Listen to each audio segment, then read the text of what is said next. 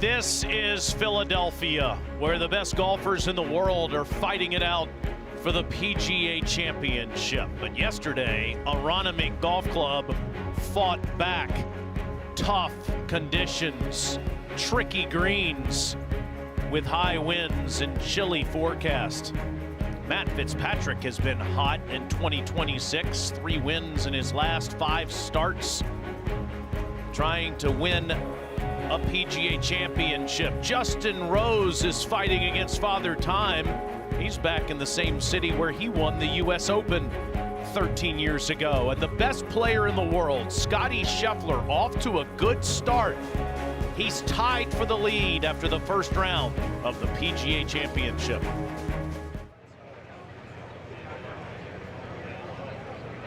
Greetings from Aronimink Golf Club, just outside of Philadelphia. Major championships are about history, so is this city. And the stage is set to see the beginning of a 4-act play. Golf is about hitting a ball. Professional golf is about competition. That's a way to start your round. The best players in the world. Spectacular. Locked into a battle with nowhere to hide. Go in. Making it look easy. And nobody to blame if it goes wrong. DeChambeau has been struggling to find it early. You could cut the edge. It's been a fight.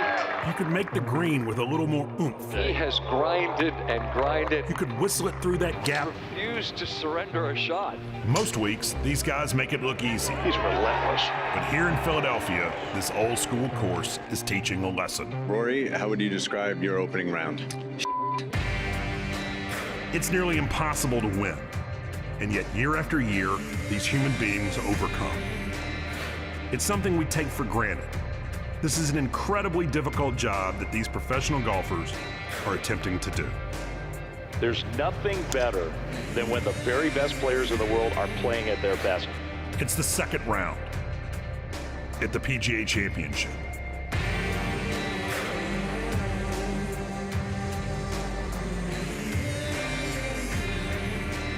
ESPN and the PGA of America present the 2026 PGA Championship. Today, it's second round coverage live from Aronimink Golf Club in Newtown Square, Pennsylvania, just outside of Philadelphia, with the 1996 PGA champion Mark Brooks and Ned Michaels on the course. I'm Taylor Zarzer, so proud to be here on a Friday morning. And we have three of the best in the world. Number one, Scottie Scheffler was fantastic, especially off of the tee yesterday, leading the field in driving accuracy. Matt Fitzpatrick was steady from start to finish, just one birdie and one bogey. He's even par in three back, and so is Justin Rose, who fought back 2 under on his second side yesterday. Chilly conditions this morning. Temperature just around 50 degrees with a north wind that makes it feel colder than that. And these guys are off in just a couple of minutes on the 10th tee.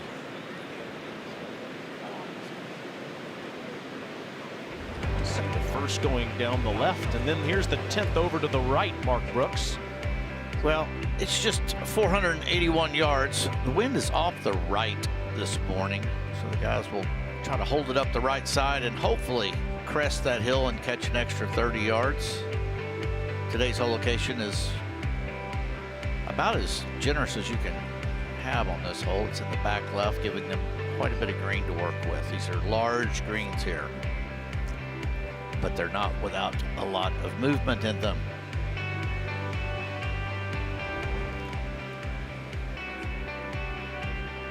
Packed with people here at Aronimink. It's only happened 3 times where the defending PGA champion had the lead after day 1. And if history is any indicator, Scottie Scheffler's in good shape. Tiger and Brooks Koepka defended their titles. Scottie Scheffler in the best position he's been in a tournament this year after day 1 as we go down to Marcus King on the 10th tee.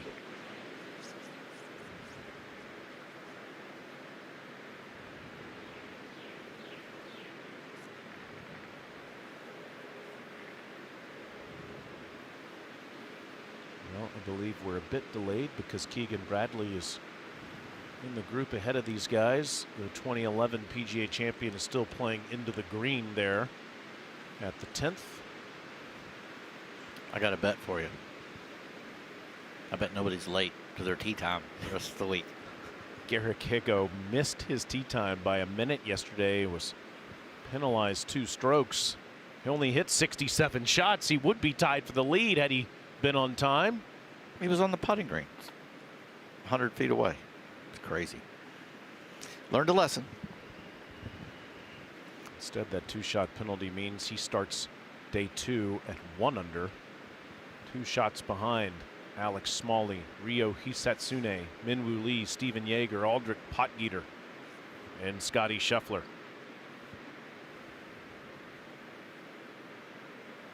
Toboggan weather for Fitzpatrick. Sweater weather for all 3. And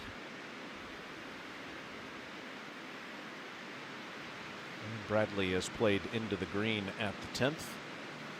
So we should be a few moments away from Marcus King, PGA of America professional.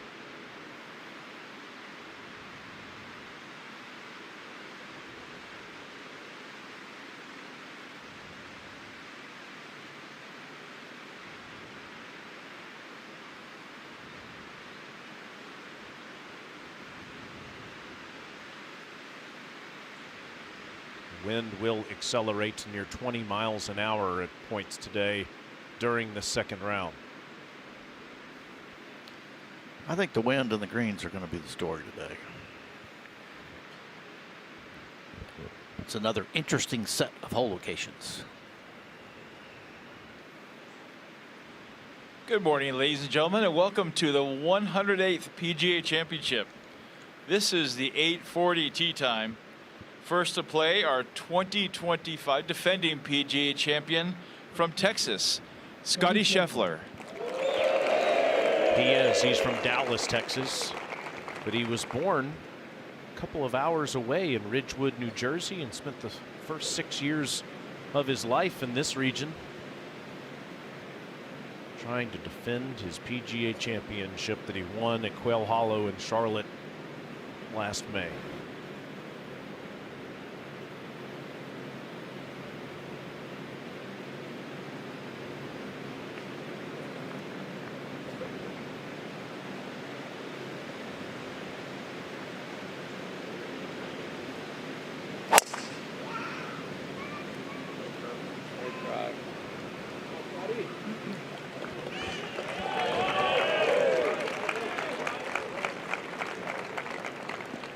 Chase way down the hill, but does find the rough. Next to play from England, please welcome Matt Fitzpatrick. These are the best days of Matt Fitzpatrick's career at 31 years old. 14 wins all over the world on the PGA Tour and the DP World Tour, including a US Open, but 3 of those wins have come this year.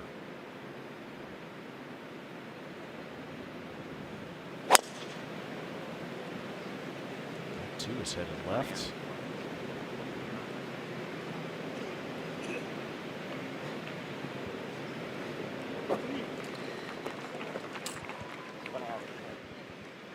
And next to play from England, please welcome Justin Rose. If you believe in good feels in an area of the world, well, then Philadelphia is the spot for Justin Rose. He won his US Open at Marion, just down the street from Aronimink 13 years ago.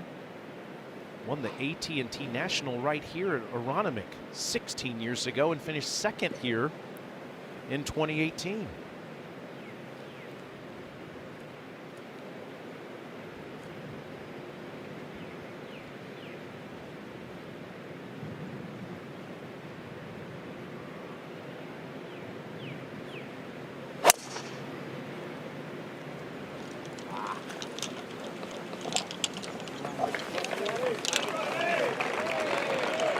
Such precision from all 3 yesterday. None of them find the fairway at the 10th.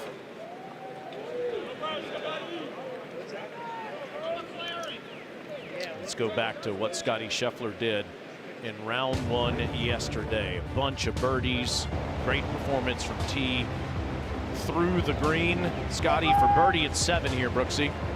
A lot of guys left it short. Not many guys made that putt.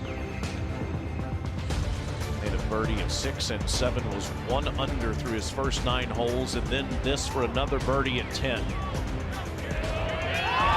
That ball had some speed, putting up the hill. And then his second shot at the short 11th. No surprise here. A little low driving. Call that a 4 skipper. To a really good spot. Still had a putt he had to pay attention to, but he played the break, poured it right in. Did make one of his 2 bogeys on 14, but then this into the 16th. Drove it in the rough to lay back. Let's call it dialing it in right there. 140 to inside 4 feet. Top 10 in driving accuracy and putting. What do you expect from Scottie today, Ned Michaels? Well, good morning. It is chilly, just like we left off yesterday evening when this group finished, and you mentioned the wind out of the north. It is humming right across the fairway here at the 10th. The golf course is going to stand up again today. It came out yesterday and threw haymakers early. We didn't expect it. The players didn't expect it. But now they know what to expect. They know how to handle this golf course. And yesterday, Scottie Scheffler, it wasn't just that he hit fairways. It was he hit the correct side of fairways. to open angles to these dicey hole locations. It was a round that Ben Hogan no doubt would have admired.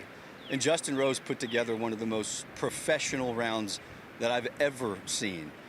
A couple of short missed putts early, and then he just kept grinding, kept pounding the stone, getting up and down, led the field in scrambling around the greens, and then holed a miraculous bunker shot over at the par 3 14th that propelled him to where he is now.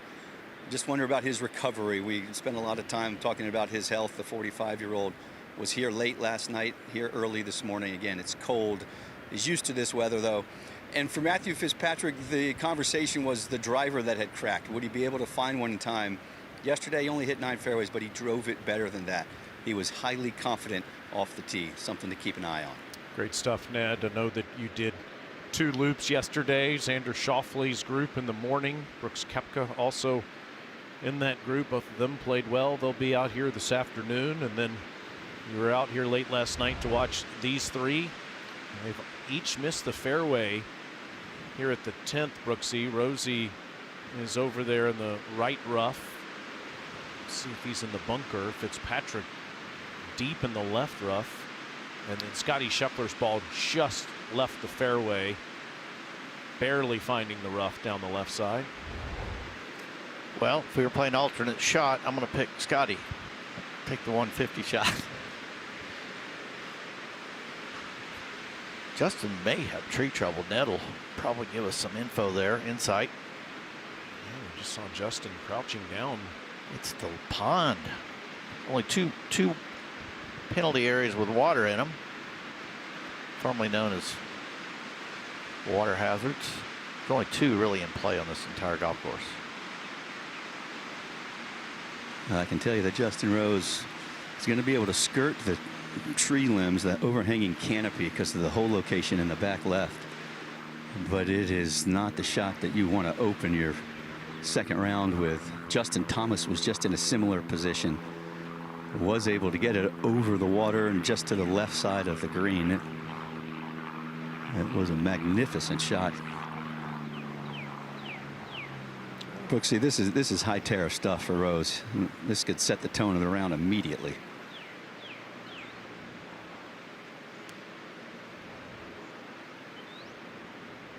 Let's just round it off to about, he needs at least 185 to 190 to cover everything. And the wind should be hard right off the right.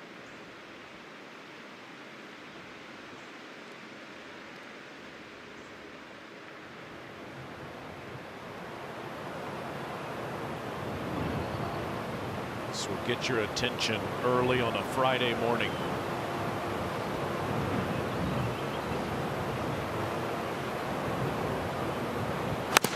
Oh, my goodness.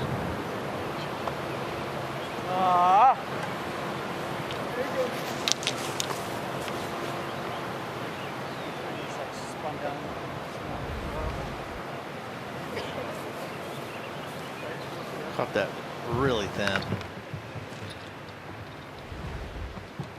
Well, have to try again now. There's the wind, it's cold, there are trees, there's water, and you have about 200 yards to go.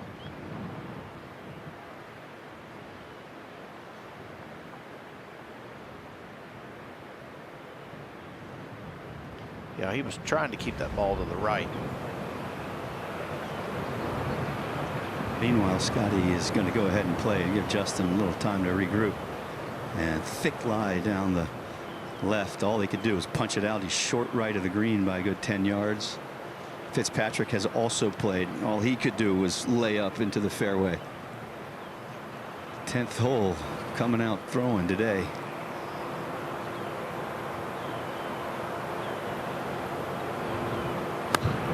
And Justin probably what he should have done the first time.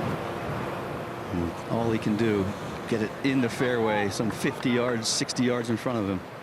And I think that, Ned, that's a good example of not having a wide intermediate cut with Scottie's tee ball, because it would have been held up in a normal width first cut.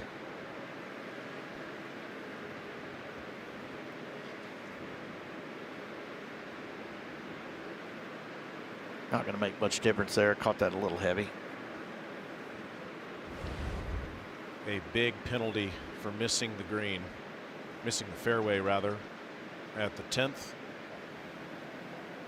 Well, Matt Fitzpatrick carrying his own bag down the fairway as Daniel Parrott, his caddy, will catch up here.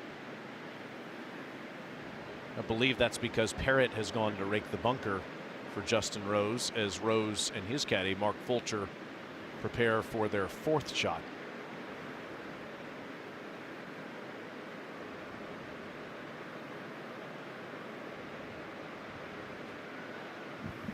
Talk about a discombobulated start. This is one that if you're playing with your buddies at home, you say, guys, let's just go start over. That was exactly what I was thinking. Let's go back to No breakfast balls at the PGA Championship, Ned. No. I was surprised Justin took on that second shot. It was doable, but he played so intelligently yesterday. Was not willing to make anything higher than bogey.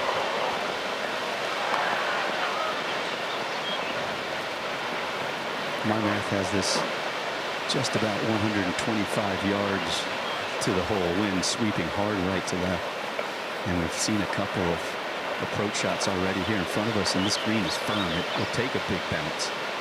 If you miss this whole location 6 or 8 feet to the right, it catches the slope and funnels away from the cup. Extreme precision required.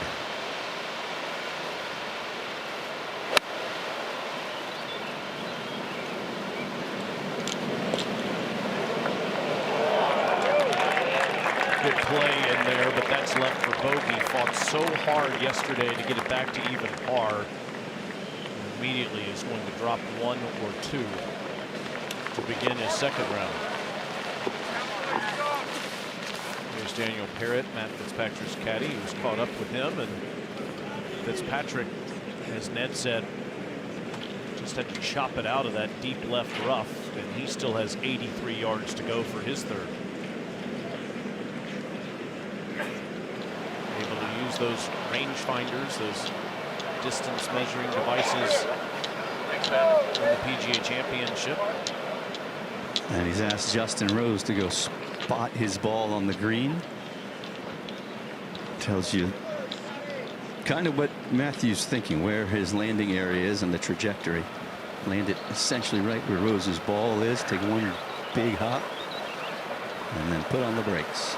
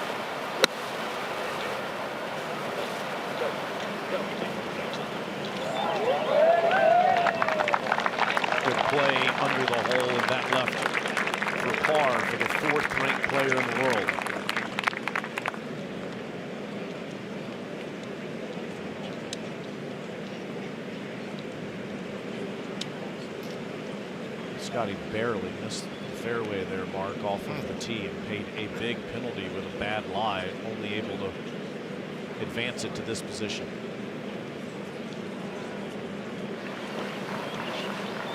And a fun looking shot, as he'll have to navigate the thumbprint in the center of the screen. It's a over the river and through the woods kind of thing, and you can fly it into the center of the green and take out the first slope if you wanted. Everything climbs to the hole location uphill, or you could go low and chase it the whole way. He'll land it in that flat middle, don't you think?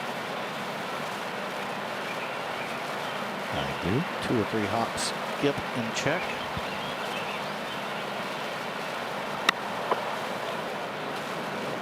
And actually got that ball. That wasn't very clean contact. Stuck the club in the ground a bit. Probably if they gave you your choice, you might tee off the number 1 today. I prefer to have this one after you've played a few holes and it's warmed up. No question. Tough opener. Yeah, and Ned, the elements were a big part of Thursday with a little bit of rain early on Thursday morning. It seems like it is a big part of the story again here Friday. The players in the afternoon yesterday and the morning have definitely gotten the short end of the stick, at least from what we see now. Depends on if the wind keeps blowing all day. Well, this is rugged and raw right now.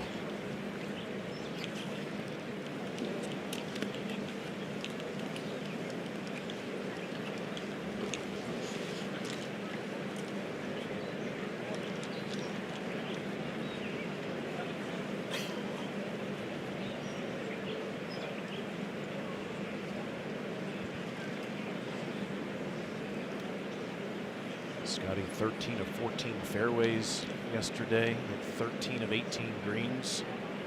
Missed the fairway and misses the green here on his first hole on Friday morning.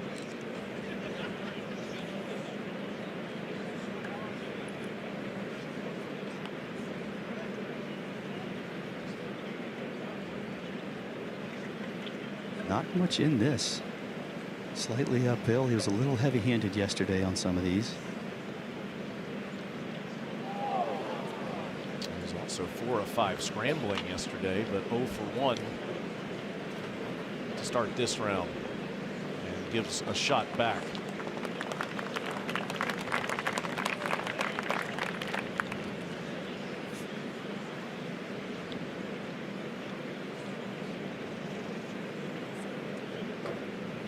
Wondered, Mark, if there would be a premium put on hitting fairways here at this PGA Championship. And there clearly is here on this first hole these three are playing on Friday morning. No doubt about that. I mean, you just lose control of your ball when you put it in the rough. Start the guessing game. Well, yesterday, Justin Rose made a 15-footer on his final hole for par. He was scratching and clawing the entire round, essentially. And he's picking up right where he left off. They did learn from Scottie's putt.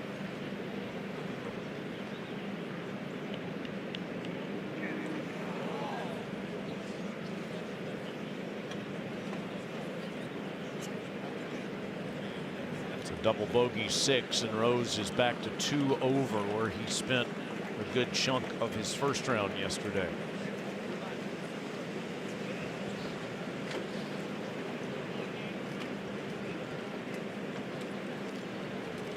Not that it's a consolation, but the double bogeys, they made twice as many on the back 9 as they did on the front yesterday, the field. What was the scoring differential on the over a shot? Over a shot. Yeah, 1 point, almost a shot and a half harder on the backside to par. Feels like it might be a little bit more. We've only played essentially 1 hole, but we're taking some licks right here. Yep.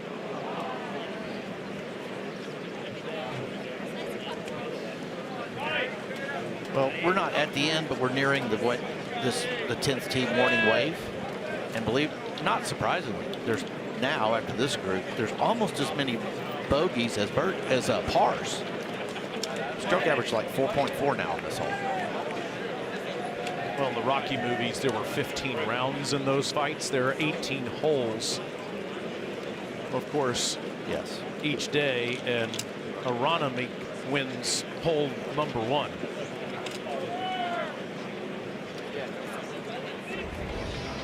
These guys, I'm sure, are excited to get off at 10th and head to the 11th. 407 today. This whole location looks pretty benign, but straight downwind. You do not want to come up short there. They don't have to worry too much about spinning it off the green because they'll be so downwind today.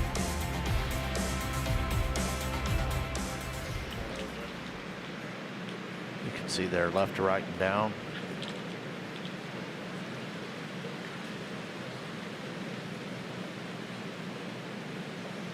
There's so much talk yesterday, Mark, about the 11th green and how hard it would be to score on this green. Ironically, those 45 birdies that it yielded yesterday made it more gettable than most of the other greens on the course. Helping wind here for Scheffler.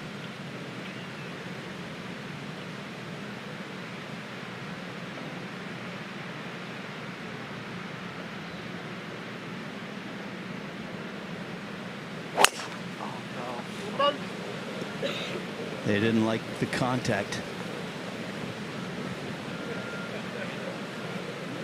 Stuck there at the top of his swing. Only missed one fairway yesterday. He's missed the first two today.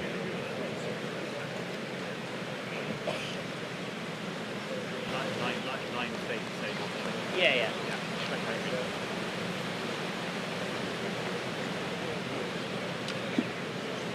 Less than driver for Fitzpatrick.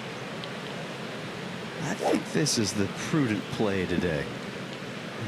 Must hit the fairway here at 11. It's plenty wide. It's over 35 yards wide, and the front right hole location demands that you come in from the short grass.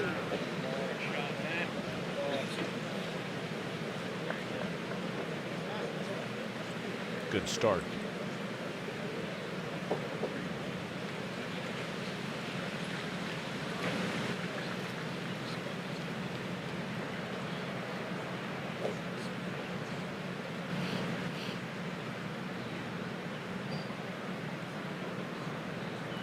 Now Justin Rose in his 24th PGA Championship, all in a row.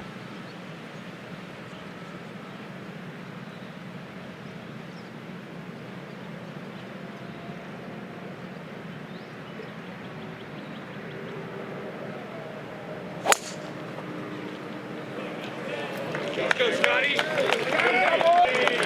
That was one of those shrunken drivers. 1995 driver. A very popular mini driver, as they say. Rocky on display in the city of brotherly love. What a fight the players are having with Aronimink.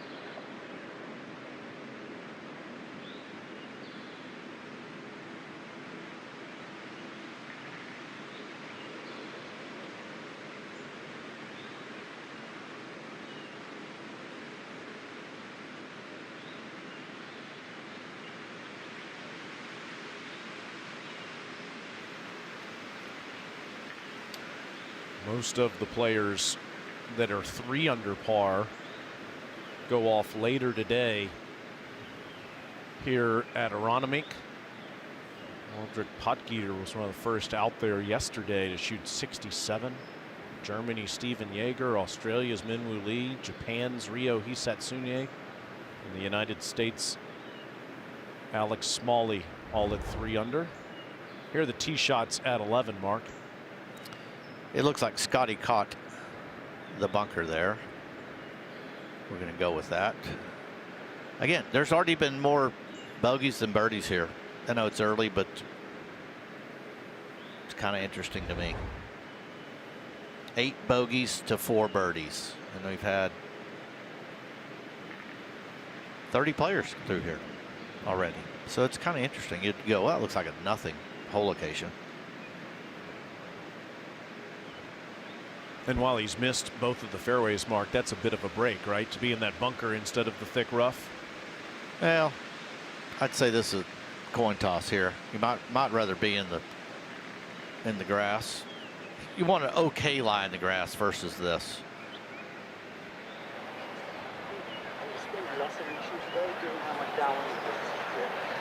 Something about hitting a sand wedge out of a fairway bunker where you have to catch it clean. You know, it's got the rounded edge, more bounce. It's a little more awkward.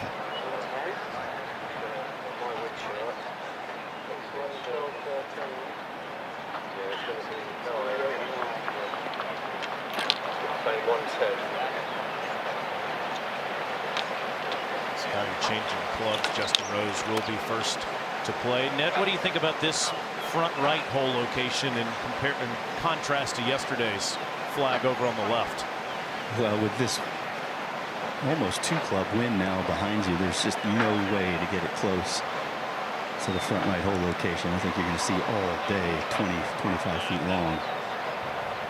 And from just outside of 110 yards, again, it plays uphill, but the wind offsets the uphill. 100 yards to the front edge.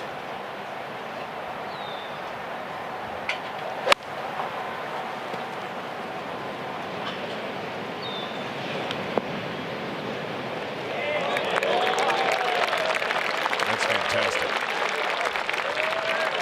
Control perfectly. Using the ridge to give himself a really good look.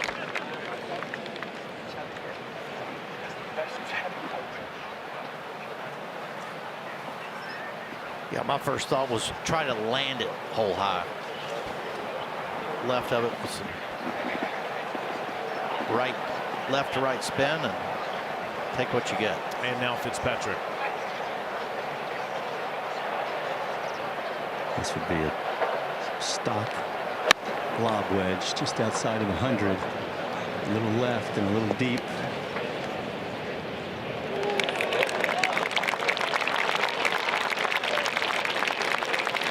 Trying to work its way back down there. He'll be right into the wind, so makes those putts, even though they're downhill, not nearly as dangerous. Good lie in here, Ned, for Scottie. It is a good lie. It hit into the face and kicked back into the bunker. 105 is the number. And again, you're thinking all the way to the hole, as you said, Brooksy. This needs to go just a bit. Got it there. Going straight downwind out of the bunker. Didn't have quite as much spin as the other two. It is so close to being next to Justin Rose's ball, but it hangs up there. Ryder Cup star Scottie Scheffler here at the PGA Championship. Speaking of the PGA of America, let's head to PGA Frisco now and Natalie Sheehan. Yeah, thank you. We've currently got 5 of our Ryder Cup players on our featured groups channels, including Scottie Scheffler. One of the things he's been working on in his swing as of late, as he is not on top of his iron play this year so far, is a very simple little drill that I would love for those of you at home to work on to use his wrists a little bit better. We've seen in the past Scottie's very focused on not letting the club get so far across the line at the top, and this is a great way to do that. But for those of you at home, just learning to use your wrists properly in your golf swing is essential. So, easy drill he's been seen doing on the range is you go ahead and get set up to the golf ball. You're going to hinge the club to parallel to the ground in front of you. swing back, and then you can hit from there. So let's go ahead and do it in full speed here. Hinge, turn, hit.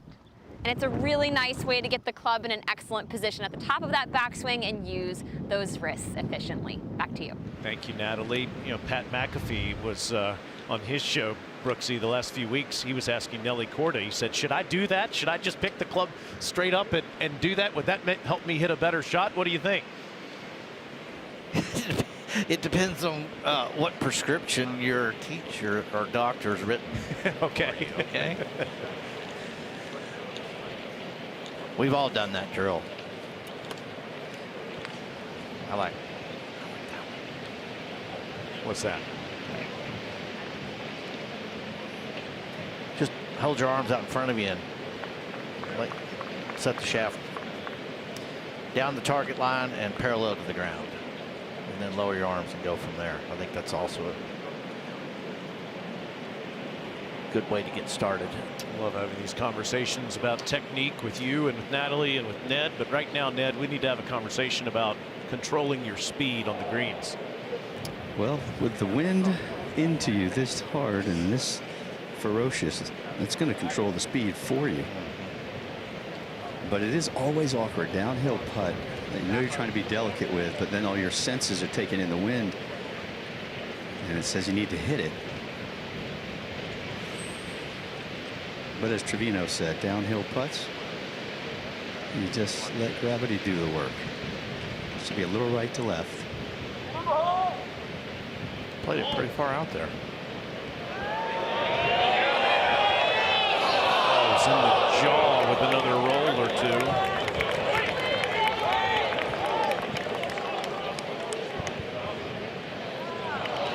I'm still in awe of how cleanly he got that second shot out of that bunker. Made it look like it was on AstroTurf. It's clipped off there. So, Ned, if there's no wind and it's just a normal, beautiful day, what percentage speed are you trying to hit this putt, and how is that impacted by today's conditions? Yeah, I think you're trying to give it maybe 2 feet, and then you just let the slope do everything. Today, I think with this breeze, you're probably hitting it more halfway to the hole, so give it 6 feet. And you saw Scottie's, he just nudged it, but the wind absolutely an influence. And we told the story yesterday about the legend of the 12th green and how members will tell you everything breaks that direction. So if you believe in that, this is going to have more right to left than your eye might see.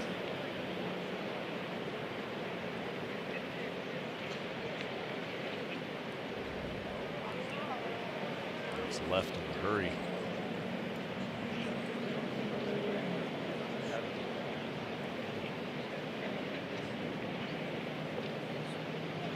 I think you wanted to give that a rip.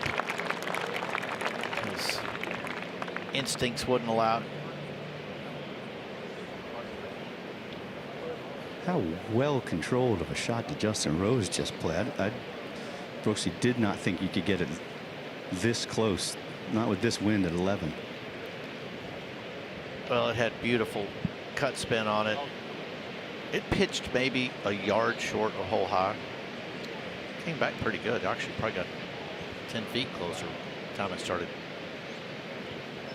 To your point, Ned, the reversers. We caught what Mark Fulcher, aka Fucci, Justin Rose's caddy, said to him after the shot. He said, "That's the best controlled shot you've hit so far in the tournament." Well, you have to pay it off. And yesterday, in the opening 6 holes, you hit a couple of gorgeous iron shots inside of 6 and 8 feet. And was not able to capitalize.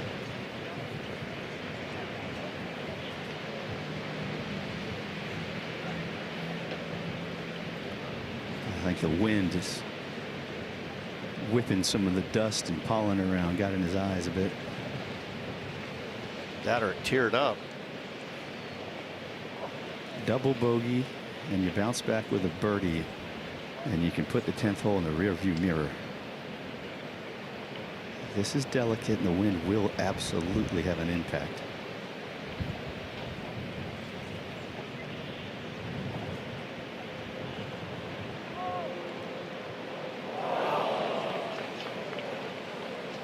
Certainly would have expected one or two or maybe all three of those putts to go in. Instead, none do, and Justin turns around and tells Fucci that he was bothered by his eyes being all watered up in these cold conditions. As they head to the 12th tee, speaking of the conditions, here's what Scottie Scheffler said about Thursday. It's tough to make a ton of birdies around this golf course. I made kind of a silly mental error there on the 4th hole. Felt like I got a little aggressive at a spot where I didn't love my number. But outside of that, I did a good job of giving myself some looks and hitting some nice shots. The greens have a lot of pitch in them, so do some of the fairways, and so some fairways can be hard to hit. There's some spots on these greens where they could hide it from basically everybody in the field at every single moment, and it just depends on how they want to set it up and what kind of test they're looking for this week. Put himself right in the fight. Round 1 performance has been a big story for Scottie so far this year. Look at those tournaments like in Phoenix where he was tied for 89th and ended up 3rd, 40th at the Players. At the Masters, he was 12 shots back going into the weekend and ended up 1 shot behind. Well, tied for 1st. Coming into the 2nd round, he is 1 over through his first 2 holes.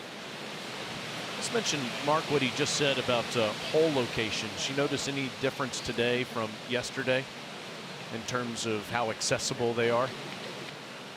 I'm going to say it's the same as far as accessibility. They do a really good job. They rights and lefts equaling out, trying to equal them out based on the wind direction that's anticipated. That's what you would try to do.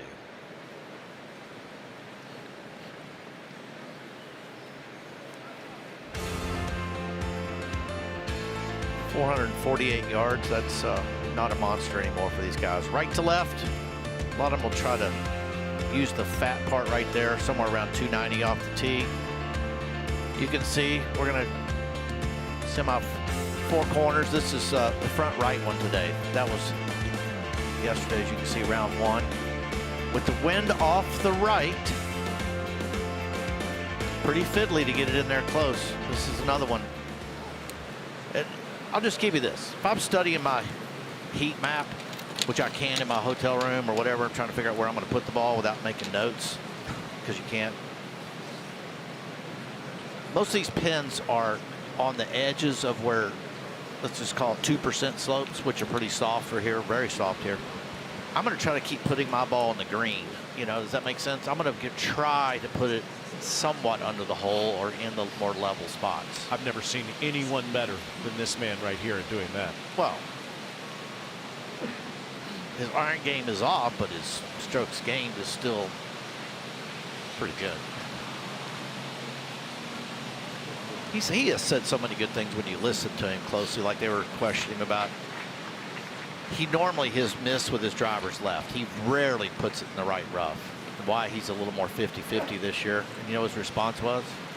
Sample size is too small right now. Not worried about it. So be careful with that data. You need a good sample size.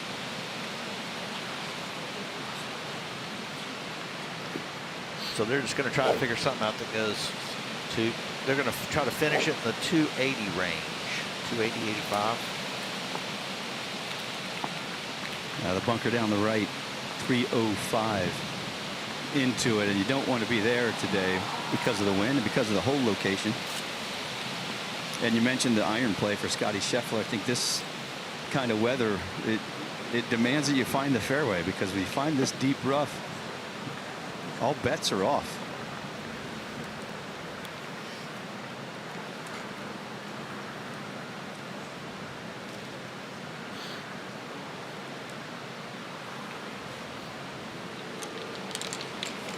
Yeah, I think we've had some attitude and strategy changes once these guys figured out I'm talking about from Monday, Tuesday, Wednesday. I'm just going to bombs away. Wedge it on the green. Place is a piece of cake. Speaking of Rory McIlroy, he only hit 5 fairways yesterday, and in our Open, you saw the word he used to describe his round. It was 4 bogeys in a row to finish. And as it relates to strategy, Ned, this is less than driver for Scottie. That's the right move. Just plenty of space between the first set of bunkers and the second, and the fairway 42 yards wide. You just need to avoid that Rumsey tree down the left. That is bogey central over there.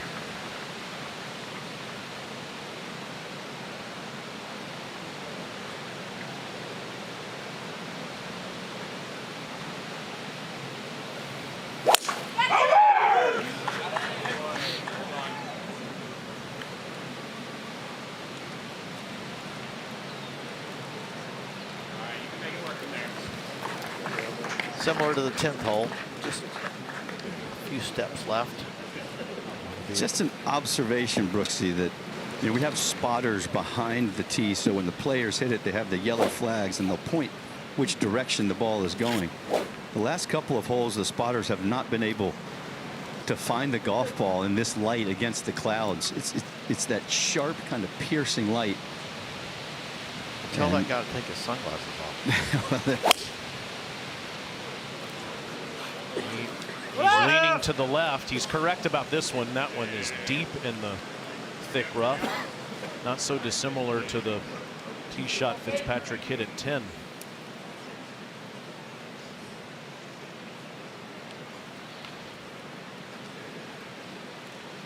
Ned talked about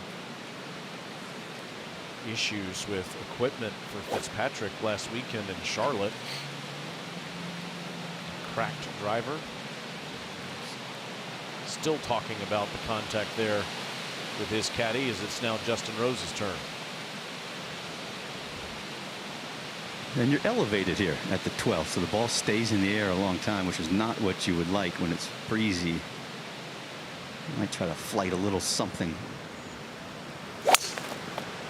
Like it started out to the right, but working its way into the fairway.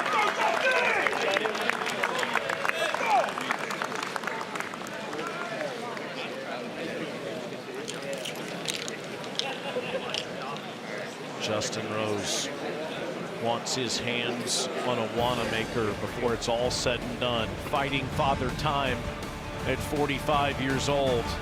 It's on display here at Aronimink on ESPN Plus.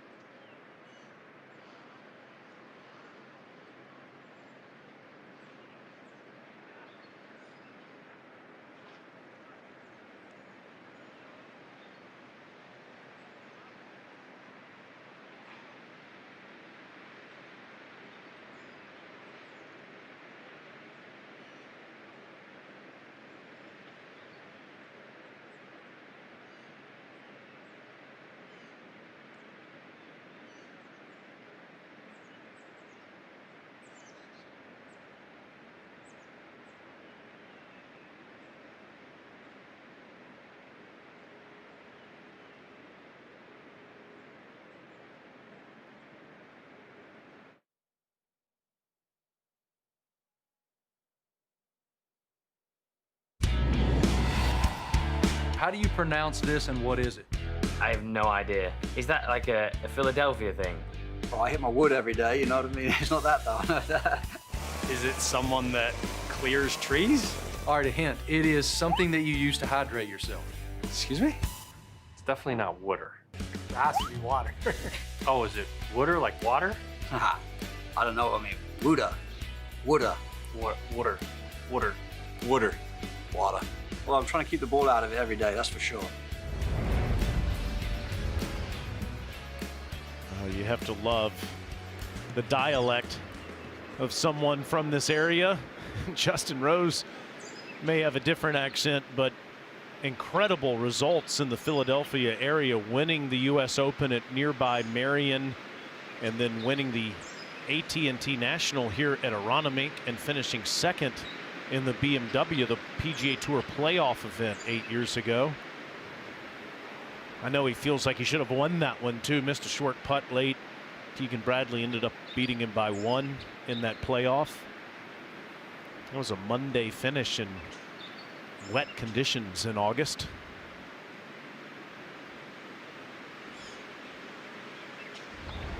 He get a good tee shot here, way down there.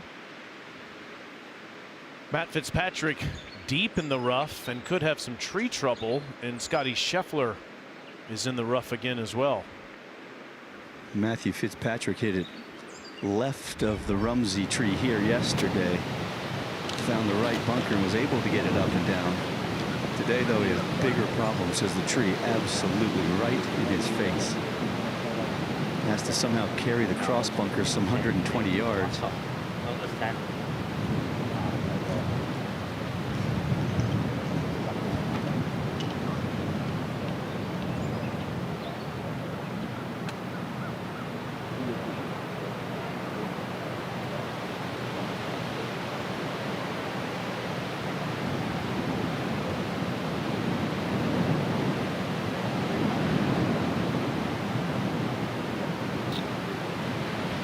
Guys is still on the green.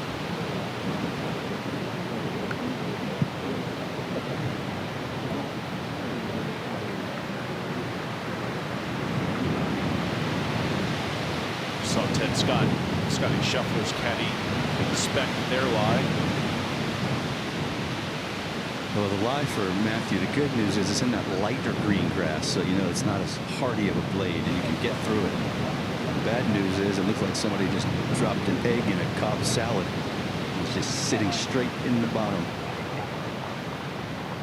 This is a test in angles and strategy.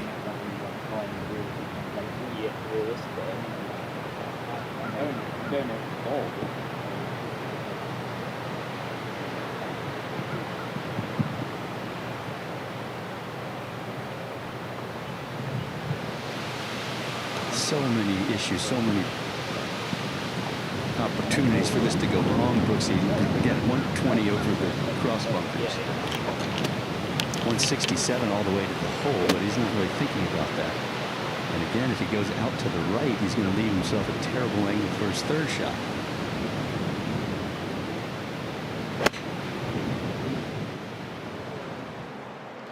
Took a lot of loft. That looked to be a pitching wedge. Got it to hook around there. There you go. Pretty good angle from there. Now, what about Scottie Scheffler's lie? It's a whirlpool of grass twisted in all different directions into the green. The blades are right behind the ball, so he's going to have to give this the full Monty.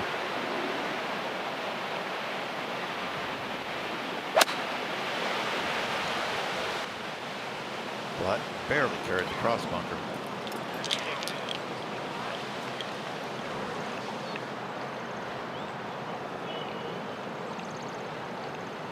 Man, Aronimink is showing its teeth on a Friday morning if you miss the fairway.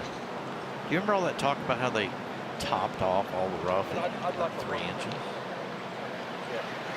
I think it was killing. This is where you want to play from. Hey guys, nice and quiet, please. Thank you. Justin Rose just taking on the narrowest part of the fairway.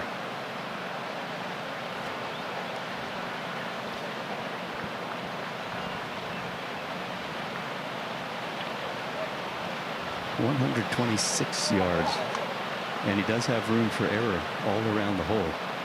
I think you could start this halfway between the flag and the bunker and just let the wind drift it. promising. It's a green lighter.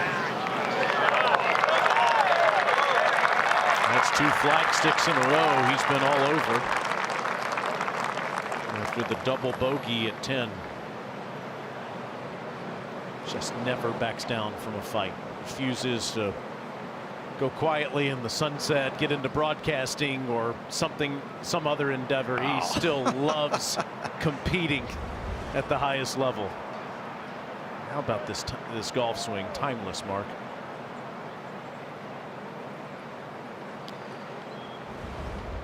It hasn't been timeless the amount of time he spent making it effective. He's played good a long time now. Well, Ned was telling us yesterday that everything sort of tilts towards this 12th green. The top of your screen is where that green is. Clubhouse is completely on the other side of the map at the bottom. Everything funnels into this direction.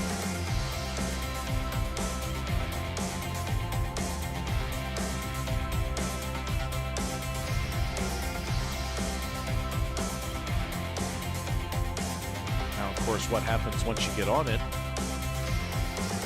See the arrows pointing back towards the front. Scheffler and Fitzpatrick short of the green in 2 here at 12. I think even Scottie was caught a little off guard by how that second shot came out of the rough. Oh yeah, he's like up there, yeah. This has to get up. There's a kind of a nasty false front here. Yeah, he needs to skip it. He can come in low, bounce it just right on the front of the green. That's what he's going to do. It's just tough to get it over the ridge and short of the hole, which is what you're trying to do. Tight little window right there. I was talking with Matthew earlier in the week, and he and his team were saying because of this cross-handed pitching action, he actually prefers the tighter the lie, the better, because he nips it so quickly and can put a lot of spin on the ball. And he went conventional there. He sure did. You're right. Left it. That's what you're trying to do. Over the ridge, short of the hole. I think when he wants to put it in the air, Ned, he's got to go conventional. When he wants it up in the air a little bit. Here's another look at Scottie's third.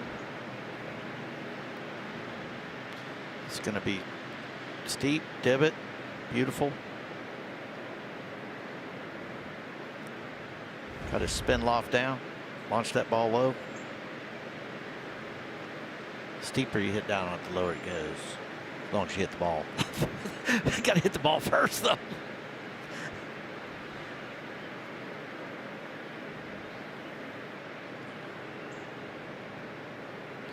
He might have played a few of those kind of shots there around Texas growing up. Wouldn't you know it? Wouldn't you know it? Off the old common Bermuda. Which, in your opinion, more difficult? Common Bermuda tight lie or kind of a wet, bent tight lie pitching? Common Bermuda tight lie into the grain and moist, a little moist.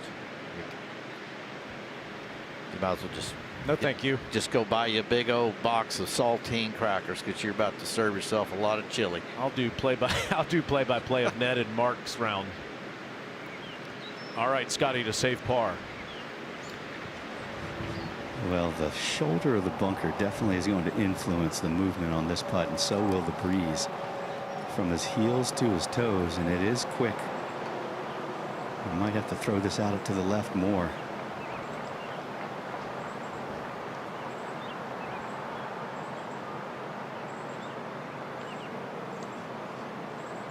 Not in yet. No, I thought he might be a little more careful with that. And after seeing that, Matthew Fitzpatrick motioned to his sidekick and said, hey, come over here and take a look at mine. And I think that surprised him with just how fast it was. Fitzy's been doing this for years, getting down on all fours, laying down to get as good a look as possible. That's a full workout for me and you, Mark. I couldn't get up. Is that like the anti?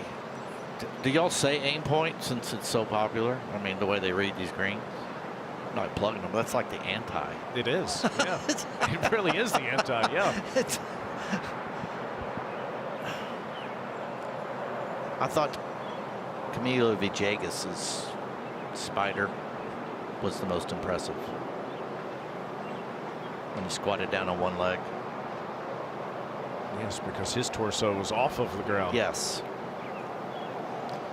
Now Justin Rose for a birdie here, Ned. Yeah, and this is momentum personified. He's given it a little extra time. Critical point early in the round. Oh, catches that edge and goes down. He pulled it a hair, but yeah, that's a nice payoff. Earned and deserved.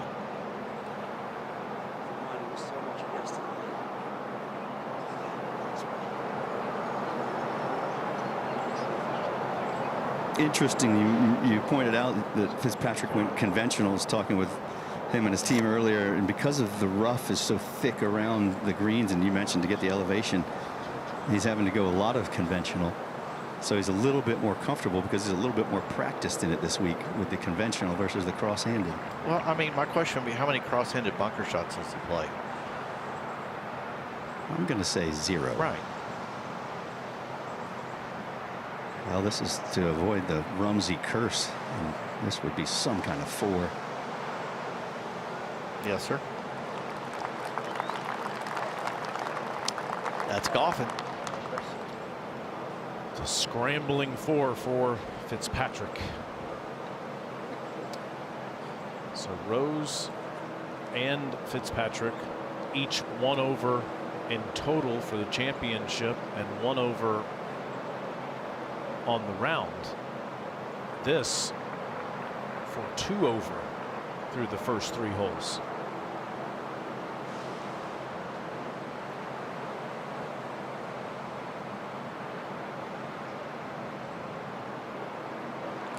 Right in the middle.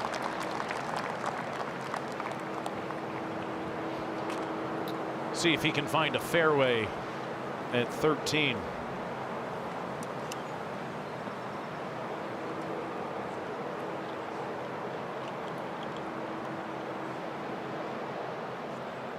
He found 13 of the 14 fairways yesterday, #1 in the field, but yet to find one here this morning, Mark. Barely missing the 10th. Yeah, well, he's trying to cut it basically up against that breeze. Pretty obvious. Started on a good line. It's just the wind held it over there. And then ran out down the hill, and there you go. Pops in there with a nasty lie. At 11, caught a bit of a break finding the bunker, but not a swing he wants to remember. No, just a little discombobulated on the backswing. It's not unusual. We've seen Scottie with this finish. It's his attempting, trying to save his shot. We're trying to save it on the downswing, folks. It's too late. And then just a moment ago at 12. If he was trying to let it ride with the wind, probably a little more straight. He just started it too far left, and that's where his balls start. He starts it left because he's fades it most of the time with that driver or 3-wood. So pretty good swings at 10 and 12, just missing his spots by about a yard and paying the price. Bogeys on each of those holes. The common denominator, start direction. All 3 of these have started not in the right direction. When the ball, it's like I question you. When's the last time you hit one halfway solid that started in the direction you were looking and it turned out bad? You're going to go not too many. So that's how you play golf. That ball's got to go where you're looking, not necessarily where you're aiming.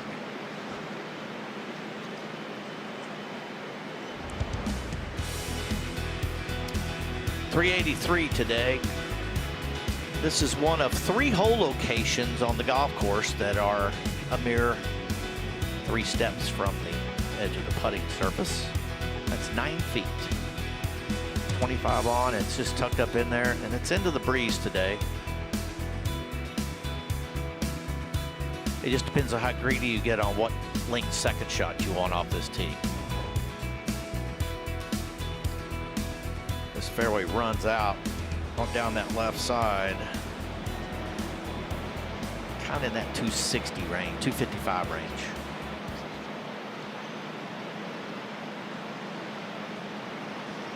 Let's see a different tee location tomorrow. We'll tell you more about that in just a moment. A lot of variety to choose from here this morning. We're in the top left portion of the screen watching Scheffler, Fitzpatrick, and Rose, Young, Bradley, and Thomas. Available to you as well. Peter Burns, Carl Paulson, Matt Every on the call there. It's Justin Thomas just barely missing the green in the group in front of the three we're watching. Goddard, McIntyre, and Fleetwood in the top right. Hovland, Morikawa, and Lowry in the bottom left. And then you can watch 15, 16, and 17 in our featured holes. The beefy par 4 15th, par 5 and 16th, and par 3 17th. I love that. A different par on each of those featured holes. J.J. Spawn, the U.S. Open champion, a bit frustrated with that result. Look at all those people going across the crosswalk. Packed with fans here in the next 48 hours to watch the PGA Championship.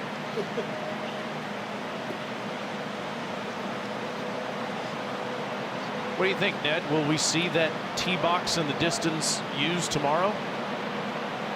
I would bet tomorrow's the day. That's what I would think, especially if the wind stays up. It's, by the way, supposed to be windy again tomorrow. Sunday is going to lay down a little bit, but they're going to want some drama. We don't necessarily want to watch guys hacking out of the rough all day long. But I thought yesterday the golf course, it surprised the players, and today it's just woken up in a terrible mood.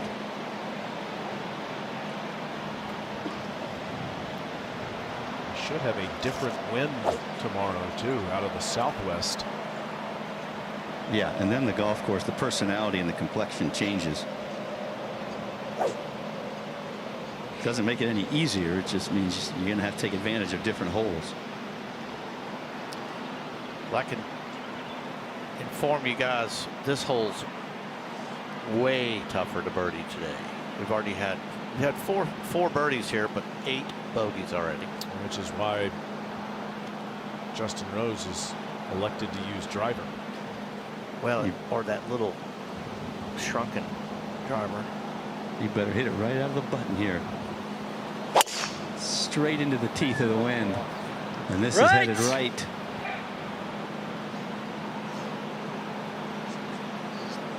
Crosses the path over there.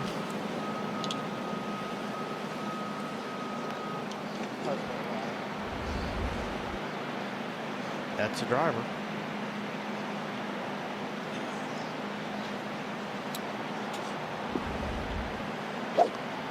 Just sort of late to the party. Never got it squared up. Now, he hit this shot a couple of times yesterday. Takes out his longest iron and just laces it about head high. When it lands, it'll chase a good 15 or 20 yards. Somewhere around 215 from where these tees are today to cover those left cross bunkers. You don't want to mess around. Oh, I could have reached out and caught it when it went past. That's fun to watch. That's beautiful. I believe they call that crafty. It's a different type of swing, but it reminds you of the Tiger Woods stinger in terms of flight. Now Scheffler, fairway medal. He has a 7-wood in play, but this has got to be the lower lofted of the two, the 3-wood. Not many can fashion shots better than this man. Let's see what his trajectory looks like. I'm just stunned by this camera angle.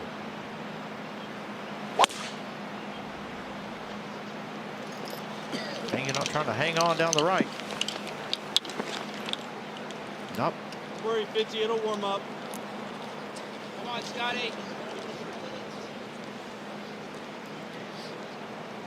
Fairways are being elusive. Especially for Scottie, 0 for 4 today.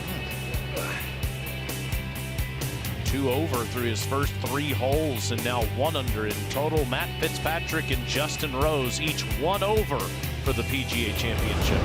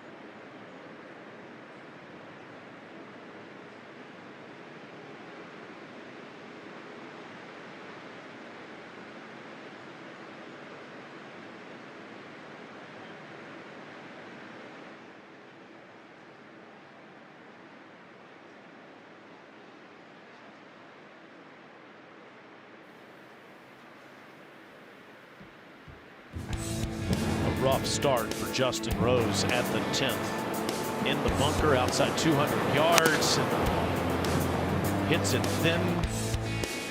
Staying in that sand.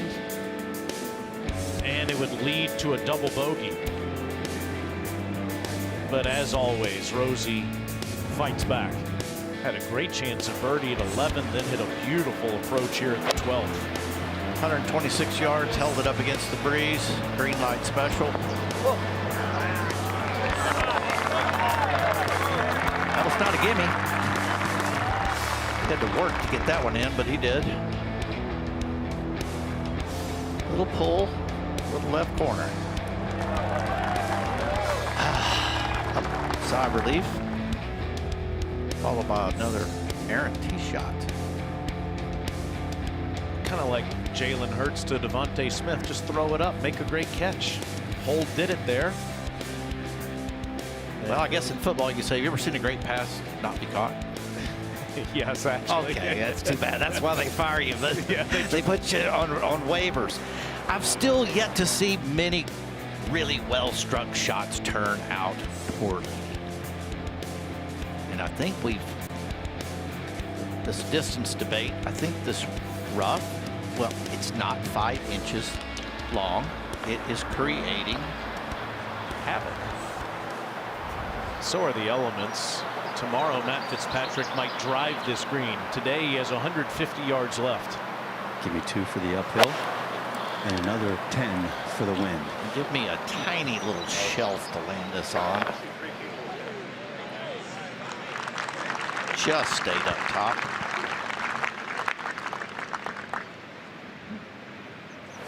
What's the situation with the guys that missed the fairway, Ned? Well, he caught a little bit of fortune here. He's got a wispy, mysterious lie, but it's thin enough that he can definitely create some altitude. I think the flag is out of play. Center of the green. It is.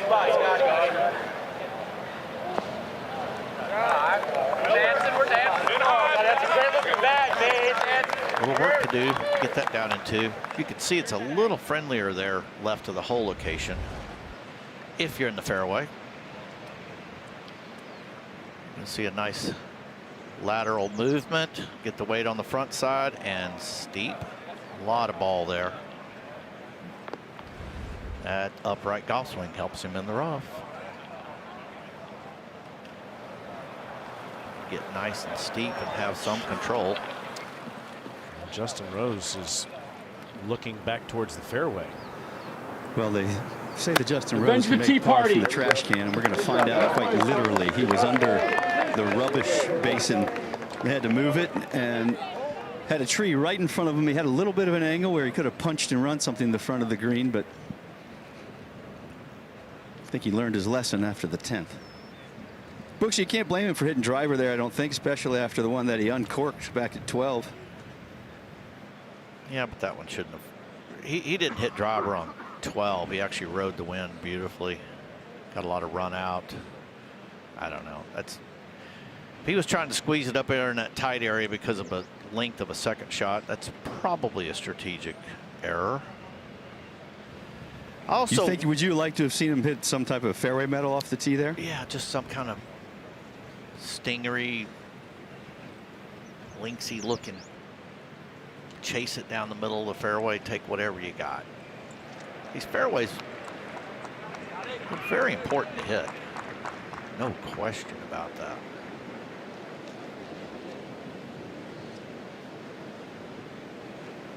He starts every practice session with wedges, one-handed left-handed, one-handed right-handed. Starts just hitting them 10, 15 yards and then incrementally increases the speed. And for my money, nobody is better at this kind of par than Justin Rose. Call it 75 to the hole, 70 covers the bunker, add another 5 for the wind. Anything over the bunker on line with the flag and short of the flag, that works. Leaves you an uphill putt.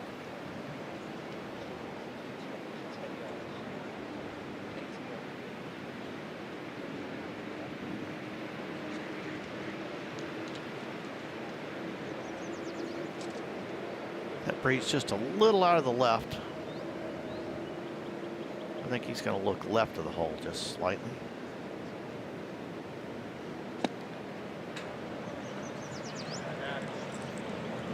He didn't like the contact. Just a fraction heavy, and he's going to pay the price.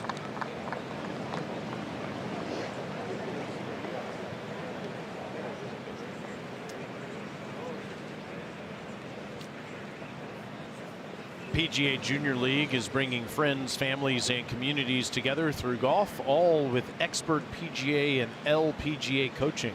Find a team near you at PGAJuniorLeague.com. Brooksy, there's some good scoring out there. Sami Valimaki, David Lipsky, Haotong Lee, they're all 2 under on their rounds early. And a number of players are 1 under, more than a dozen are 1 under on their round. So there are birdies out here at Aronimink. You know, I'm going to go out on a limb and say that wind direction practice rounds didn't help these guys any. It's dramatically different. That's a great point, because the 3 of us walked the entire golf course on Wednesday, and it was a southwest wind. That's the wind that these players will have tomorrow, but radically different than what they experienced yesterday and today. Not to mention the temperature change.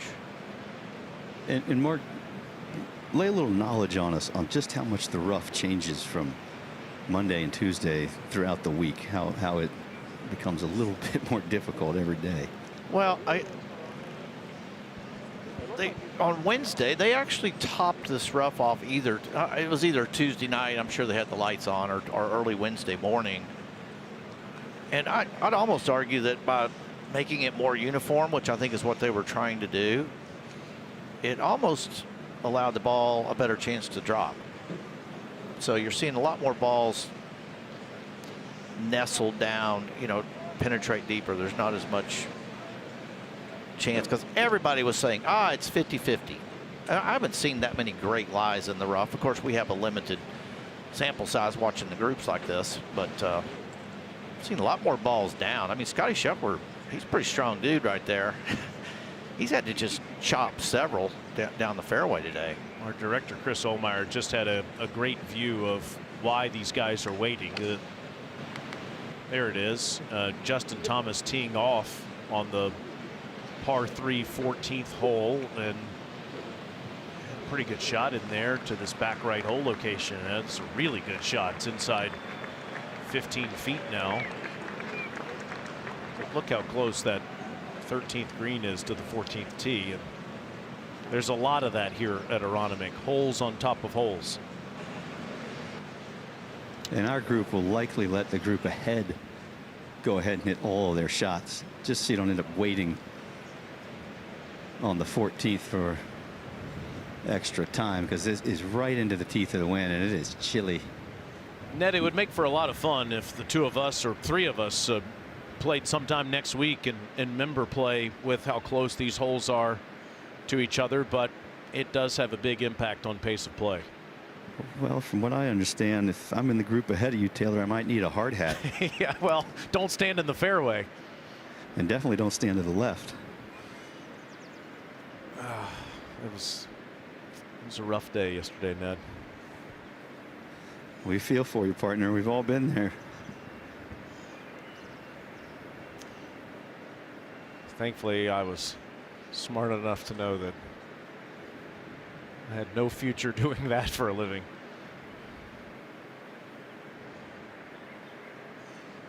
Nor do I. I figured that out a long time ago. To be clear, you made the most starts in the history of the PGA Tour, and you won the PGA Championship. So I would say that was a great decision. Ned had a great career in college at Vanderbilt, and then played professionally all over the world. Something to be proud of. Well, I enjoy teaching, coaching, 90% mentoring. And I remind my students and friends that I paid a lot of money for my experience and knowledge. How about that photo of Ned Michaels right there? It's a Rat Pack looking collar he's got going. Yeah, it's out. Definitely not wearing that today in this weather. As actually later today, I'm going to go over to the Elijah Keg speakeasy, and I'm going to be holding court.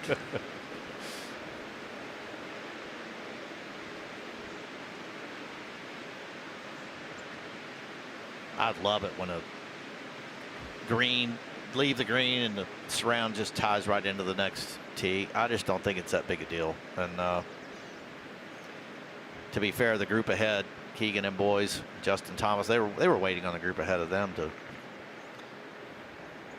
You just rather have them do it all now, get out of the way, and that way you don't have to wait on the 14th tee for longer than you should. And you can watch those three that are playing on ESPN Plus. Cameron Young is struggling. He just missed another green. He's 2 over now.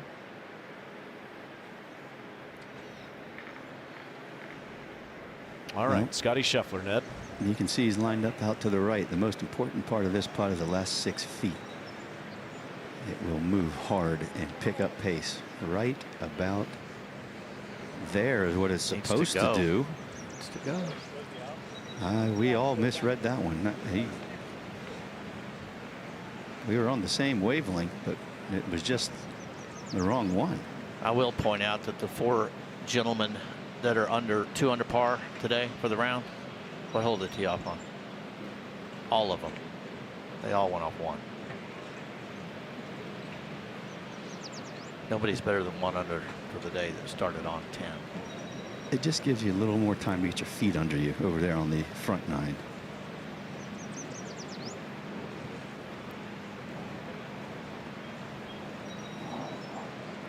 Lengthy par attempt for Justin Rose.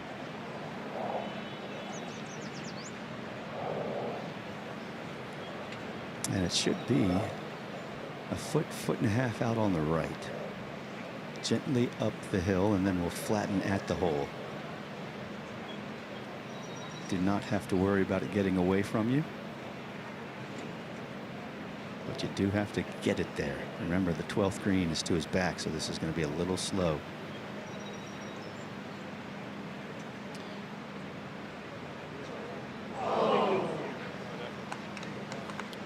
That was a really good effort there.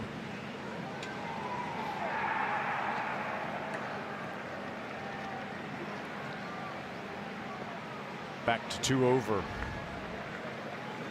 And as Ned was telling you, he was 2 over for most of his round yesterday and fought back and finished it even par.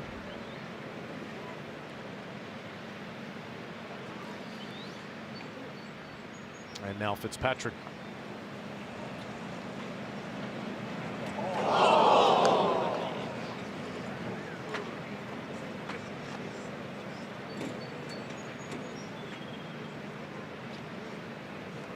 His did what we thought Scottie's was going to do.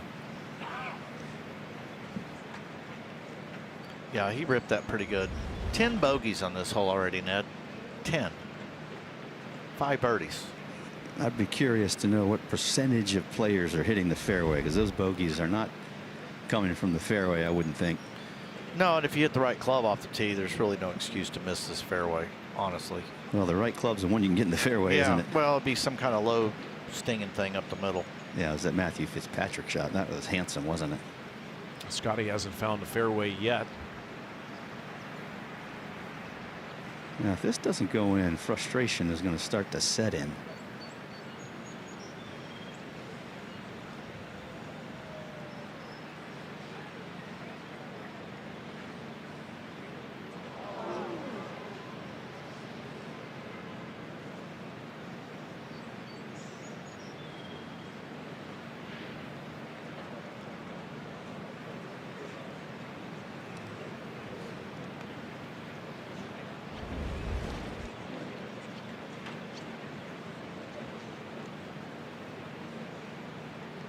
Misread.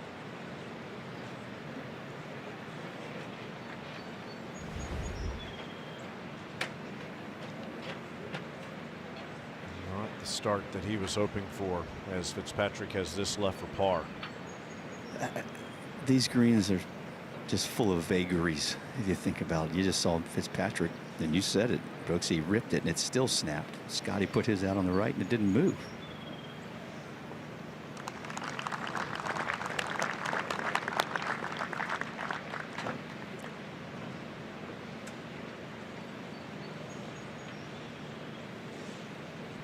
Well, Scottie was the story yesterday afternoon, finding his way to the top of the leaderboard. He's given 3 shots back in the first 4 holes.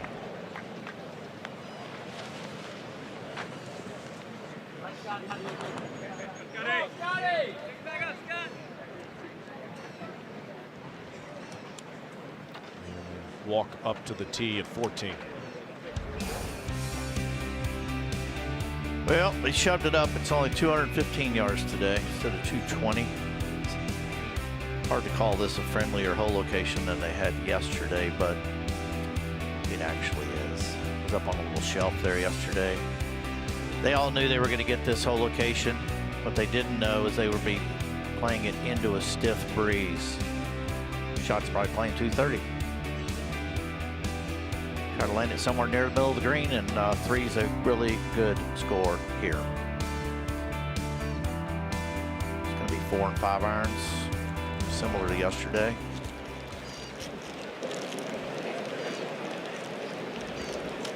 That's for the week.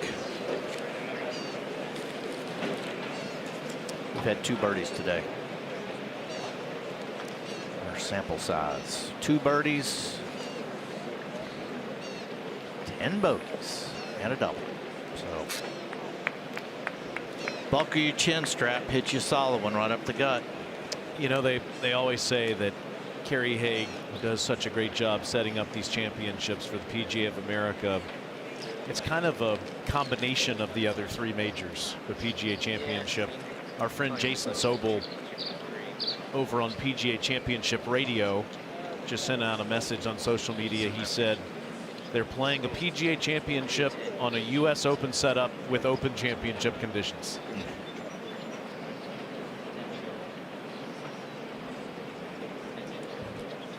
Sounds like a lot of fun to watch. I'm not sure about playing in it. That's right.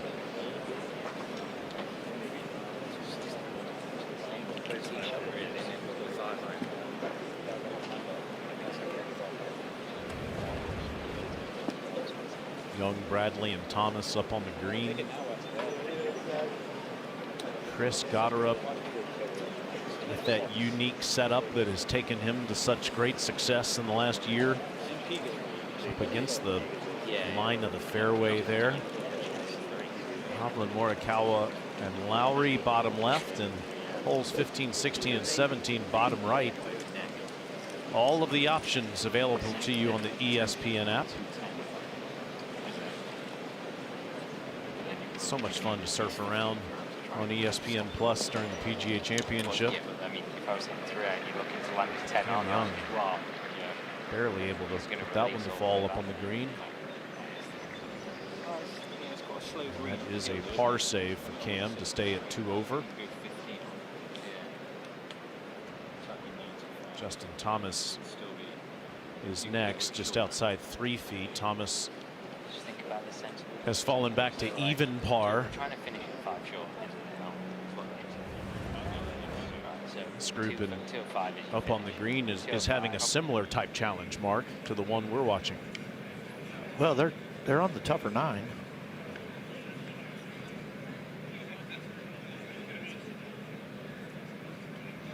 Should not be very complicated there.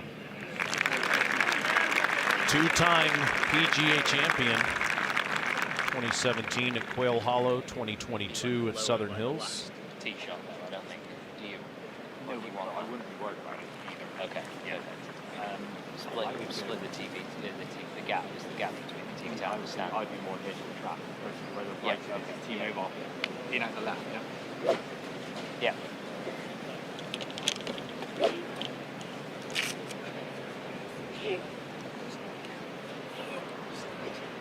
Well, the guinea pig, a 4-iron. He's that same ball flight. And it is. It's almost identical shot, a little bit higher than he just hit back on the 13th tee.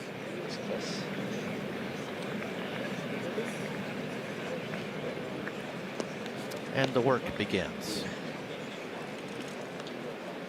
Justin Rose came over and peered into the bag of Matthew Fitzpatrick to see what club he was hitting, and then Teddy Scott did the same. Also got to take into account this is an optical illusion, right? That pin. You can't see the pin in relation to where we're trying to land.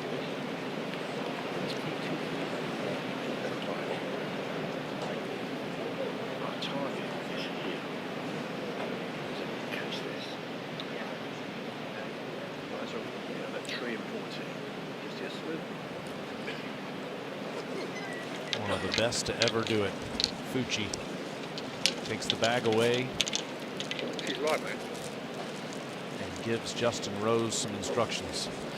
And this was the site of the highlight moment for Justin Rose and Fucci yesterday. Hooked it into the bunker left, and the whole location back left. It was just impossible to get it up and down, and he holed it.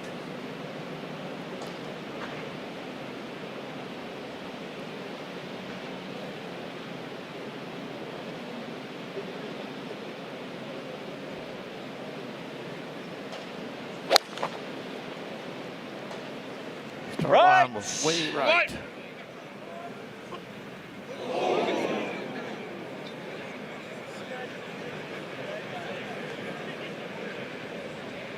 Slightly out of the left, mostly in for it. It's actually not the worst place to leave it.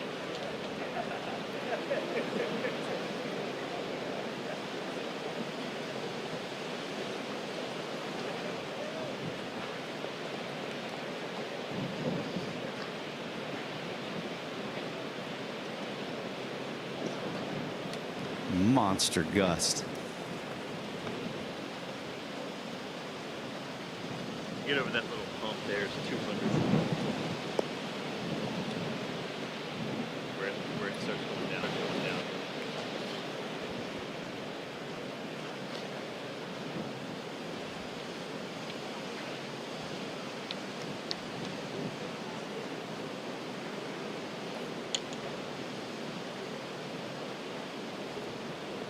Plenty of times. Give it another second to see if it'll calm down. I like your numbers, Brooksy. 215, give the wind, call it 230. Scottie's stock 4-iron is 235. But I don't know if you want to take the flag on. I think it's probably better just to go. They're trying to put it land pretty much in the middle of the green is where they're trying to land it. The target becomes a lot smaller. What do you think? Yeah. Okay.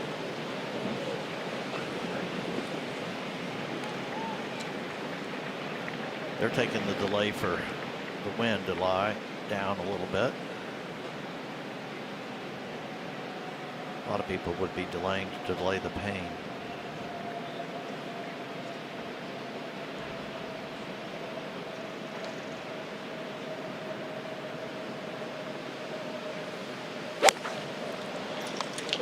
No, this is getting hit by the wind at the center of the green.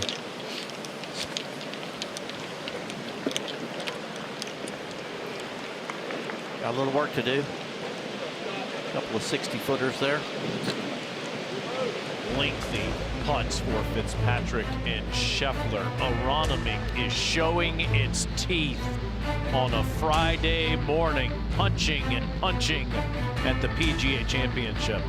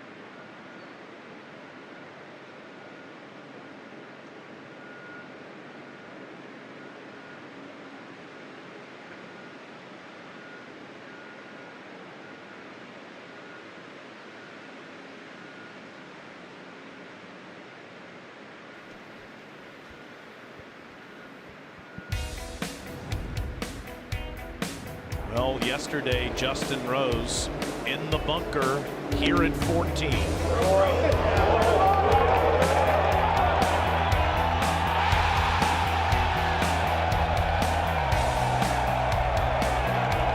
Beloved all over the world, but especially here, where he won on the PGA Tour in 2018. You don't need the putter. Fucci's like, why would you take that out of the bag?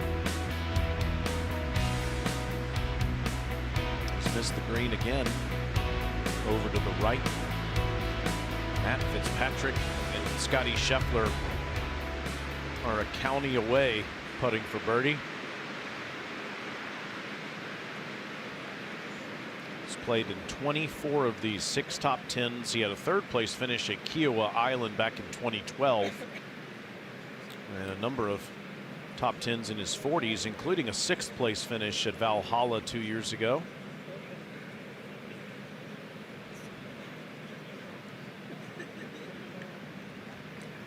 Justin Rose making sure everybody is in place. The cameramen are ready. It's smart. He likes to give things a little time, let everybody get settled, and then he gets into his pre-shot routine and analyzing the shot. I like the lie here. Ball's sitting somewhat in a bird's nest, but there's some air, a little cushion under it, so off the upslope he can definitely elevate it.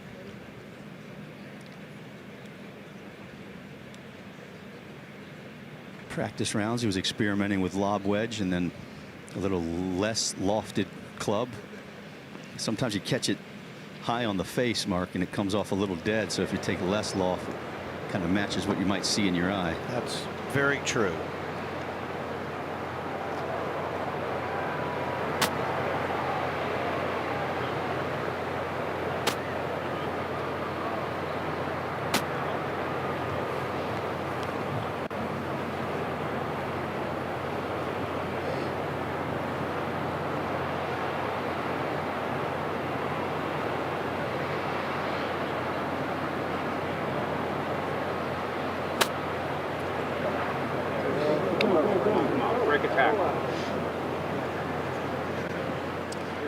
Caught it a little high in the face.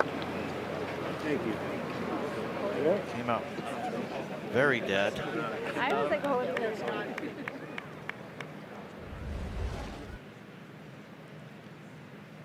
This was caught up on the top few grooves. Left it underneath the hole. That's the good news. Now just inside 80 feet for Scottie Scheffler. And he's almost putting through the valley of the two spines that crisscross this green. This will move 3 different directions and will scamper out the last 6 feet. Anything inside of 8 feet is a good effort.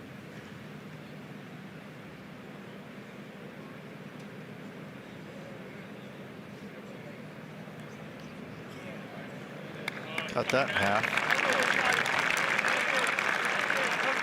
Not quite in the circle of friendship.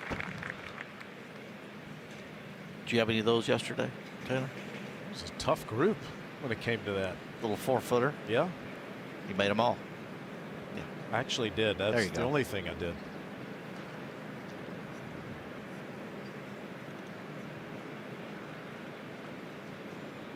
It's not going to help Matt's read much, but big help on the speed. The intimidating part of this putt is it looks like past the flag it just drops off the end of the earth. I would suspect at the end of the day there won't be many who get it all the way to the hole.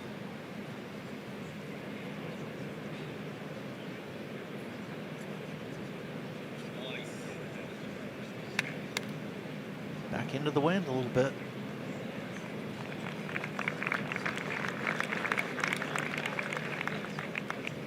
He's not thrilled with that.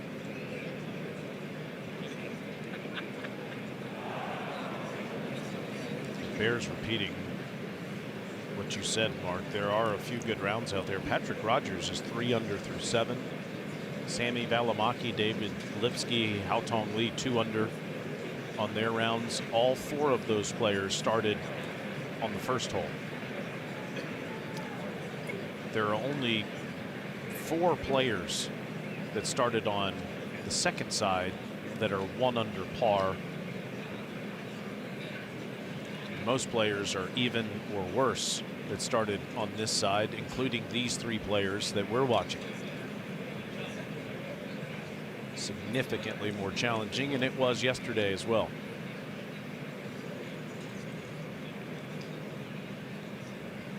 Rose putting in some study. This would just be his second par of the round. He does little things that add up over the course of a tournament. It wasn't the best pitch shot, but he's left it in a place where he's putting uphill. And he knows exactly what it's going to do. Slide a little left to right.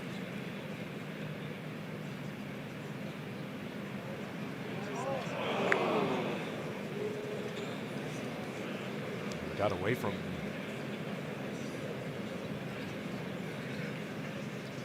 Well, you can see the color change from this angle where it's a little bit darker on where he's tapping down the spike marks. Well, pardon me, not spike marks, imperfections. You know, you mentioned yesterday, Taylor, these greens have never been resurfaced. They've never been touched. They are old and have a lot of little wrinkles in them, kind of like we do as we age. And again, they're very difficult to gauge.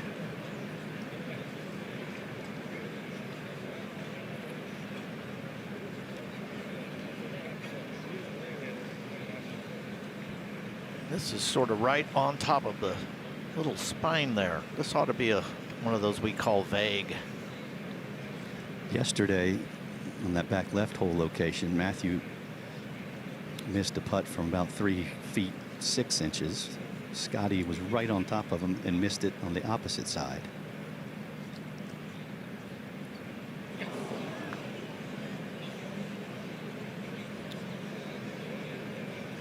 Tried everything he could think of to get the correct read on these 98-year-old bent grass greens designed by Donald Ross.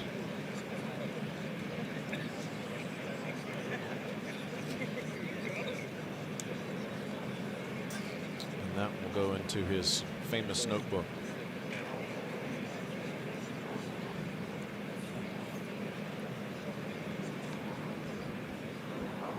The golf course is winning.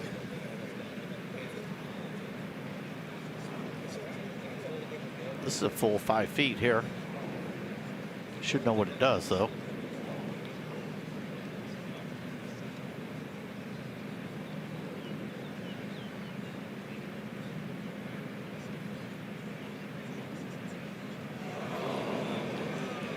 Fooled.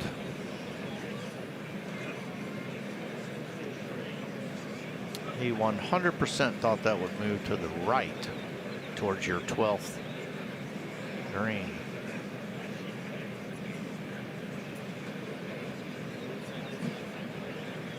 What do you do if you're Scottie? Like, this is what's going on here, a guys? similar scene that we had yesterday with this group at the 14th, with the exception of Rose, who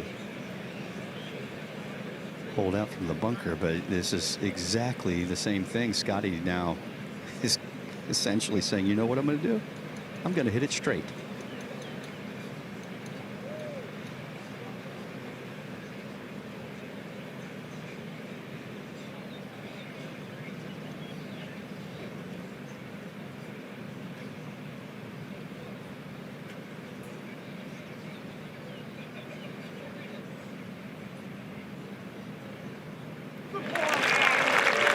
Feels like you win a skin making par here at 14.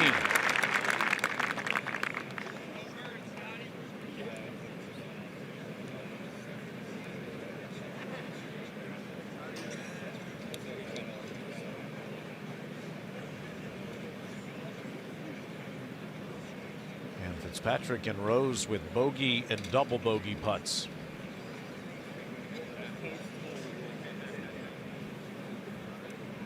Both about 3 feet. These are the 99 percenters.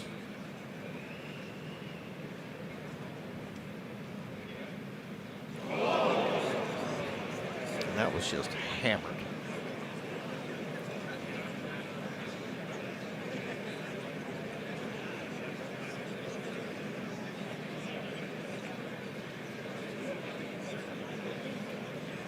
Just hammered that thing. At the end of the day, the 14th would not be surprising if it was the most difficult hole on the golf course.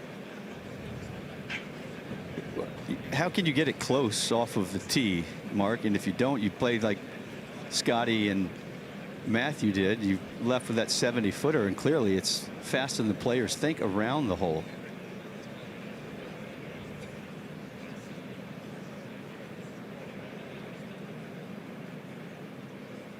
That barely went in. That barely went in, and it's a 4-putt.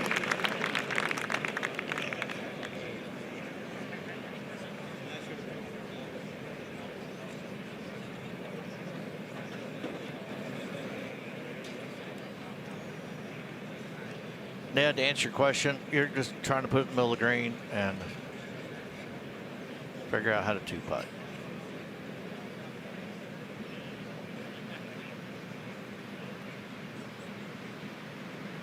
Par is 3. Your job is to figure out how to make 3. A par and 2 double bogeys for this group. Scheffler's 3 over on the round. So is Fitzpatrick. Rose 4 over. Through only 5 holes, Aronimink is delivering a knockout blow so far. Home to the Liberty Bell and so much American history in Philadelphia.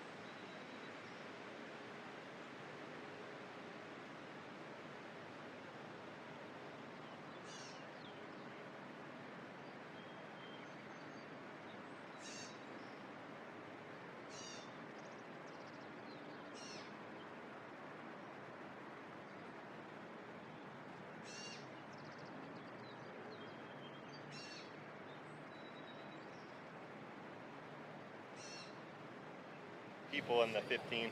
Okay, that's great. Look at the longest par 4 in major championship history. 15th at Aronimink.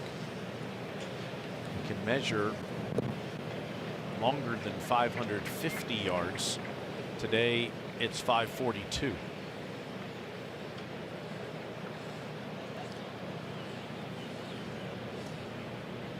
Be down off the right a little bit, west, northwest, a lot of northwest.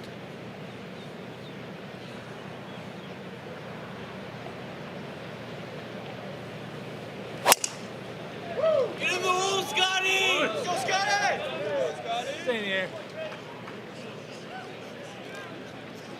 Go, Scotty! Disappears. See it bounce? I didn't. Guys going up to look. You can see it's today about 310 over that bunker. Scottie carried it about 320. It's not as great an angle as you might think because of the pitch of this fairway. It's really hard right to left slope. You'd think that's a semi-accessible hole location. All these people trying to get this group going. Fitzpatrick. Yeah. That's in great shape.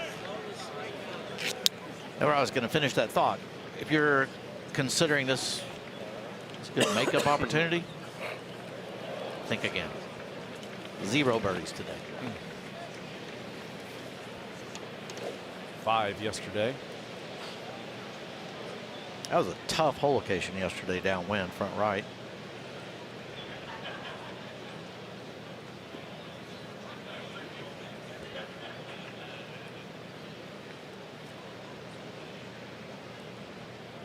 Straight downwind.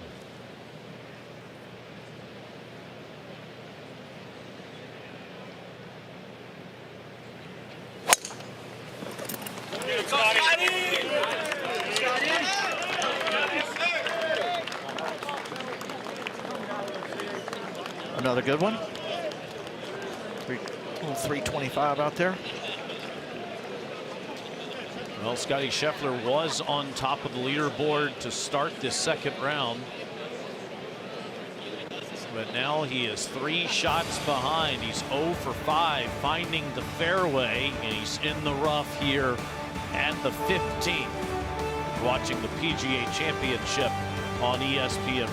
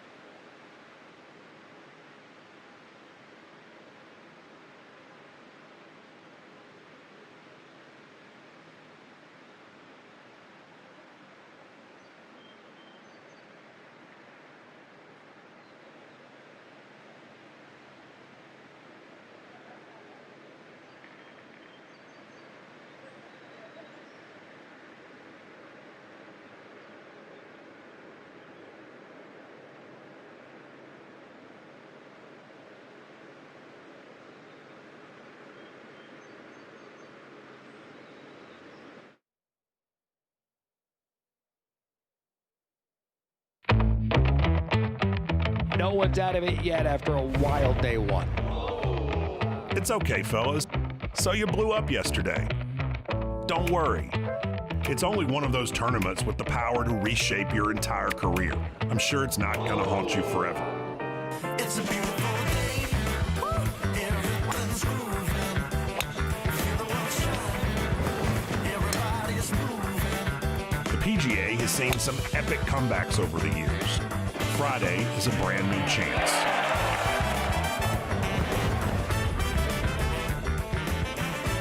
Well, we were a bit surprised by the scoring yesterday. We thought something around 5, 6, who knows, even 7 under might be the lead, but then we saw the conditions and we saw why 3 under was the lead after day one. Scottie Scheffler was one of those that had the lead overnight.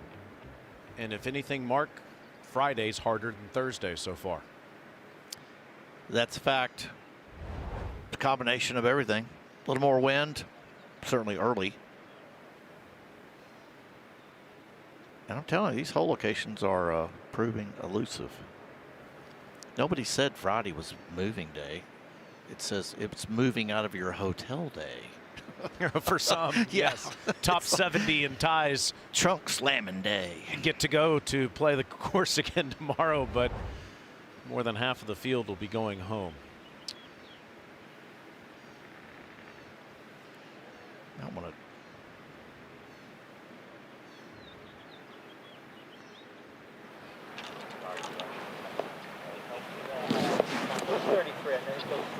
That's kind of my thing.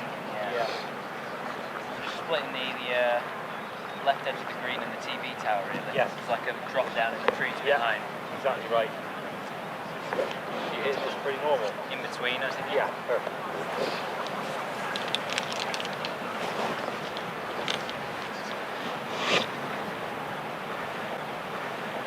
Well, all you want here is about 220 to the front edge and then take the downwind and the big bounce.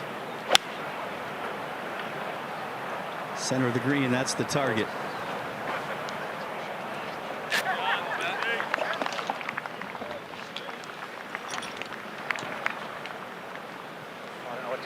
But again, a long birdie attempt, and he 4-putted the last green. But I think with this wind, I think I'm not trying to cut you.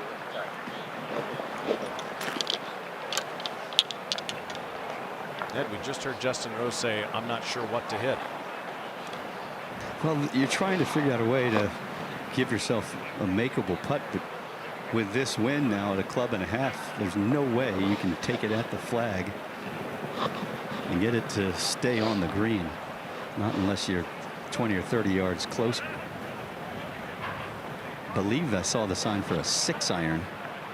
He's 7 paces closer than Fitzpatrick was. Ball a little bit above his feet here.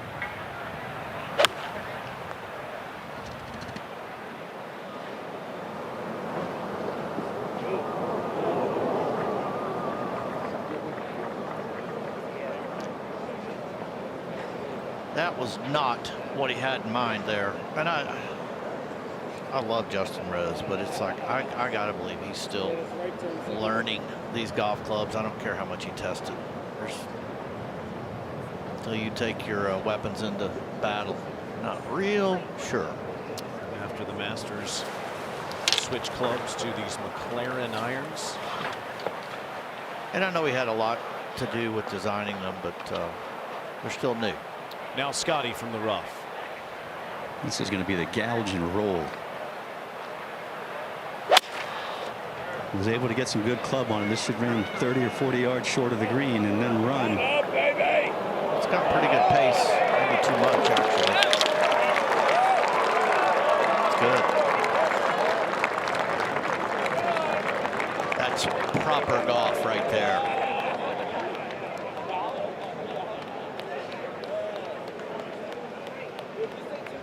Texas Muni golf right here. Most important part was the direction. You muscle that thing in the correct direction. And there's a little bit of luck involved if it turns out perfectly for yardage. But he willed that ball right through the gap. And we can now see why there hasn't been a birdie here today.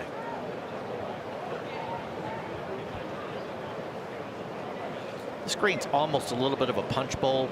Everything kind of funnels in. So it's not like that green's going to, you hit it up the middle of that green, it's going to pitch it over there to the left for you. So proper golf being played. It's the proper examination, and sometimes we're seeing proper golf here. Yeah, we stood on it the other day, and that's my term. Love it. You notice that it doesn't have as much movement in it as most of the other greens.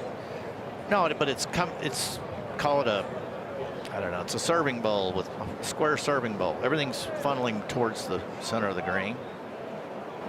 There's a couple little shelves they can sneak the whole location on, but generally speaking, it's a subtle punch bowl. Most of the other greens out here look sort of like a potato chip. They have waves in them, lots of undulation. But if the hole's going to be almost 550 yards, don't need as much movement in the green. Yeah, and sometimes they look like potato chips that were a mistake, where they put 3 or 4 together, strung them together. But it's cool. It's awesome. It's a little different examination for these guys, and like I said, I think the different wind, the warm, I think it got them. It's just gotten them a little off balance here, and professionals, everybody likes predictability. You want everything to be predictable, and when it's not, it's unnerving. This is just a long, kind of whole bunch of stuff has to go right here. You use less than your 60 degree here, Ned? I think he might, because he's sitting down in actually a rake's edge, which may help him bring it low with no spin. And he is a little bit below the putting surface. Oh, he took it up top. I guess I should say more than your 60 degree. That looked more like a 56 or maybe even a gap wedge. Yeah, that was a pretty long bunker shot, probably 40 yards. Tiger Woods says he would use 9 irons for shots like that.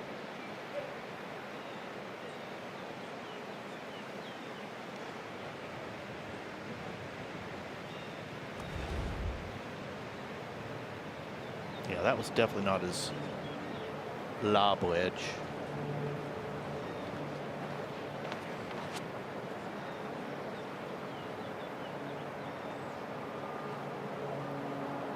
Well, and now Matt Fitzpatrick 67 feet away, coming off of a 4-putt. That's, as you see on the screen, the 3rd time it's happened to him in a major. Send hugs out here to the 15th, please. Watch this roller coaster. Put on the left blinker right there. Get on your horse. There you go.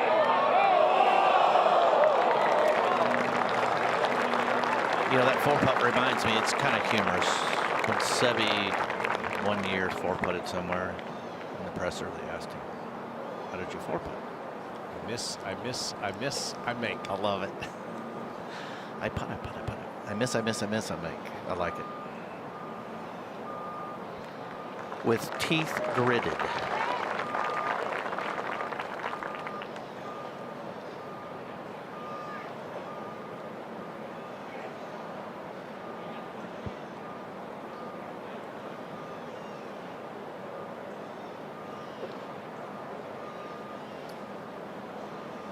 And now Scottie shooting the gap from the rough to this position for birdie.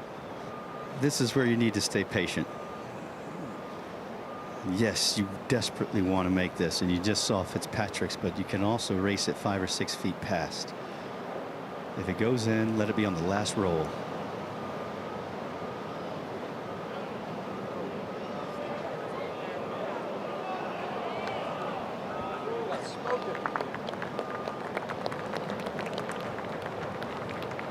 I mean, that was still almost 43 feet, so.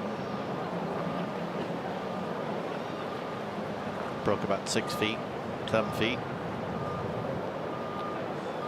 low percentage make.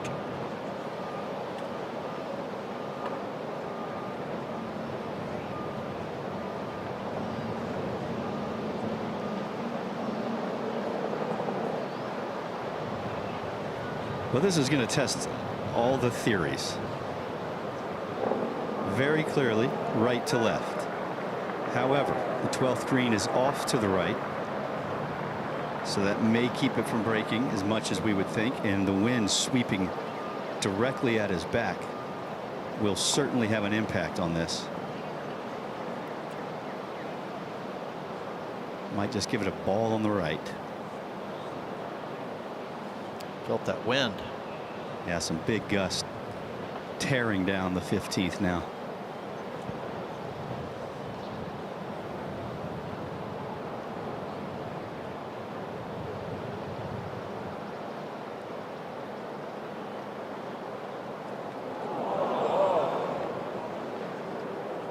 Double bogey at 10, played the 11th and 12th well, but bogey, double bogey, bogey in the last 3 holes for Justin Rose.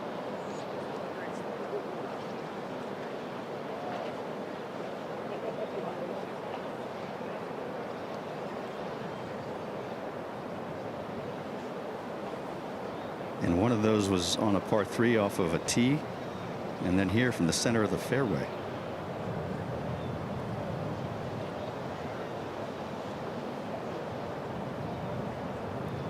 Even these little ones, you have a little doubt. They are commanding all of your focus.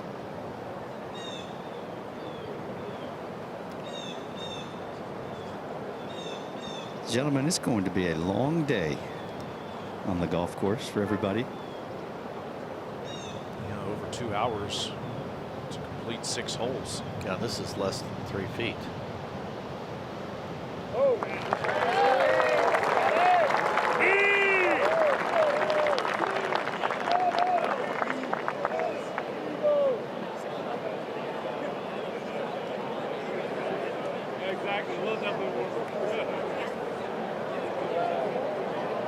Turn around and play a hole that's just about as long as the one they just completed, yet the 16th is a par 5. But it'll be directly into the wind. As you see the direction of the wind, this is not the prevailing wind for the course, and it's the one they've had to play in the first 2 days, which is a big reason why 3 under is currently leading. So many players are over par. We should see a southwestern wind, which is the prevailing wind tomorrow, though, Mark. I think they'll appreciate that. I mean, they were hitting driver and short irons into this Tuesday, Wednesday. Yeah, you and I were out there, and 350-yard drives. They were about 70 to 80 yards short of that yesterday. So it's a completely different hole. Bunkers that weren't in play are in play. What's the...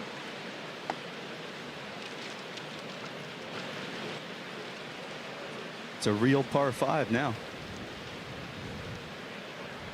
538.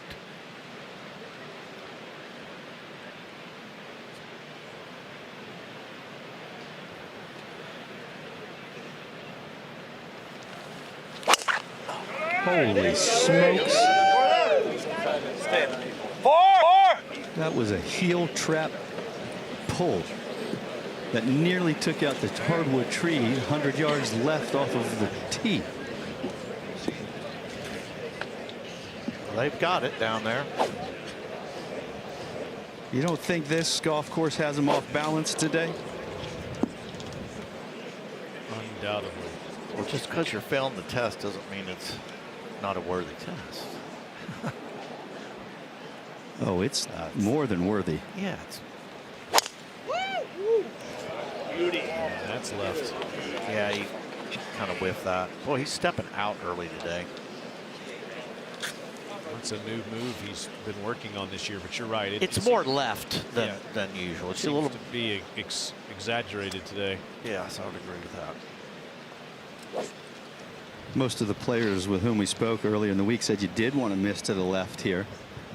Better angle, the grass not as deep as it is down the right side, but Scheffler is going to test that theory. Yeah, that's when they were hitting at 330 to 350 down there.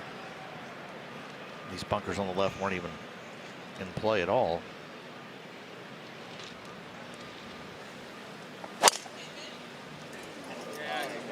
That should be hanging in there. So that's not carrying the bunkers. Ball only carried 262 yards. Don't you dare stop the fight, Mick. Let me keep fighting. Aronimink has been punching and punching here on a Friday morning in the 108th PGA Championship.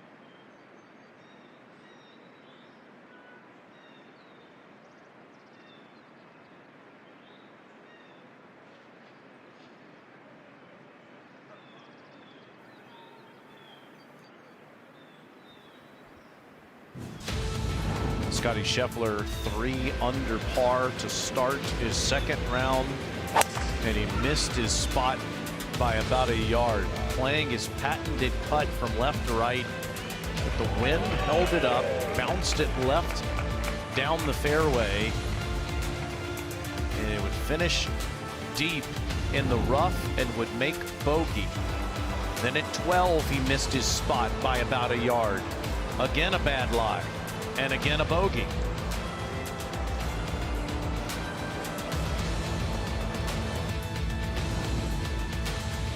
13, after missing the fairway, was able to find the green, but 3-putted from there. Fought to make par at 14 and 15 after missing the fairway. And he's just missed the fairway again at the 16th. So accurate yesterday, finding 13 of the 14 fairways, #1 in the field. But is 0 for 6 today.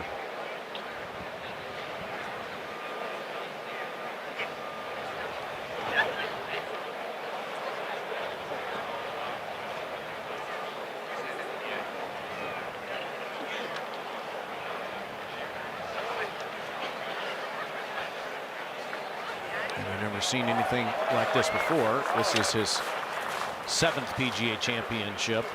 Such a remarkable record. 5 top 10s in his 6 previous starts. Of course, is the defending champion from Quail Hollow Club in Charlotte last year.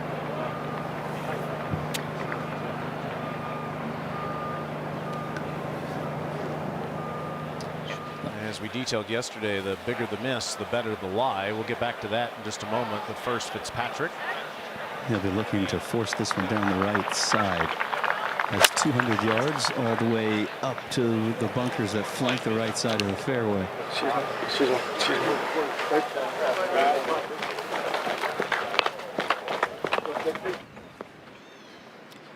The hole is cut front right today.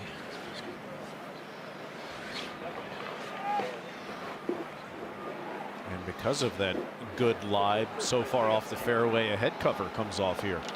Guys, we don't move back.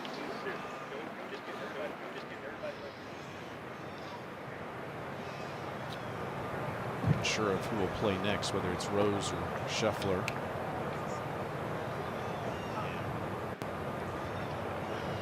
Well, Scottie's getting a ruling, so it's going to be Justin, and I'm on the other side over here by Scottie, and it looks to me like Justin Rose has driver out.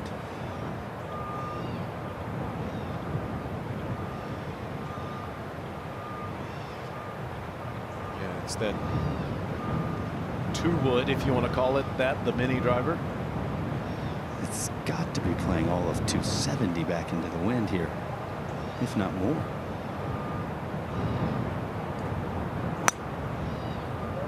Strike sounded solid with this one laboring and wilting off to the right. Went about 230.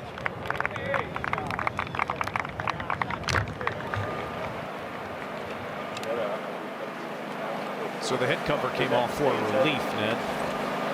No, but you can't go forward then. Right. Yeah, we're gonna redraft. We'll probably go right there. Yeah.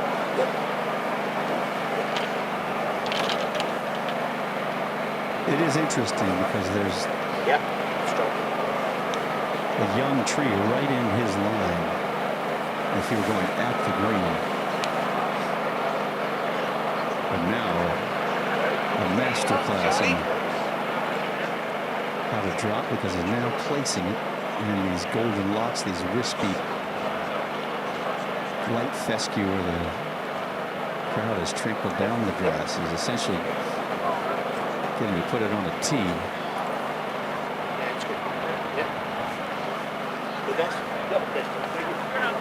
And that one club length makes a difference, where if he wanted to be aggressive and push it up towards the green, he certainly could now, because that tree that was blocking him out, he can work around. Yeah, he's only 240 to the front, Ned. Well, this was not an option before the drop. Well, it's just begging for a screaming draw, is it not? Howling, screaming, all the yes, hard hammering draw right into the face of the fan.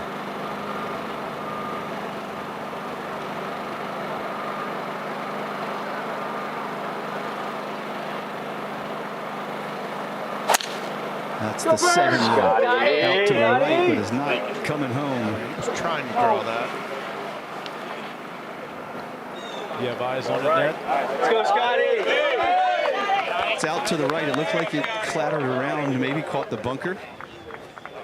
That front right bunker.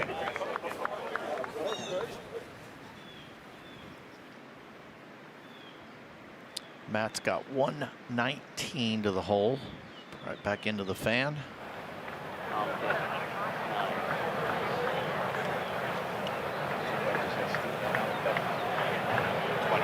These are the ones you really want to know the pretty exact direction of the wind. For me, if you start going 9, you'll be don't like art. What were you saying with that? It seems a lot. Well, there's got to be 15. With a bit of 15 flight. with flight. Yeah, that's what I'm saying. 15 with flight. Yeah. So 15 with flight takes it to 37, but that's like there's no flight. There's no gap. flight. No. With the pitcher match. Oh, so you're on pitcher? Yeah, No yeah. flight with pitcher. No, you'll be fine with pitcher. 9 no flight. Yeah, I'm saying there's too much flight with a pitcher match. Okay, yes. Got it. Yeah, you'd have to be up on a smooth one, would you? Have to play at least 40. That was asking. 22.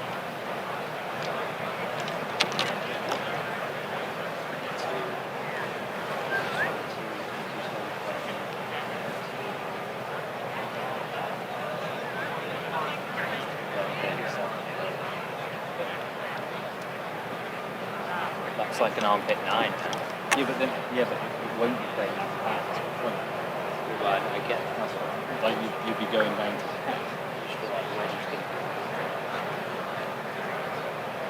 well, it will for a long distance on. I just it's hard to get it close to that. I agree with that. Yeah. He's gone to 16. Yeah, and you're playing what? Just smooth. Yeah. Happy? Yeah. So 119, his sand wedge stock is 118, but he has 4 different yardages with every club in terms of how he chokes up and how far back. And it sounds like this is going to be some iteration of a choked up half 9-iron.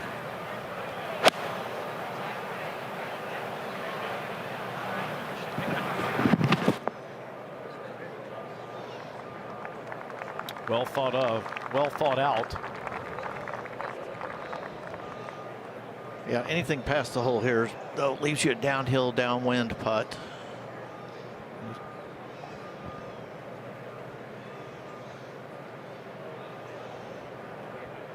Well, it's windy here at Aronimink, and it looks windy in Frisco as well, Natalie.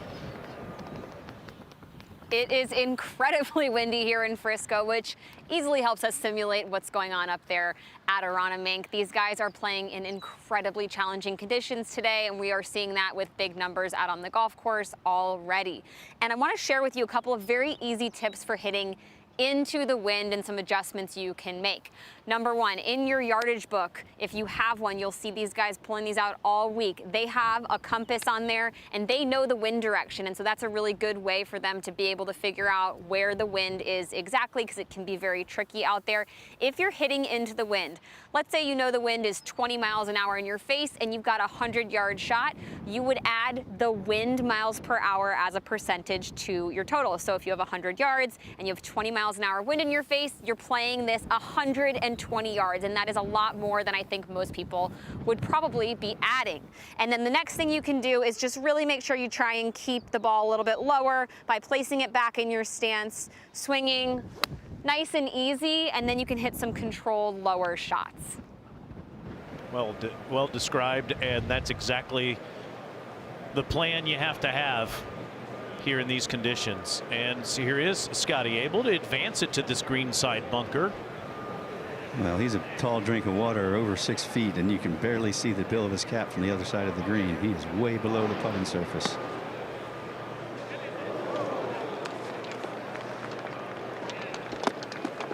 Not much room to work with there. It's a full swing. And now Justin Rose just a moment ago.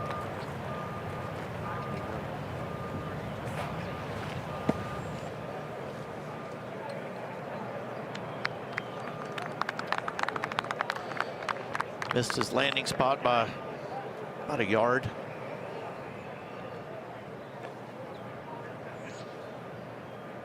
You can see from that angle that green was pitching away from where Scottie is playing that bunker shot from.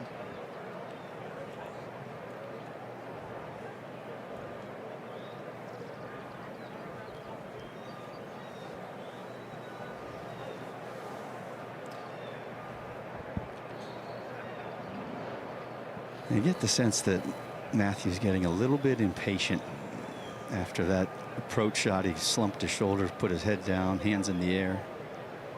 This would help morale down the hill. So such an incredible run, winning 3 of 5 tournaments. Valspar in March down near Tampa, the RBC Heritage at Harbortown, a signature event on the PGA Tour last month, and then as meaningful of a win as you'll ever see with his brother Alex in New Orleans, which gave Alex playing privileges on the PGA Tour and put him in the PGA Championship. That lengthy bunker shot at the last, tap in range to give your brother a tour card. I don't know that we've ever seen anything like that.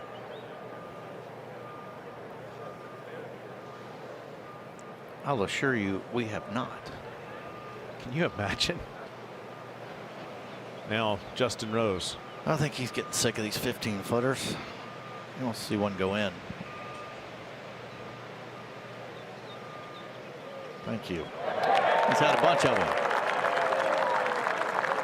He's a wild scorecard.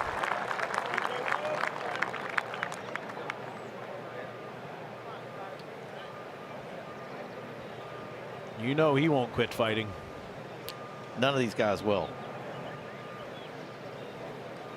That's what makes them such great champions. All major champions, Rose and Fitzpatrick, each winning the U.S. Open. And next month, Scottie Scheffler, if he's able to do that, will complete the career Grand Slam.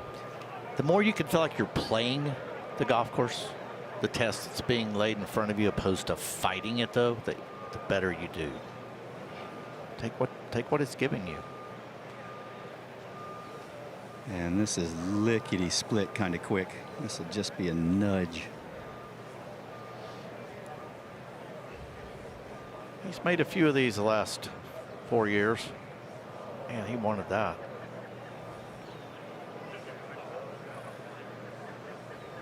I mentioned at the top of the show, he made a couple of long ones yesterday at 7 and 10, but they went in with pace. He was heavy-handed on the greens. Yeah, this is 6 feet by. And we've seen it a couple of times today.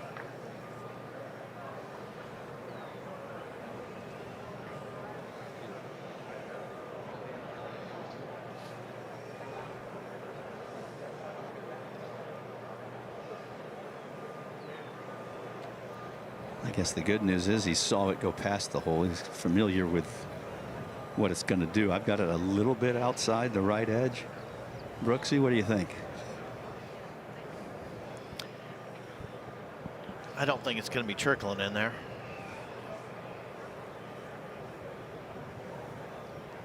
So maybe don't give the hole away.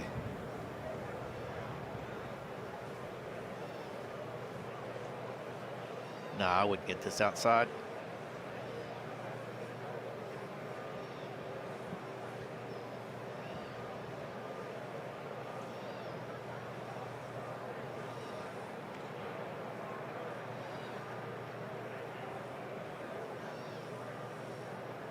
There you go.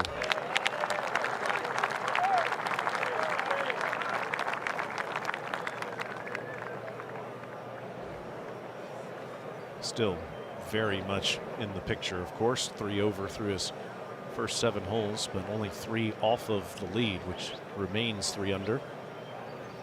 Matt Fitzpatrick started the day at even. He too is 3 over on his round. But as we were just saying, what a special moment in New Orleans, Louisiana. The 3rd win of the season for Matt. But this time with his brother Alex just a few weeks ago. Final hole Sunday, tied for the lead, and yet that shot to just inches away in an alternate shot format. Your brother taps it in and gets his PGA Tour card. Playing in signature events on the PGA Tour, almost won in Charlotte last week. Was excellent in both of those signature events down at Doral and then at Quail Hollow. I actually had a chance Sunday, I was telling you, Brooksy, to watch the last few holes at Quail Hollow in the grill with Matt, and he was on pins and needles watching brother Alex try to beat Christopher Rayton. I said, this is worse, isn't it? He said, oh my gosh. He said, how do you do this? He said, this is brutal trying to watch your brother win on the PGA Tour. All coming in the midst of his best stretch ever. And he's at the par 3 17th tee. They changed the actual tee box they're using today. They slid over to the right, forward a little bit. Yesterday it was about 240. I think it was 241. Today it's only 214 only. You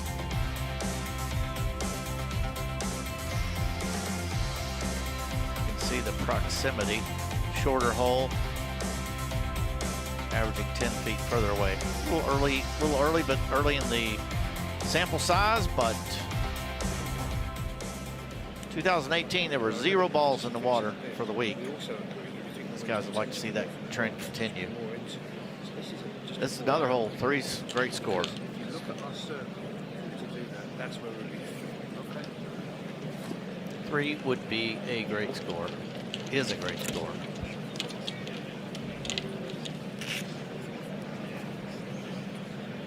This is 100% my club. Hit it for 3. Okay.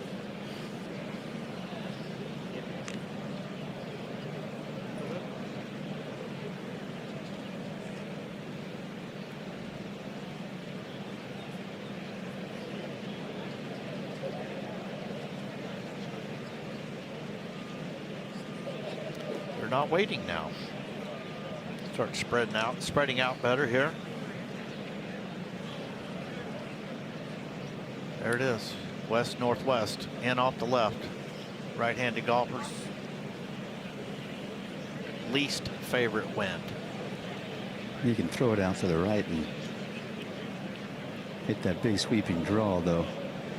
And if the wind holds it, it'll work out. If it doesn't, it'll be on the right side of the green. 215, playing at least 230 right now. Yeah, if it's left of the hole here, it's a mistake. And Rose headed to the front right porch. Will it climb? That's the question. No. This set of par 3s is just brutal. Is it showing that camera guy, Ted? That's beautiful. Love that.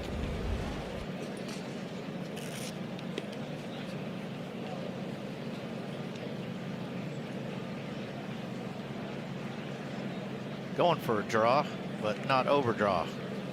Boy, Ned is so right. I think 4 par 3s here. I mean, at least they moved the tee up on 8 today. We'll see that hours from now. Well, Scottie was waiting. He took off a thermal layer, long sleeve layer under his sweater.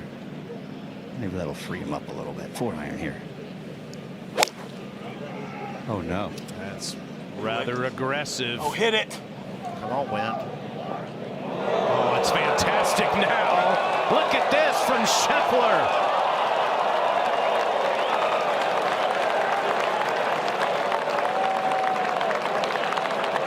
You very rarely see this guy play towards trouble, and he takes it on here at 17.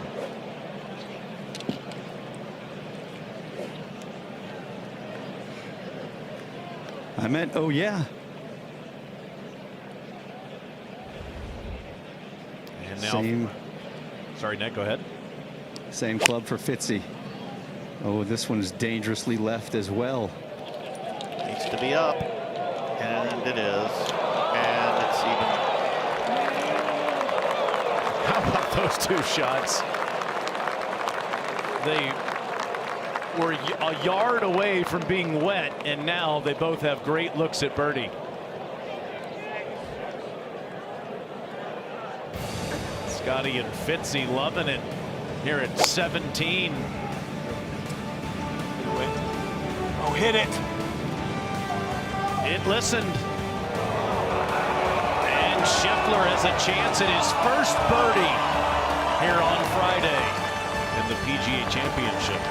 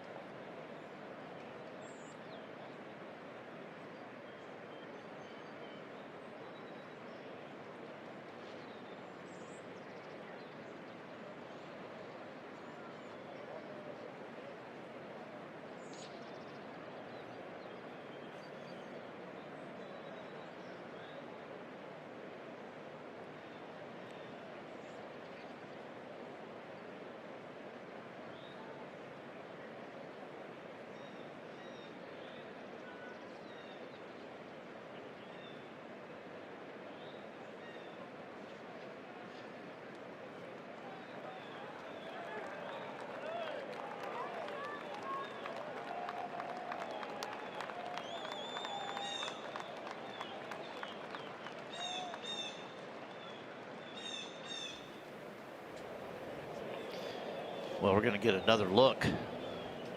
These 3 tee shots. The blue and the gold turned out good, but they were probably pulled a little bit. 1 foot, 11 inches. That would win a greenie. You could see he said very softly to whoever wanted to listen, "Thank you," when he saw that ball pitch. So it was pulled a little bit. I think that's what Ted Scott and Scottie Scheffler are talking about. Sometimes things work out. Meanwhile, Justin Rose on the opposite side of the green, which is a popular spot today. That was fun, Ned, watching those 2 bold shots from Fitzpatrick and Scheffler. Rather nerve-wracking, but you're right. In the end, it was enjoyable. Scottie, for the life of me, looked like it was going in the water. Now Justin Rose has a real ridge runner right here. It's like standing up in a canoe, Mark, when you lean a little left and you fall in left, you lean a little right and you fall into the right. If you don't have perfect balance, it's going to be a problem. The miss is about 5 feet to the right, just to make sure it doesn't get below the hole and run some 12 or 15 feet away. Well, it's 20 yards. Stay up there. Stay up there. So he elected to leave it below the hole for an uphill putt. It was almost as if he was laying up there, playing for the next shot. Maybe that's how we play the game. We're supposed to. 1 shot ahead, 1 shot at a time. And then when the plan goes awry, you still do the same thing. No, you panic. Yeah, that's true.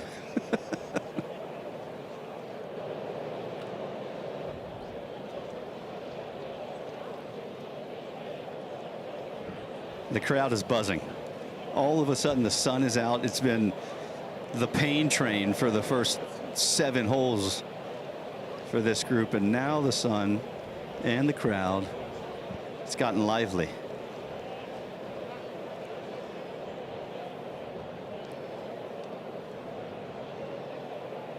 It is going to get festive in Philly this afternoon and all weekend. It is such a great golfing community.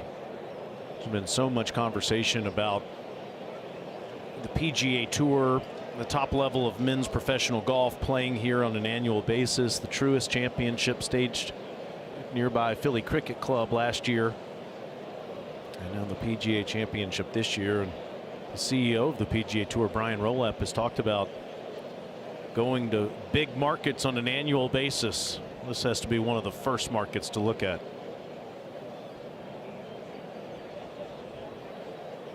I love seeing great golf shots like the one Fitzpatrick hit in here. And they expect you to pay him off. Right up the gut. 6 feet. That was gutted. The other thing, they could probably do 10 years here, change courses every year, and have 10 phenomenal golf courses to test these guys on. You stole the next thing I was going to say. Sorry. No, I love it. You're exactly right. There's so many choices. And the tour was here for many, many years at White Marsh. It was the old IVB Classic. Don't ask me what IVB was. It's till like maybe the early 80s. Yes, it was gone before I came out. So over 30 years ago. No, sorry, over 42 years ago. Brooksy loves it when we tell everyone how old he is. I'm not drawing Social Security yet. So. Young at heart, Brooksy, young at heart. Man, you hang around as many kids as I do, they'll keep you young. And they'll make you go bald and wrinkles in your fingers. A little less than 6 feet here. These kind of will give you gray hairs. But he left it uphill on purpose. There you go. It's a hard-fought 2-putt. Gosh, I'd love to know what the actual number is of 5.5 footers up the hill he's made in his life, including practice. Million? It is so rare to see Scottie Scheffler take on trouble. Always plays a smart shot, giving himself a chance, but knew it was time to be bold. And it pays off with his first birdie of the day.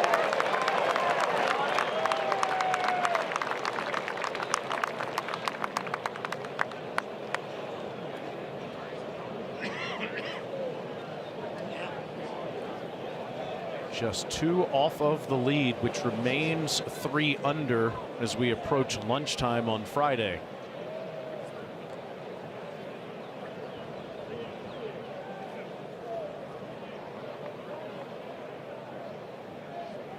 It's always fun to ask the participants what they think the winning score is going to be on a Monday, Tuesday, or Wednesday, and just about everyone had something in double digits, and maybe that's where it ends up. We have a different wind coming in here over the weekend, but no one had 3 under as the low score on Thursday, and it's still being there at lunchtime on Friday.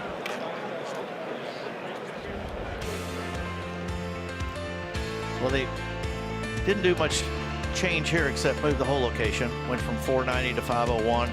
Still on the right side of the screen. It was front right yesterday. It's about 15 yards, maybe 18 yards deeper in the green, back in that back right corner. Should be able to get yourself an uphill look at it if you can find the fairway off the tee. Again, complicating factor. Fairway left, slopes left to right, winds left to right. It's one of the best swings that Scheffler made all day yesterday. It was hit a nice piercing draw to hold the breeze. He was able to keep it down the left side. Well, he's set up for a going fade right now. Okay, here he goes. Started well left. Wind's probably helping enough. That works. There you go. And he's found his first fairway. Definitely started in the we saw that graphic pop up. 93 feet of curve, I believe it said, or maybe that was the height, but it curved pretty good, Ned, left to right.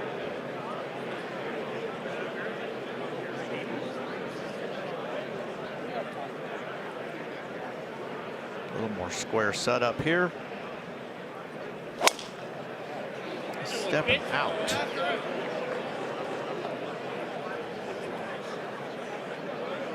And it stepped up right down the left side. Man, that is chasing right there. Chasing.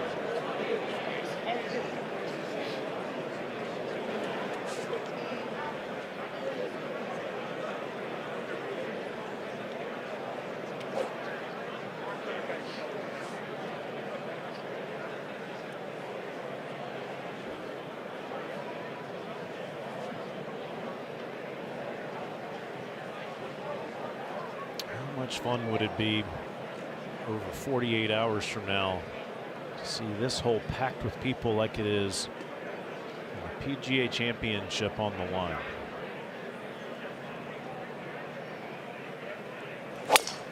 Love you, Rose. Awesome T-box, boys. Good luck. He's missed today. He hit it right there yesterday. Made a 15-footer in the end for par, but that's trouble. That is some sticky, deep, nasty rough down the right at 18. Yeah, and that tree comes into play. Scottie Scheffler is coming off his first birdie of Friday. He is currently 2 back. Look at this putt. Look at this putt. Look at this putt. Beautiful performance by the PGA champion. It's wonderful. There's your champion.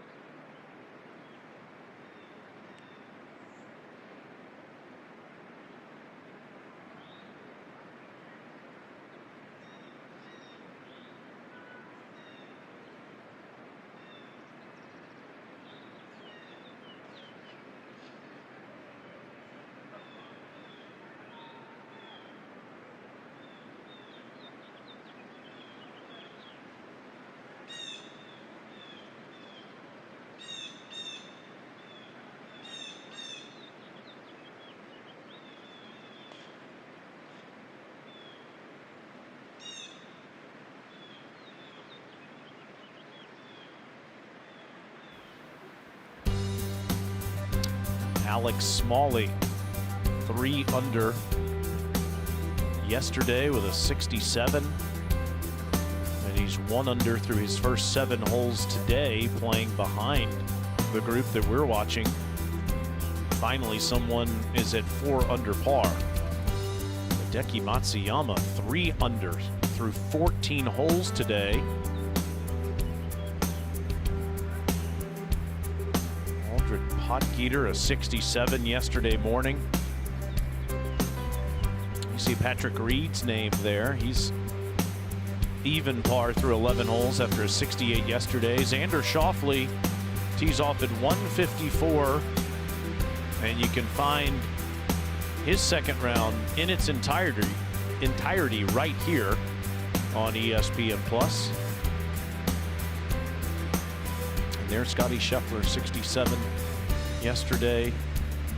3 bogeys in his first 4 holes this morning, but coming off of a beautiful 2 at the par 3 17th.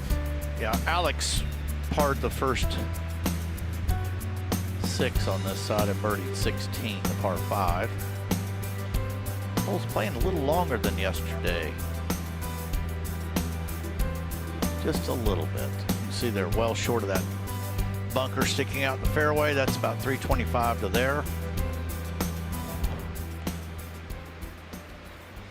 It's like Groundhog Day here for Justin Rose.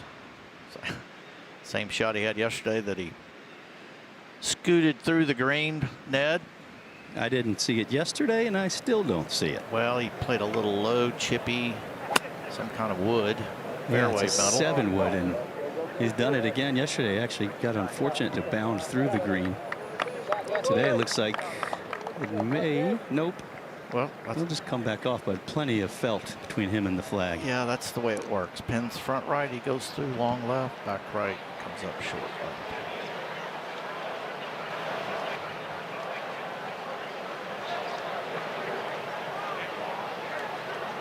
And now Fitzpatrick from the left side of the fairway. The wind working the ball left to right, and off of the upslope, plays a good 7 or 8 yards uphill.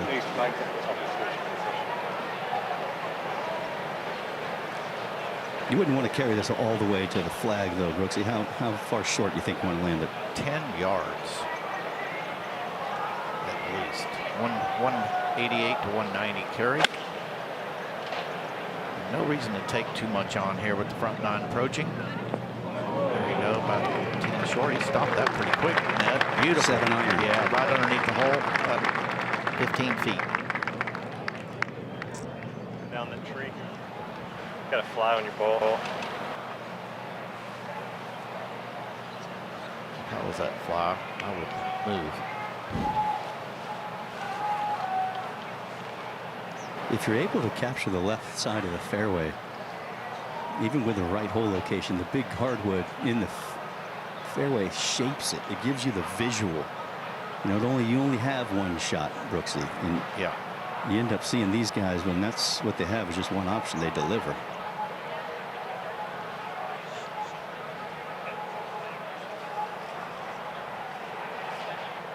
It's got to be the same club. I would believe so. I haven't seen the signal from Teddy.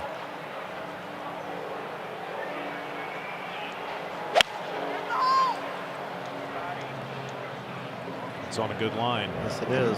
Short. Swing. Good shot. 30 feet short, right up the middle of the green.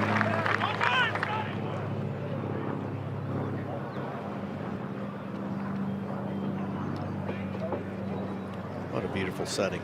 It is. It feels like where a championship should be decided. You have all these powerful par 4s that finish off major championships. And this certainly fits the description.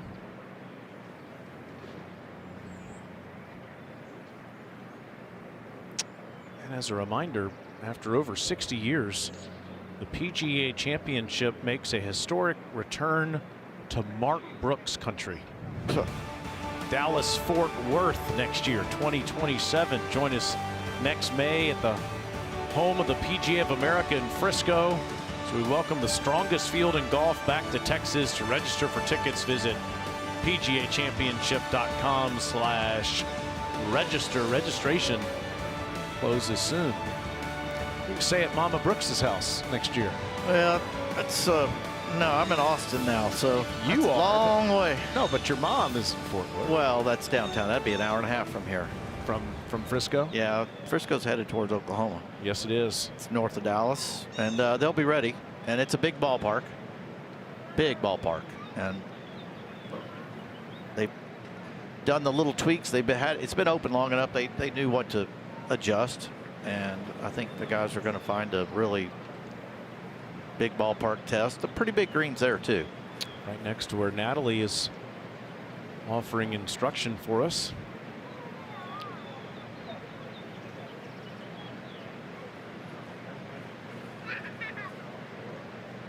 It's been incredible to see what has happened in that part of town in the last 5 to 10 years, and now they get a major championship. And don't you know, Justin Rose will be there next year. This putt might have 6 breaks in it if it was really slow. That's why I don't think he'll putt it. That's a wise choice. He can take 2 of those breaks out of play. Yep. By just carrying it some 15 feet on the green. It's actually one that you could definitely hole. Wouldn't be surprised if he's going with a little bit lower lofted club, throw it back in his stance, wants to carry this first knoll, and then you're going to make a decision. You're going to use the downslope to skip the ball, or you're going to even take that out of play. Everything fades from the back of the green to the front.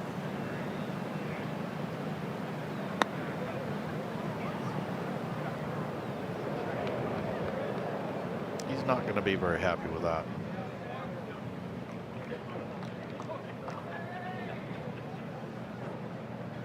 That came out a little higher than I think he was looking. Yes, that's what he indicated there. Trying to drive it a little better.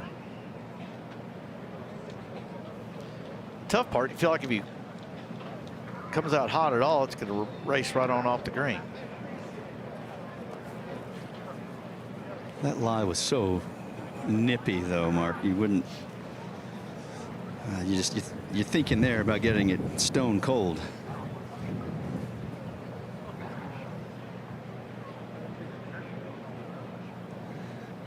Looks like Fitzpatrick's caddy's over there taking a nap in the shade. Well, he deserves one. That's the my only comment is this is going to be a 3-hour back nine, basically. That's a long time. You said it all when you said it. Teed off at 8:40 this morning, and they're at 2 hours and 53 minutes right now.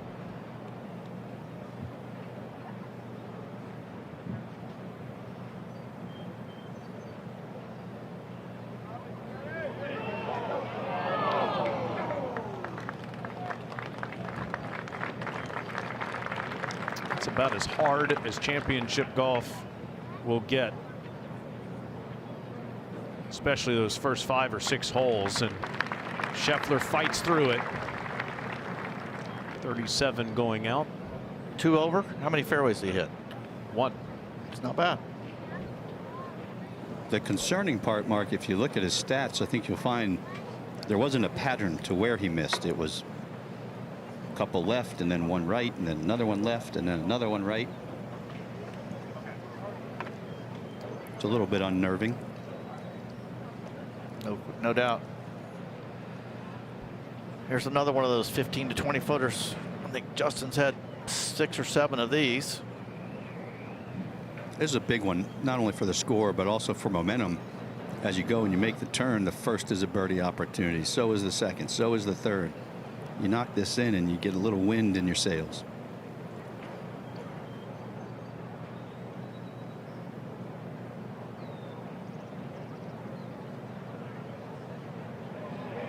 How about that? Like so. just like yesterday. Spade. 3 really nice putts in a row there. 2 doubles,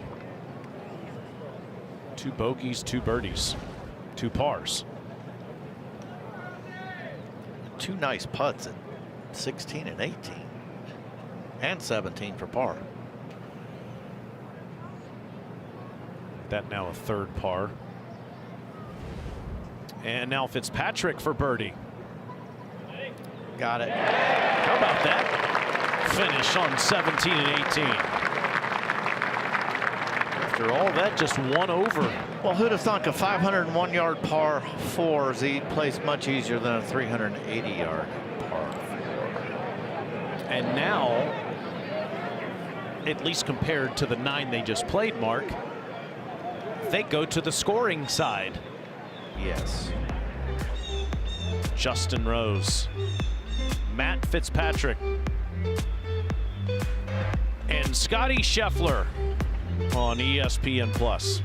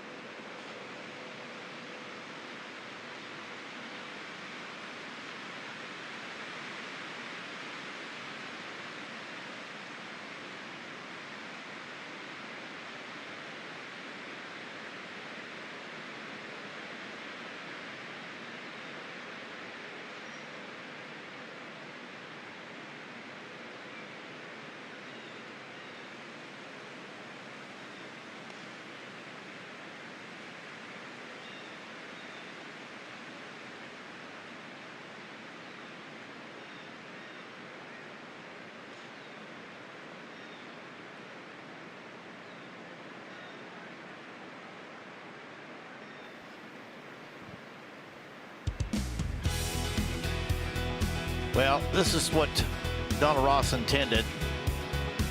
A friendly handshake to get your round started. That's when you go off the first hole. Pretty straight downwind. They don't even have to hit driver here. Today's hole location. 29 steps on. A little bit of room, little backstop there. And this is more like it. We've had 15 birdies and 15 pars at last count, so holes playing dead even par. I looked it up. There's only 3 holes playing under par right now, and there were 7 by the end of the day yesterday. Stepped out properly there.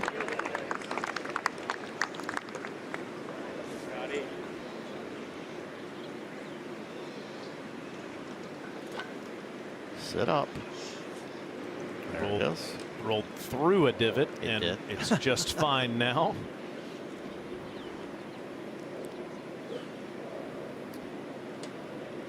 As you said, Scottie missed the first 6 fairways.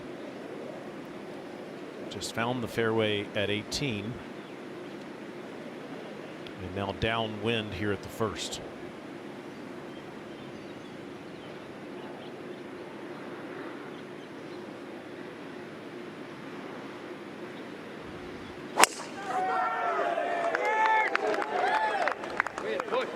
What? Good angle, Scott. Pins right, out of position.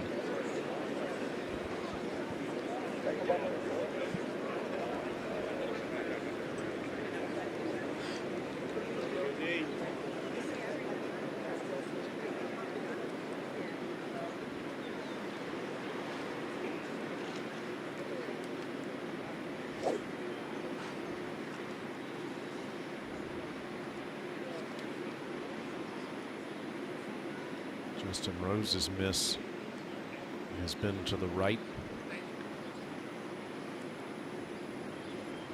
Trying to square this one up.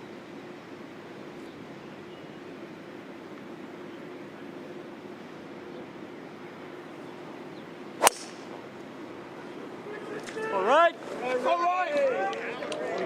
Right.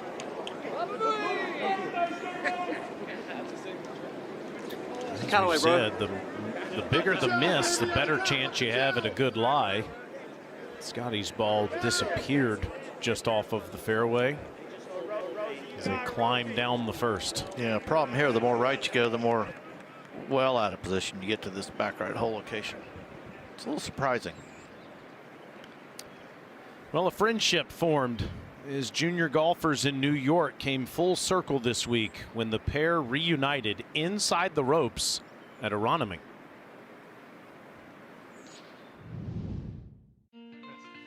Hello, how are you? What's up, man? How are you? We first met in a junior tournament, and then later on in high school, we had a really good group of friends. That's when we started playing a little bit more golf together, got to visit the Young family down in Florida and create a relationship with them. So like that one there. He's always, the first to reach out whenever I play some good golf, and we've kept in touch. Anytime you get to kind of reconnect with someone after a number of years, somewhere like this is pretty cool. It just seems like just yesterday, watching them with the bags on their shoulder, walking down the fairway, it's pretty neat and a little bit scary all at the same time how fast that time flew. Yeah, I've been slowly gaining speed, just trying to swing it as hard as I can. I always envisioned Cam being in a major, but I never really knew if I was ever going to make one. But to be able to both be here and spend the time together is a dream come true for me. It's just fantastic that these 20 Corebridge Financial team of 20 PGA professionals are in this event. Michael Block, even par yesterday, but 4 over today. How about Ben Kern? Well, I got his card up. Would you like some info? I sure would. All right, he birdied 11, bogeyed 13 and 14. There's another guy. He got clipped by that little short hole over there. He birdied 17 as well. Made the turn even par this morning. How about this front nine? Birdie, birdie, birdie, bogey, birdie. He is 3 under par for the day, which is tied for low. He's made 6 birdies and 3 bogeys. Good on you, Ben. And Ben is a heck of a player. He's been a heck of a player for a long time. Way to go, Ben. This is the Corebridge Financial Team of 20 leaderboard. It does include Chris Gabriel on that first page, Cam Young's longtime friend, and he will tee off in just over 40 minutes. And the birdie at 5 for Ben, the par 3, was his 9th of the day, and for the week, the most of anybody. Wow. Here is Cam Young. It is up on the first green in the group in front of Scheffler, Fitzpatrick, and Rose. And he was putting down the slope. Cam is 1 over for the PGA Championship. 9 birdies, Club Pro right now. That's just awesome. I know Ben. He's a heck of a player, and no surprise.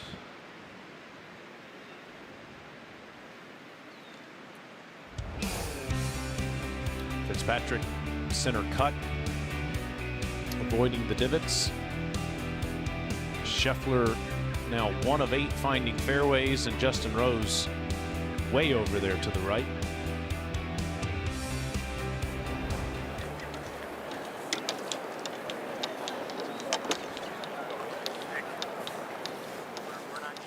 Now this is Young trying to clean up. And he does, and that is a par.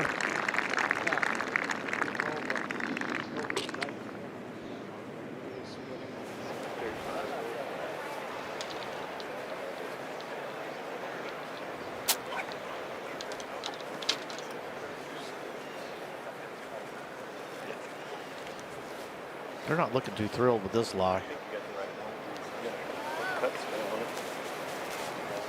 Definitely some question marks all around it. He played like a 40 swing, probably land 20, like a 35.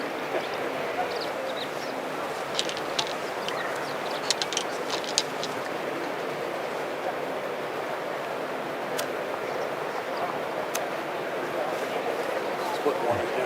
Great. The one error here is do not go long, but I don't think you have to worry about that out of this lie. Thank you.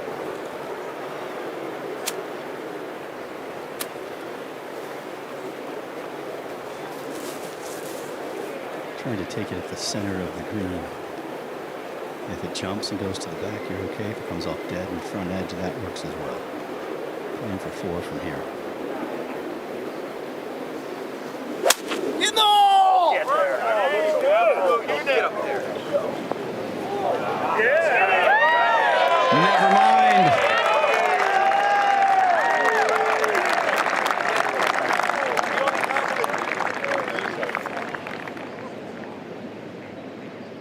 This round has taken a little more theatrics than a typical Scottie Scheffler round does.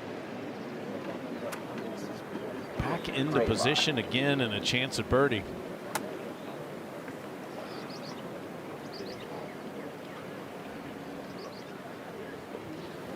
And $1.20. That's what my math says for Justin Rose. He's drawn a clean lie where he said all the gallery has stood and watched. Doesn't have a great angle, but that bunker shouldn't come into play. He's got a good 12 paces from the bunker to the flag. Justin Rose, your hand. Yeah, get up there. Great shot. Couldn't have landed it any more perfectly.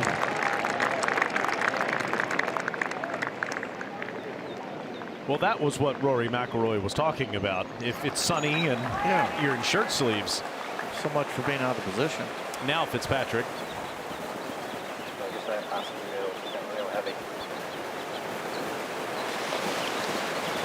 Just a couple of yards under 120, 118. That's his stock sand wedge.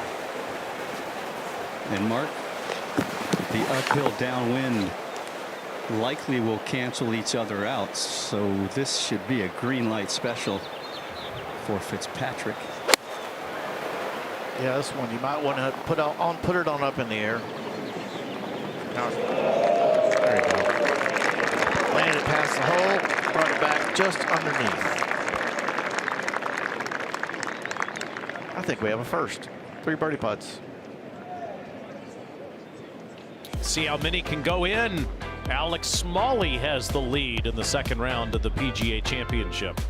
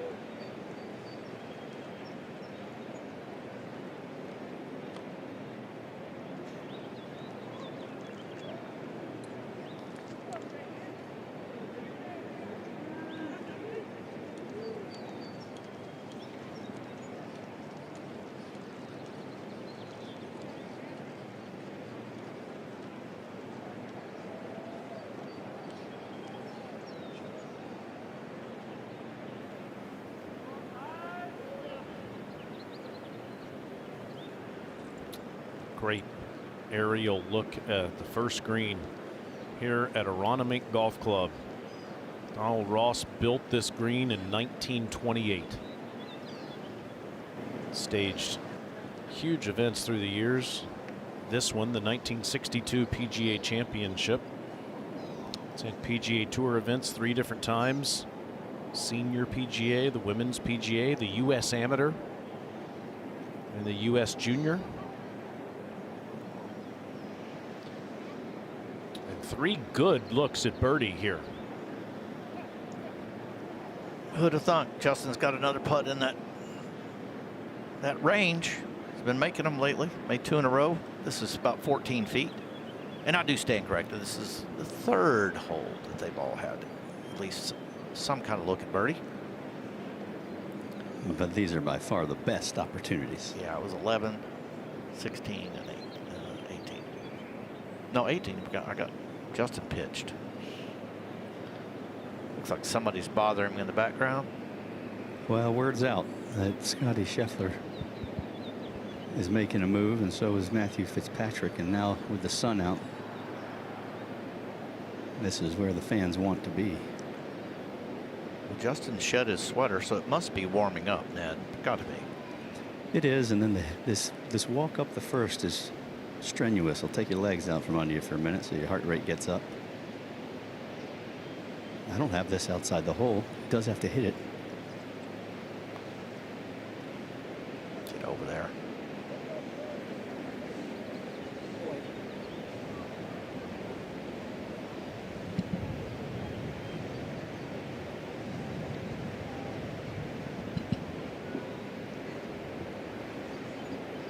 Mark, did that break that way? It had that appearance. I think he pulled it a little bit and got the wind blowing it over there. There's nothing in that putt that says it should go from right to left. No, I'm looking at my cheat sheet here. This one's got to go right. Oh yeah, for sure. They found a little pocket, and while these greens are immaculate, they have a touch of grain in them. I would agree with that. You could see it in the shiny or dark spots. This is the kind of putt, if you strike it solid, it'll hold its line. It'll work from left to right. If you don't, it'll quickly skip off to the right, and you'll miss it low. Well, that's a good look right there. This got to be at least a cup out. At least. Big gust. You'll see the trees, and you'll probably start to hear them here in a second. Just under 10 feet.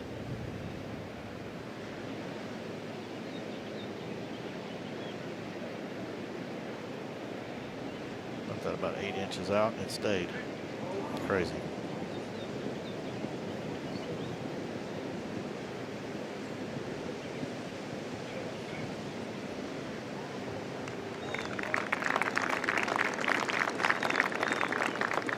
Well, honestly, pretty fortunate to have that look at it from where you drove it. Got to start getting this ball, take some curve out of these tee balls. They're all curving about 30 yards, Ned. It's a lot of that's a lot of curve. Over the last few weeks, he's gone to that. He's just leaning so heavy on that. He's very one-dimensional, which is not really the Scheffler that we've become accustomed to. He's able to work it both ways traditionally. And it's a big move. You're right. Just cut it in half and you're in business. If you can. It's like telling my son. He says, well, how do I not slice it? I said, well, just don't slice it. That's right. Well, fading it too much. Well, don't fade it so much. Kind of like you're hitting a draw. This one's up the gut. These are the ones you practice for. That's 3 in a row. Yeah. And after all of that, he's right back to where he started the round. Very much in the conversation. We're not going to go crazy on it because we're a morning group. But at what point do we start guessing the cut line? I mean, it becomes a real thing. He pulled that a little bit in the middle corner. Right now, it's 3 over. I'm going to say 5. That's what you have on your hand. I did. If this wind stays up all day, yes. Yeah. Well, speaking of 5, Alex Smalley just made another birdie over at 18. Smalley's now at 5 under par. While Smalley's hot, Fitzpatrick's on fire. This is a tee shot on 17, taking on the water here. He had a good picture that just got painted by one Scottie Scheffler, and he duplicated it. I think this was on purpose. And then at the 18th. Man, he played a really nice second shot in there. I mean, you could not leave it in a better spot. Beautiful tee shot at the first, followed by this approach. Downwind, downhill, but uphill. And he went ahead and put it up in the air. Judged the yardage perfectly.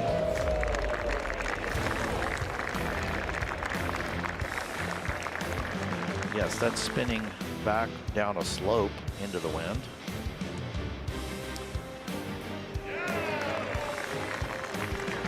Looked like a putting routine there that works.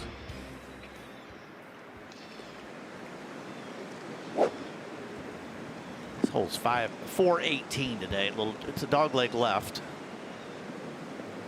I think you can carry the edge of that bunker today. The wind just right to left. Peel a little cut off against it. It should straighten out. He hung this a little down the right. Still will likely catch the fairway. Yeah, that was getting hammered by the breeze. That'll be a little further back too. That went 259. Upshot spinner.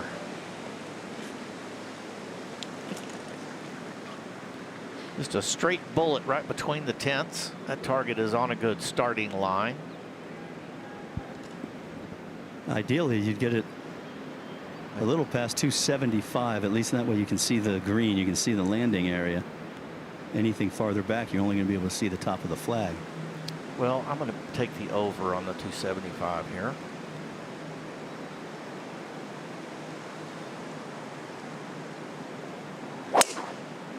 No, he spun it up. It's going to be the fairway.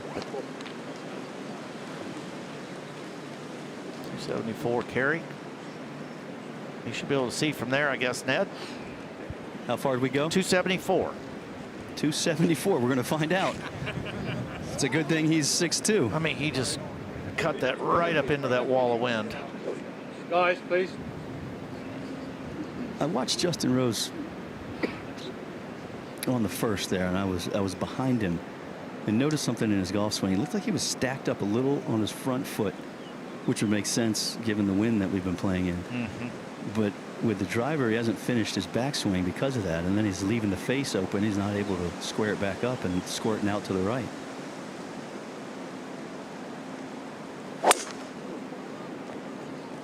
Just like that. Yeah, that's a pattern. That one did not find the fairway. Right next to Ramey Burns, who's working for PGA Championship Radio, and Radar, Wayne Riley, who's working for Sky Sports. They're different broadcasters from all over the world here at the PGA Championship. ESPN sure is proud to broadcast it. How cool is this? Playing the tune here in Philadelphia. Looks like my funeral.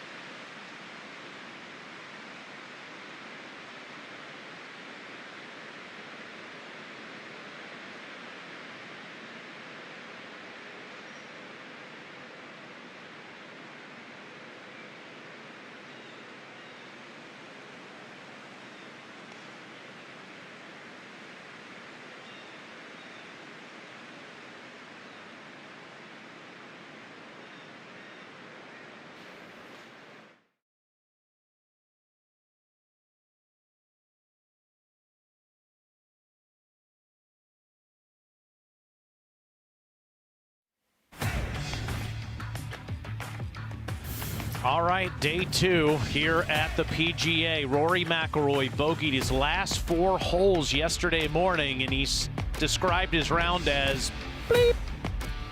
Bryson DeChambeau, Victor Hovland, Chris Gotterup, Tyrrell Hatton, Ludwig Oberg. Will they make Saturday? It is a fight from start to finish playing Aronimink. And that's what's coming up this afternoon here on ESPN+. You can watch that Schauffele Hatton group with Brooks Koepka as well here on this feed on ESPN+. I don't know that anyone hit it better than Brooks Koepka yesterday. He's got to make some of those birdie putts today. He does. He, as I said, though, he did a good job with his par putts. I'm going to give you that.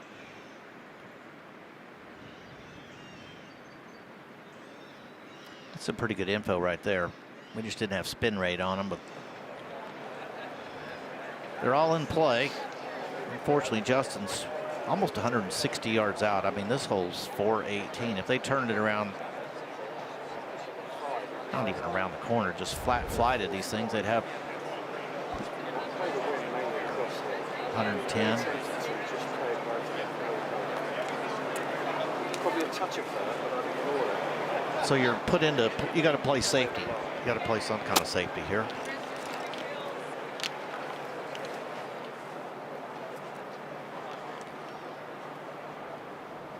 Well, especially when you're coming out of the rough. Decent lie. 6.5, maybe a 7 out of 10.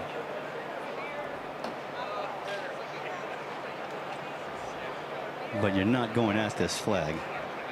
Not with that bunker. No, this is the shallowest green, basically, on the golf course. Plays the shallowest. So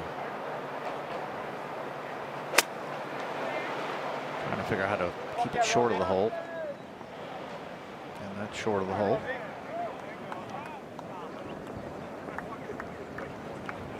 That's all he could do. That's very well played.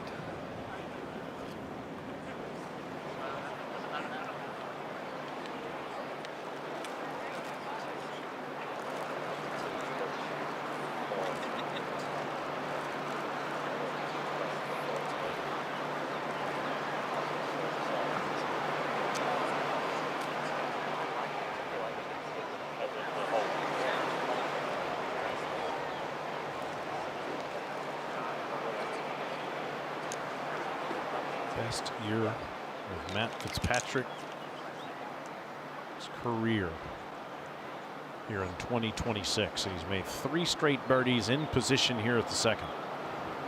And up by the green, the wind just started to howl. This is a 9-iron. He couldn't feel it back there. It didn't get to him yet, Brooksy, but up by the green, I knew it. Yep. That was just bad luck. Maybe 45 hole? What do you think of 30? What's the pin total? 43? 33, I believe. 33. 43, okay. Yeah. You're good. You're good. I was thinking 33 for some reason. All right, let's start over. Yeah. What are you talking about? Yeah, give me the lead. Yeah, I got it. What are you talking about? Did you get confused? No, I thought whenever you added, you said 33, and I would double check because it's 43 something, right? 42. Yeah, good. Yeah, we're good now. I think with this one, you can hit a 50 hole and you're good. Yeah, I'm in that range. Okay, perfect. Yep.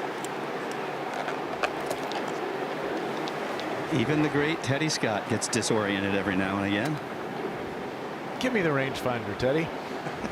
What are we doing? Well, you heard the 143, 142 by Scottie's laser. We have 142. Scottie's going to play at 150, and that's because he's not going to hook this ball. 9-iron. He's going to hold it up against the breeze, and it's strong enough to keep pulling it. Good shot.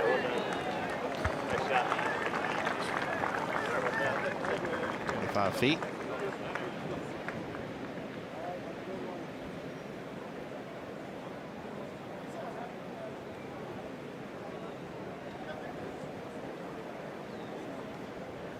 Well, we were talking about it just a little while ago. Over at 16, Alex Smalley was 3 under at this point, even on his second round, parring his way to the par 5 16th. Yeah, that was a few minutes ago. He got that down to 2, no problem. So that took him to 4 under par, and then this is what we reacted to about 10 minutes ago. Alex Smalley for birdie at 18. 5 under through 27 holes, and currently 2 shots ahead of anyone else. Hideki Matsuyama is 2 holes away from posting something in the 60s, 3 under on the round and in total. So there are good scores out there. Schauffele here on ESPN Plus at 154.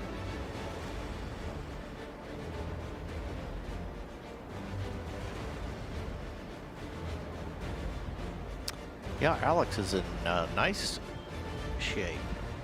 2 under par on that backside. That's got to be one of the low back 9s, especially teeing off on 10. And now Fitzpatrick bunkered here at the second. On the upslope, which normally is inviting, but the hole location, if you're 6 feet long, you're over the green.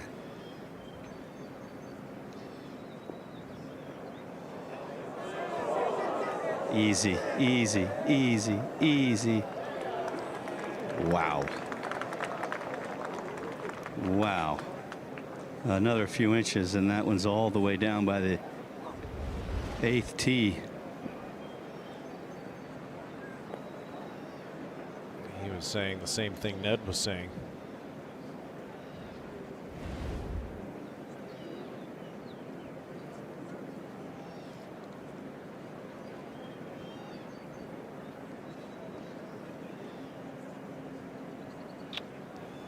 So lengthy par attempt after those 3 consecutive birdies.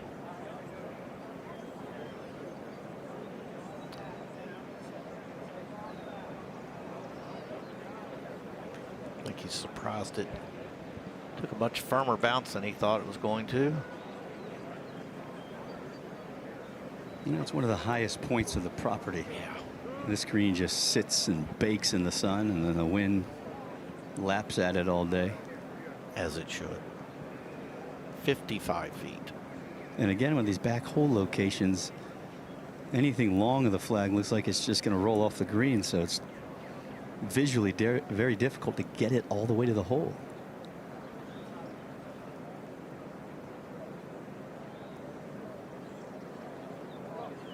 He called it. Sure did.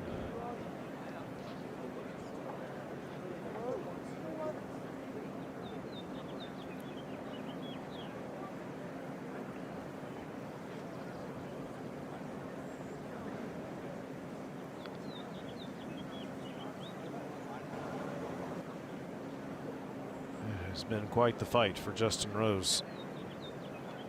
Really since the beginning of yesterday. Ned was saying finishing at even par felt like a remarkable achievement, and now 4 over on today's round. And here's Scottie searching for another one. Might wager that he does get it all the way to the cup, just given that his misses yesterday and today have been past the hole. They had Justin Rose move his mark, so Scottie was a student of the line.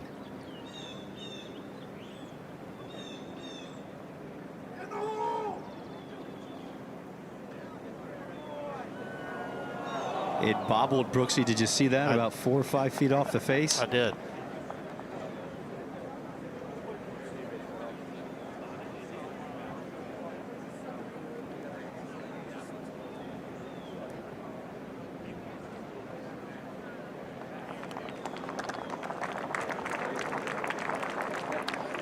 Pretty simple par, though. Right there. Looked like it hit a pistachio hull. Somebody spit out.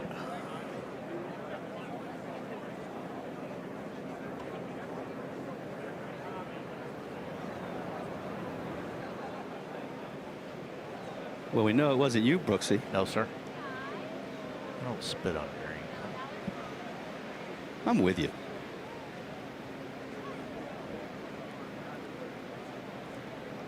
Takes too much care to keep greens in good shape. Isn't that the truth? We got to respect them.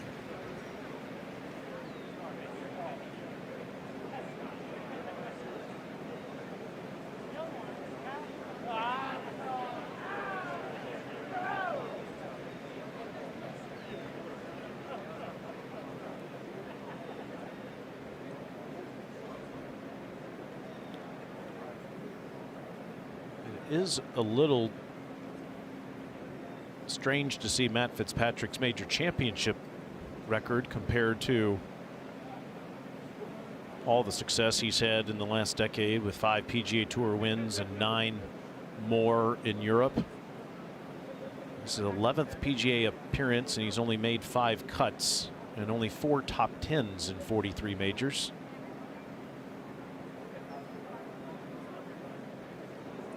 Not in yet for bogey. Of course, he did win the U.S. Open at Brookline. He played some kind of shot out of that fairway bunker on the last hole. I think it was a 7-iron he hit. Broke Will Zalatoris' heart. Yeah, hit it in there. Not stone dead, but I think he made an easy par out of it to win the event. Yeah, 2 putted from 15 feet. Zalatoris and Scheffler came up 1 short. And now Justin Rose. The word has been fight. Fight for everything you can get here at Aronimink so far for him.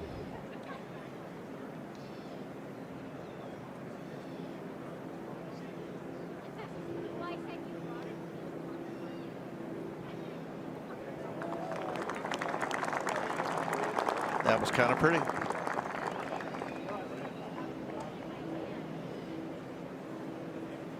Well, he's fighting himself as much as the golf course, so keep going. I will say I've been double dipping here on the scoreboard. These first 3 holes are the most birdieable on this 9. It gets a little slimmer pickings from 4 through 8.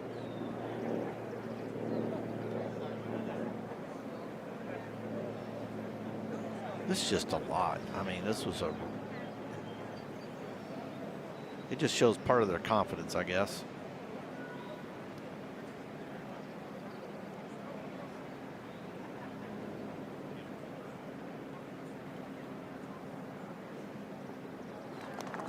I guess that's why.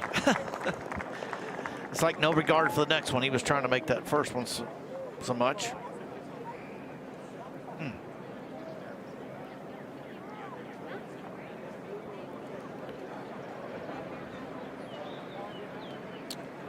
Cavalry that Mr. Michaels is leading will head over to the 3rd to watch Rose, Fitzpatrick, and Scottie Scheffler. Well, we're going to turn and go back in yet another direction.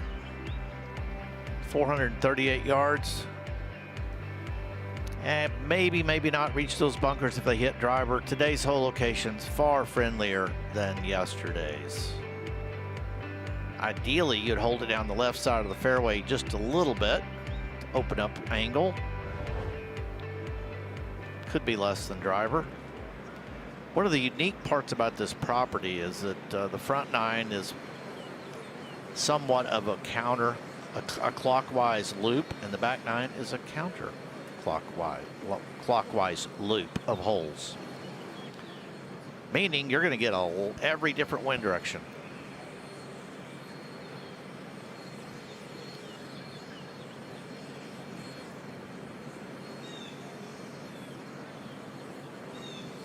Go Cowboys! That is the chief for Scottie, and that was a nice balanced golf swing.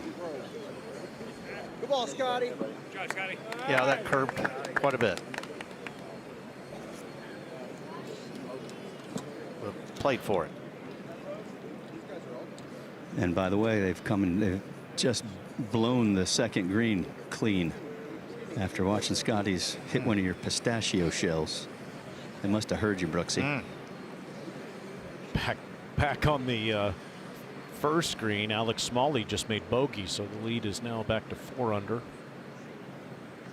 And as Alex Fitzpatrick was making his bogey putt, Justin Rose was on the side of the green talking to Fooch, making imaginary golf swings, and it looked like he was saying he was maybe not turning but swaying in the backswing. Rosie! Yeah, so it can be a hair right at that overall. You want it to be, yes. That's more like it.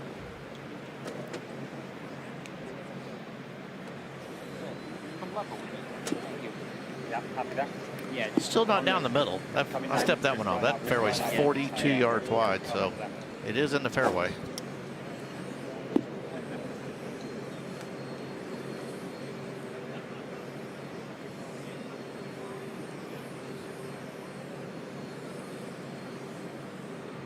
Benny! Good ball, Fitzy.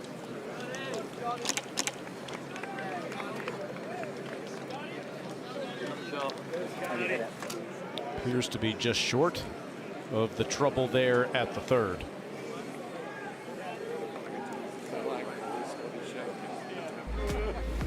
They all want the Wanamaker, one of the more iconic trophies in all of sports.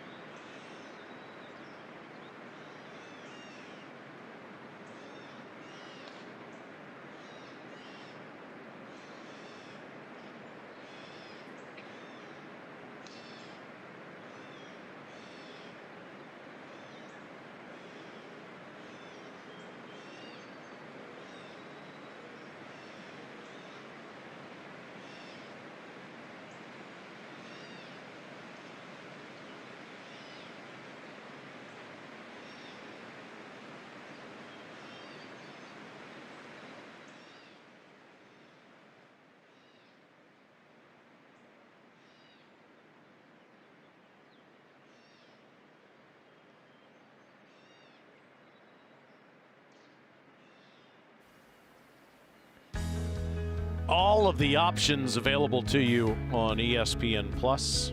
We're in the top left part of the screen, covering Scheffler, Fitzpatrick, and Rose. Young, Bradley, and Thomas in the group. In front of that one, Cam Young's 1 over. Justin Thomas is even. Keegan Bradley on the tee there, 5 over for the 2011 PGA champion. Chris Goddard, Robert McIntyre, and Tommy Fleetwood are up at the 5th hole.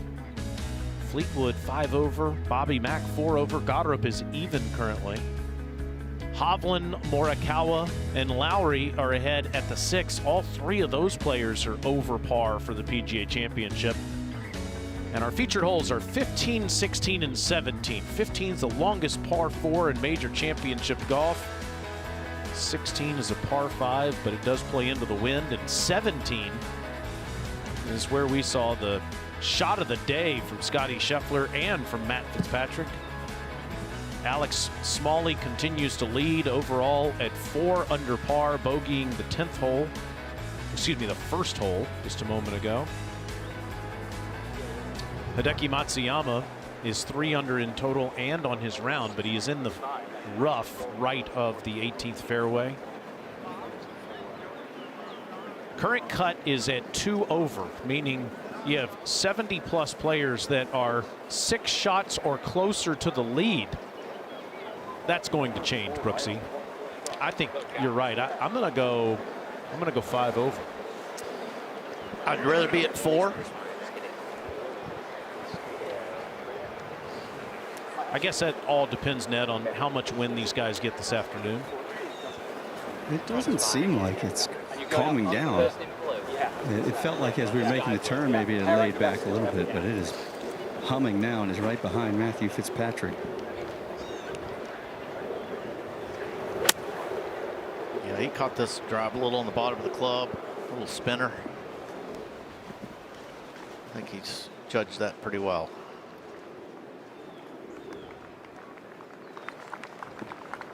I did peek back at Alex Smalley's drive on 2.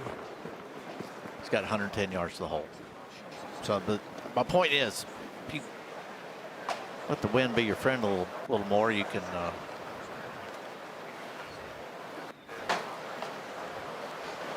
Scottie's got 112 yards, and Justin has 126. And Justin needs to carry it 120 to cover the front bunk. He could go with a hard lob wedge, try to throw it up into the air and ride the breeze.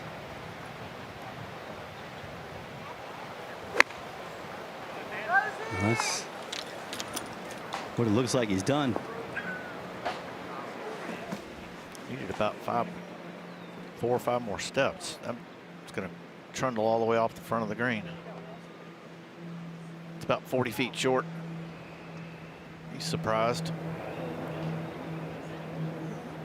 It is confusing. You think about the bunker shot that Fitzpatrick hit, how firm it landed. I think these holes all changing directions. So brilliant routing. Let's give it a fits. We'll see what kind of bounce that Scottie is planning on, I guess, as he flies it all the way to the hole. Nobody better in the game. Nobody better in the game with these. He threw it straight up in the air. And he too came up short a lot. I think so good, too. Yeah. Huh? Shorter. Not what we had in the year.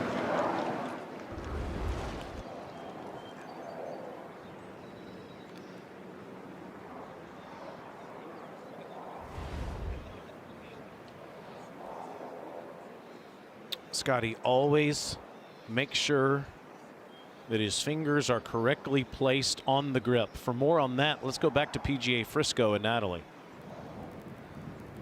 Thanks, guys. Absolutely. We have all seen Scottie using a molded grip on the range prior to warm-up and early in the week. And I have actually done something a little bit different here. I have one set on a club that is pretty neutral, where you can see that these V shapes in my hands are up at the right side of my head just a little bit. And then I actually placed one on the grip, or on this club here, that's very strong. So my hands are twisted significantly away from the target.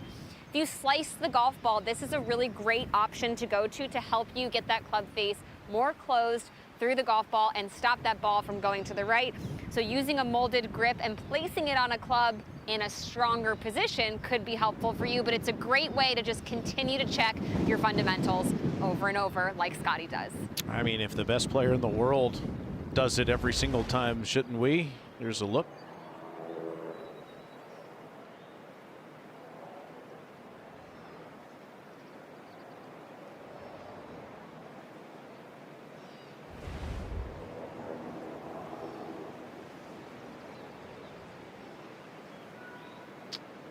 Was confounded by the result, though. Hey, Taylor, were you paying attention to Natalie's tip? Closely. Just in case you slice it, here's an option to how to fix it. Yeah, it stung a bit. Yeah, he just ordered 13 of them from Amazon. Fortunately, Natalie and her husband Justin, I do have their numbers, so I can go down to Pelican and get some help. All right. We don't talk enough about how good he is at this, Ned. Oh, just the ability to control the spin and the trajectory. A low checking paint spinner.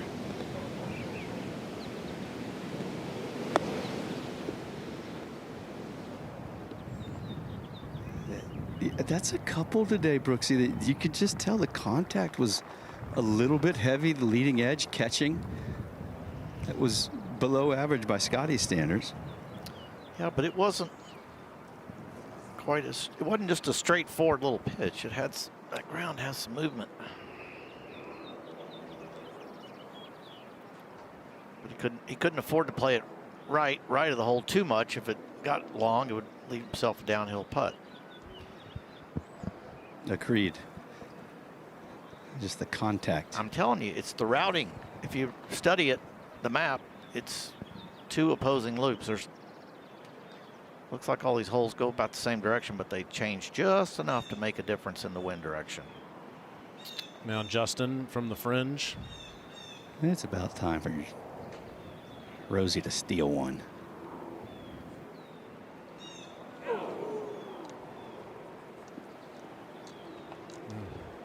It looked so good for so long.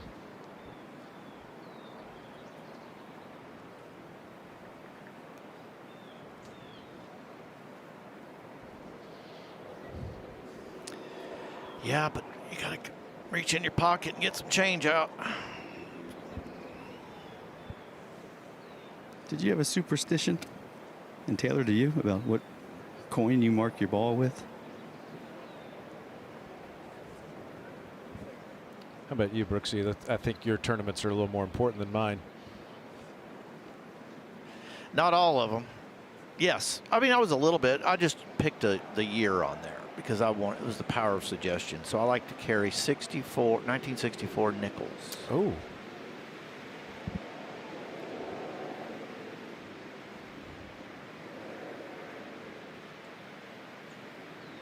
Snap. I don't think Matt Fitzpatrick has ever seen a 1964 nickel, but the three of us have. And yes, many moons ago when I knew how to play golf, Ned, not at your level, but at the NAIA level,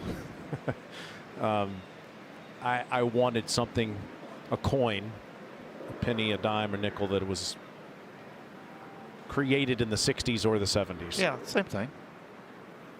Like those 77s. Right. It's funny because a lot of the players have those superstitions. Certain coins, some of them try to use the same coin all the time. Fitzpatrick uses a poker chip most of the time. It's kind of rude. I agree. What'd you use, Ned? Yep, quarters. Any quarters that were 65 or below. Mm-hmm. Yeah. So it's all everybody has the same thought. Can't find those anymore. A little bit depending on who you're playing with. If you wanted to annoy them, you'd get out that silver dollar. So right. You're so right. You get those fake gold ones. A little glare off of it. Almost 7 feet.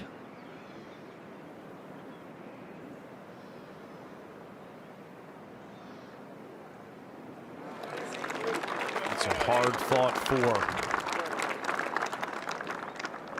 When he thought he might have a chance at a 2 when it was in the air.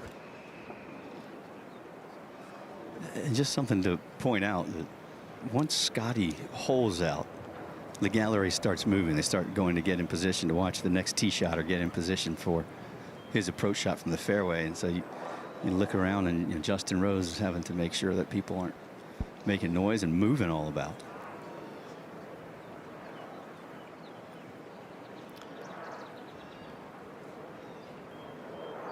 It's 5 feet.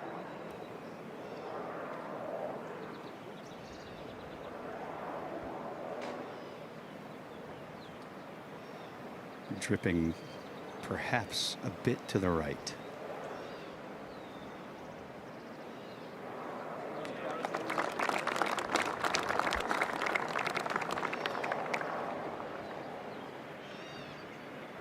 As crazy as this might sound, he is not out of this. You know, you shoot 39 with a couple of double bogeys. But he is one great round away from being very much in the thick of it, as is Fitzpatrick, who's currently 4 back. That's because Alex Smalley just made another bogey. We talked about where he hit his tee shot at 2. He made bogey from the middle of the fairway to fall back to 3 under par.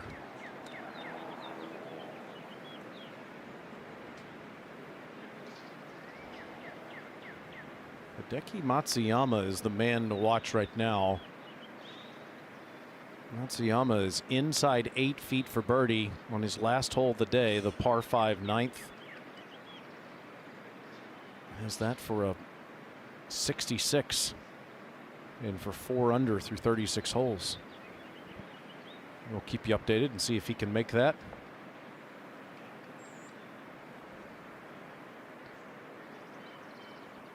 As we head to the tee here at 4. There's a grandstand behind the greens, and it frames your tee shot perfectly. You want to take it at the far right flag on top of the grandstand. It's a white flag. It's down the right center of the fairway. You can hit the fade to hold the breeze, and it should straighten out.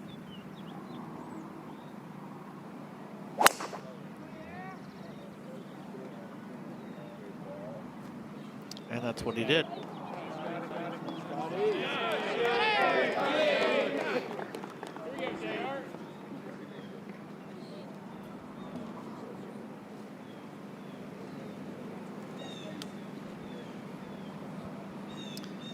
This 4th here is also a quite shallow green for Aronimink. Only 30 deep, the pin's in the back. It's on a similar line, isn't it, as it was yesterday on that left side? Yes, sir. So if you got a miss today, the right side likely a little bit better. But again, the rough around the 4th is really brutal. You got everything lined up much better that time at impact.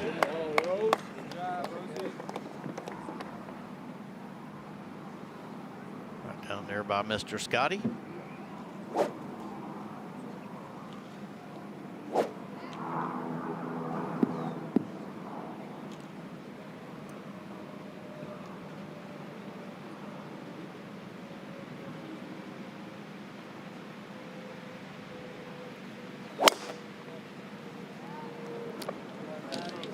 I like that. He went for almost a draw there.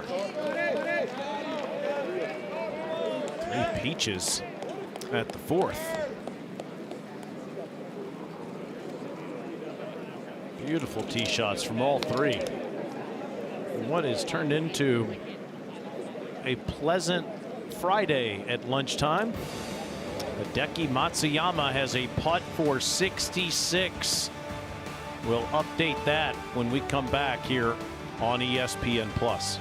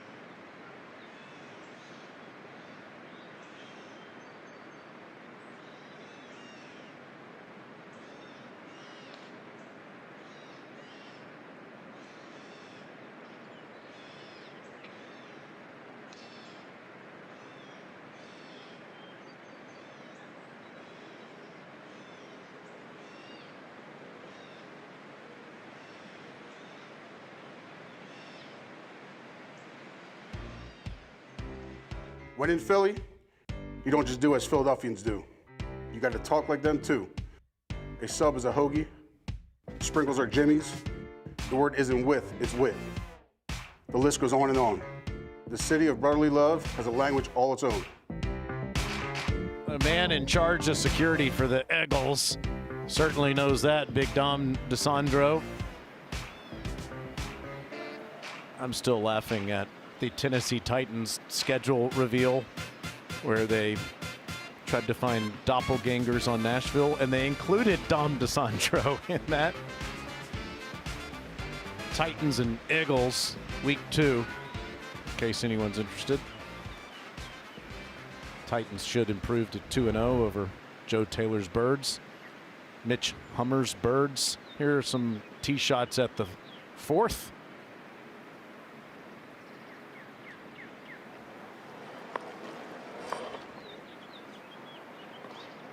All right next to each other.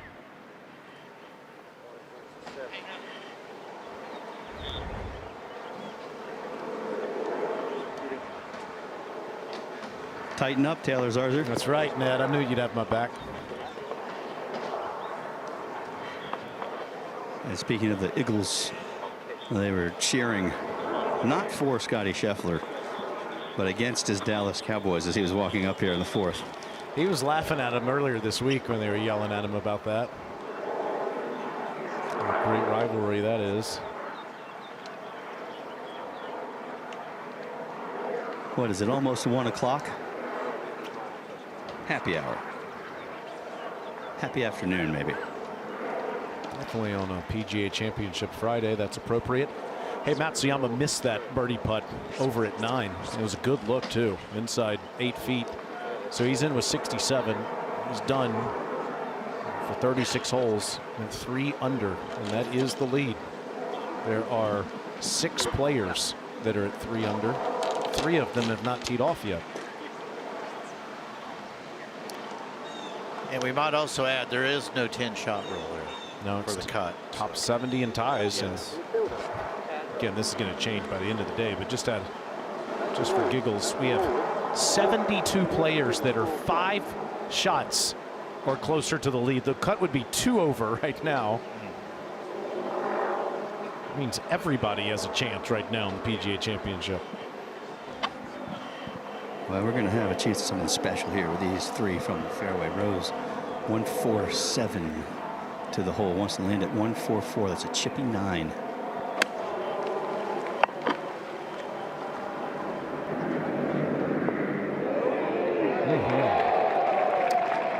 Nice chip.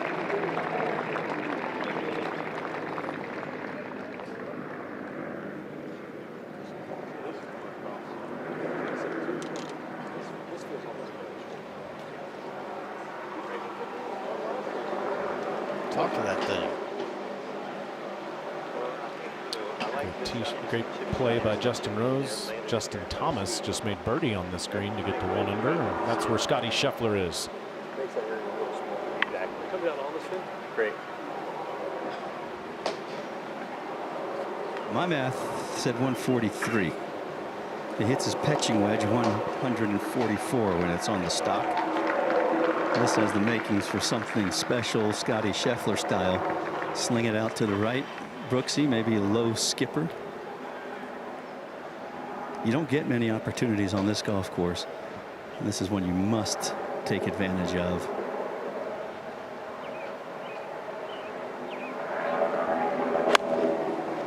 He tried to cut it. So he did all right. Little low slider in there. That was fun.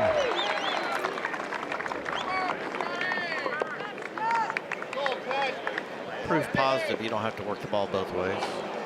He hadn't hit anything but a cut for 2 days. Can you say sexy? Is that allowed? Yes. Because that was sexy. Just love how you can change flight like that.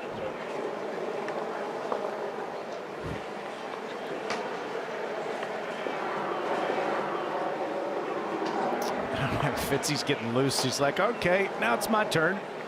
Yeah, he's been doing that all day. And it's a stock pitching wedge as well. A little bit higher. Wind. And laboring. That was not well struck. Go ball. Yeah, good 20 feet short.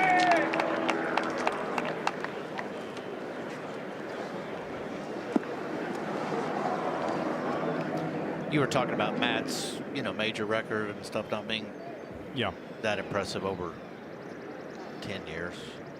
I'd say though, you got to give this kid credit, man. He realized he needed to add some yardage, and he took a deep dive biomechanically. He found somebody could help him figure it out. His arms are like shorter than. He just figured some stuff out. He got to working on ground forces. He got to working on using some different forces to create speed, and he did. He picked up probably 15 miles an hour at one time. Mark, he won the 2022 U.S. Open and then decided, I am going to go through a massive change physically and mechanically. And he lost his game for nearly a year. And he was in the depths in early 2025. We do this show down in Ponte Vedra called On the Range, where we watch the best in the world get ready the day before tournaments start. Ned and I have been involved in that show for the last couple of years, and I mean, he was bewildered on Wednesdays. And to your point, it's all been worth it. He has swung his way through it, and now he's playing the best golf of his life. So he has one of the intangibles. He possesses an intangible. Most great players have it. It doesn't matter what sport. It's a 4-letter word called grit. He has grit. Tons of it. And it really began, he had an opportunity to win in Tulsa and didn't get it done the year before. And he talked about when he left that event, the only thing he thought about was winning. That was his only goal moving forward. And then the next major, bam.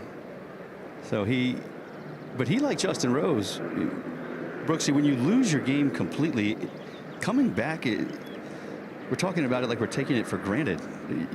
People don't come back from that when you just completely lose everything. Well, I don't know. People with grit do, for the most part. I mean, you can age out, but Justin Rose, I want to say he was he was a can't miss kid. Going to be the next Jack Nicklaus. I think he missed his first 17 or maybe even more. He missed just some ungodly number of cuts when he turned pro early on. And what happened? I mean, it could have broken him or made him stronger, and it made him stronger. That's exactly the point.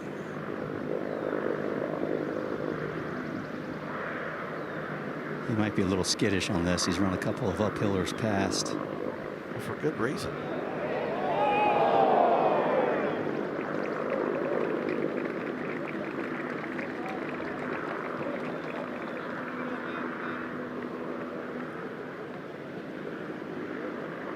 Easy par.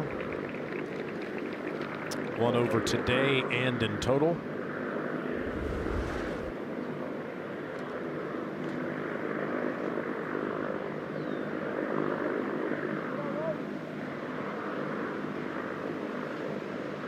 A good effort. It was 21 straight missed cuts for Justin Rose back at the beginning of his professional career. Took 4 off of it. I mean, people thought he should, like this kid ought to go back to school, do something else.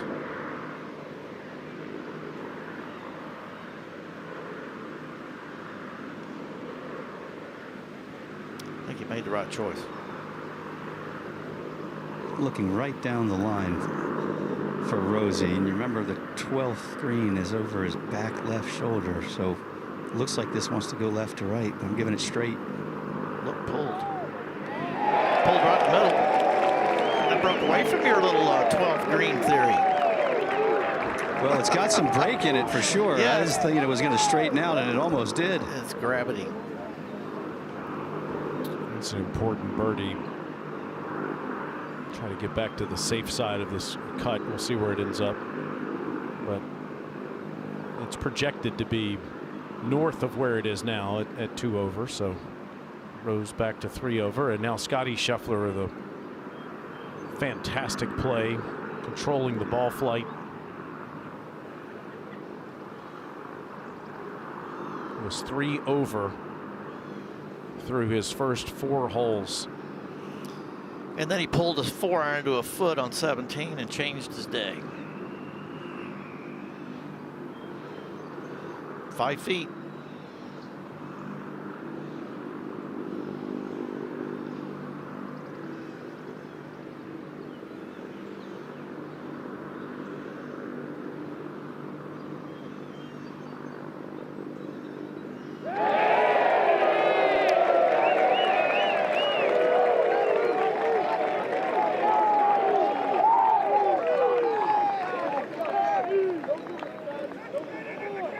Staying in the process, playing golf,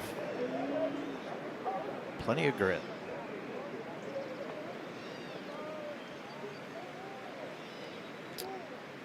Scottie heads to the 5th tee, the par 3. Meanwhile, Xander Schauffele's here. Tees off in just over an hour from now with Brooks Koepka and Tyrrell Hatton. And you can watch it right here. Don't have to flip away to anything else. It'll be exactly where you're watching right now on ESPN Plus.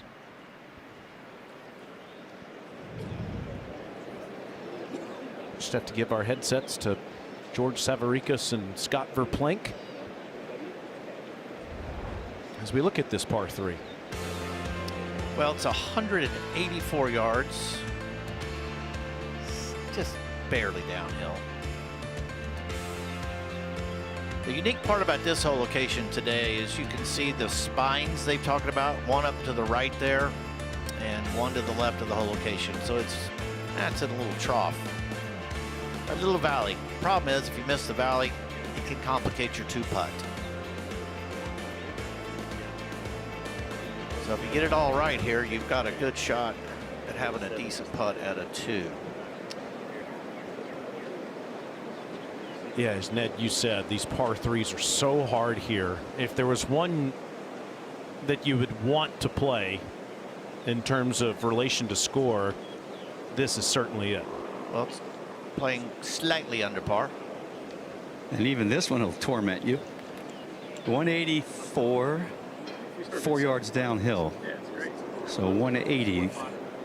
Long is no good. Deep rough and everything slopes away from you coming back. The wind, if anything, Brooksy, I think might be helping. Yes, it's out of the right for sure, but I would give it help before I would give it anything. And the wind meter on the screen confirms it. Just a touch. So this is right between clubs, right between a 7 and an 8. Looks like he's got the 8. Have to protect against the miss long. Well, and he can hit that a little bit.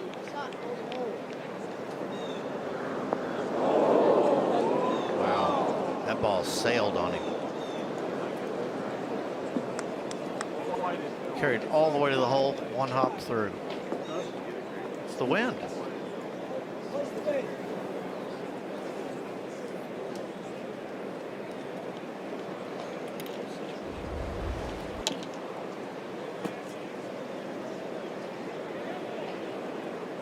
Flighted that beautifully.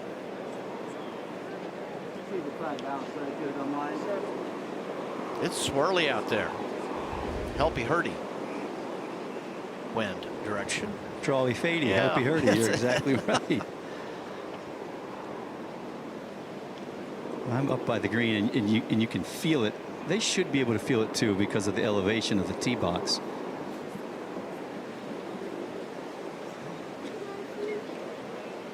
And there's a couple of youngsters who are just crawled up over the fence. You can see them peering over, and I think they were saying, "Hey, it's Justin Rose and Scottie Scheffler," and Justin saying, "Hey, fellas, just while I'm hitting." Yeah, it's cool, guys. Just be still.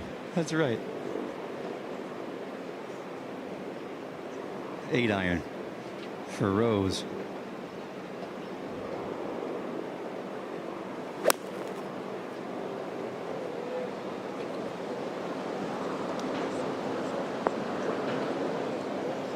the trough, missed it.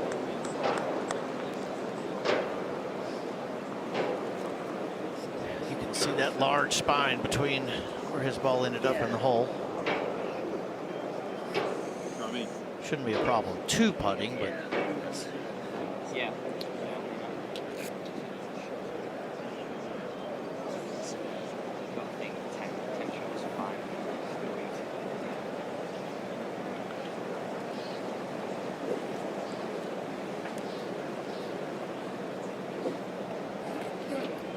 Quick shout out to Ben Kern, who just shot 67 from the Core Bridge Financial team of 20. 1 over through 36 holes.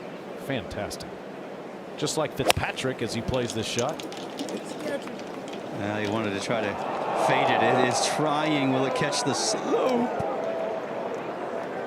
caught it just a hair deep and right up against the curb. So we're going to have two curb shots here. One against the first cut and the other against the second cut.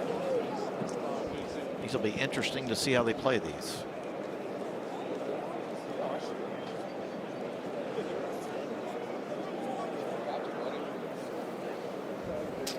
There's the curb that Matt Fitzpatrick will have to contend with in just a moment.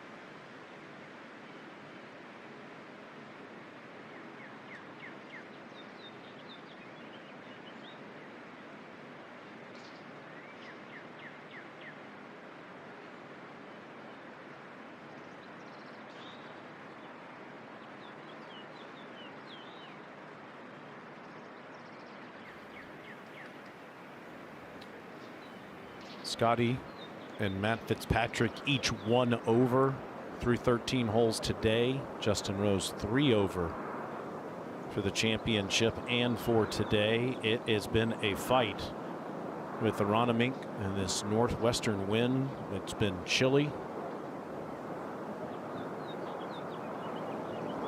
It has defended the golf course. Scottie Scheffler is up against the primary cut of rough. Yeah, it's like my hairline where it's a little light and a little thicker.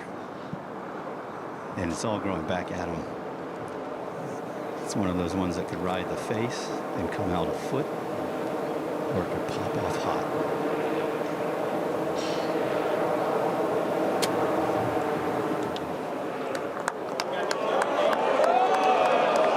Well, that man is a master of the muffled strike. He's really good at that.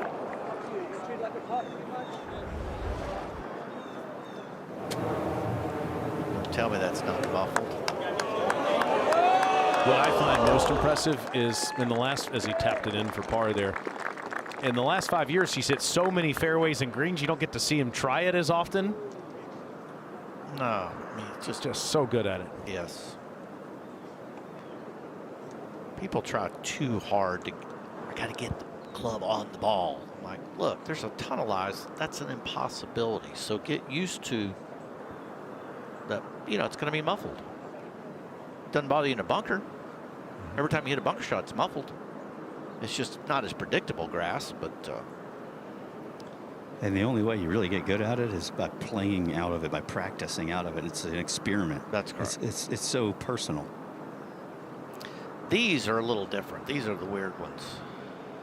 Yeah, I would think Justin Rose will go next. Okay. Will. Yeah. All right. Well, they've been playing. They've been playing out of turn, but you wouldn't do that in the Ryder Cup where these two have been so successful. I hit this exact putt a dozen times earlier this week and was surprised by how fast it was once it gets over the spine. The only thing that may help it is the wind is going to hold that a little bit.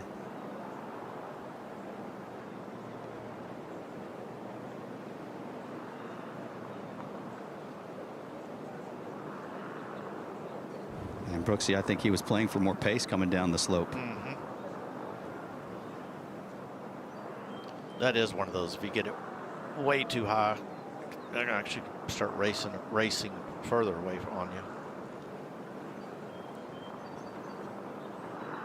Not a bad lead, though. And Fitzy's got a little bit of air between the eyelashes and the back of his ball. But this is going to be a little Texas wedge, really trying to drive down on a putter and pop it. Got stuck. That's one. I think the hybrid kind of works. The strong hybrid, if you got like a 3 or 4 hybrid in there. Did you try that quite a bit? I tried everything a lot. What you want is the ball to actually skid. You want it to actually get airborne, but flat airborne. That's why it's tough to hit down on it with a putter, because it doesn't have enough loft. So you've de-lofted that putter so much that you kind of squeeze it in the, you almost force it to bounce. And Fitzy has that reverse C-groove technology on his putter, which is meant to get the ball rolling quickly. So when he does what you're saying, de-lofts it, those grooves actually seem to dig in a little bit. I totally agree with that.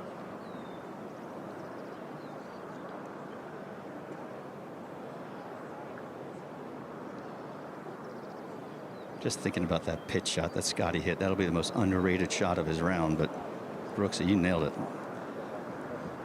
That could have been a bogey in the making. Well, a lot of people see lies like that and they go, it's not fair, and it's just, all it is chop out, and you know, I'm just chopping it all over. I go, no, man, there's skill there, and there's educated guessing, and trust and faith, and they don't always come out good, but right center here. Got it.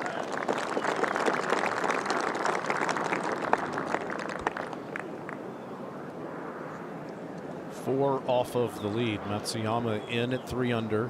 Potgieter out there at 3 under. Jaeger, Minwoo Lee, and Ryo Hisatsune all yet to tee off at 3 under. Scheffler part of the group that is 1 back. Justin Rose is 6 behind and currently in a tie for 70th. Which is the magic number to play tomorrow. And this is the magic 3 foot 1 inch putt.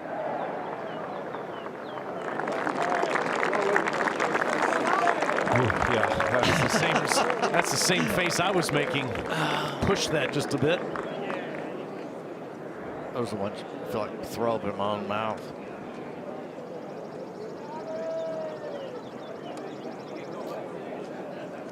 Breathe in real heavily on the downstroke. I love this next one, Brooksy, this dog leg right. I do too, but what do you see where this whole location is today? It's guarded by grass, so 390. Big fairway, slopes kind of back at the players and left to right. Today's left to right. Wind. You just got to pick a club that goes about 290, 285. I don't have one of those, but if you do, that's kind of the yardage you want.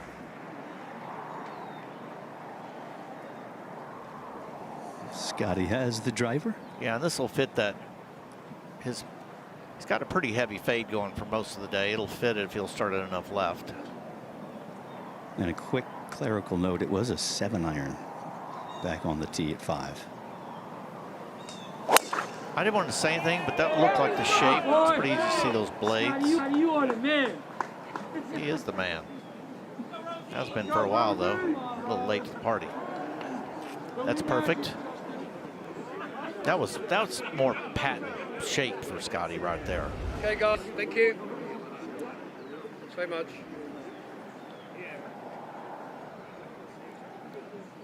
That's what we're used to seeing.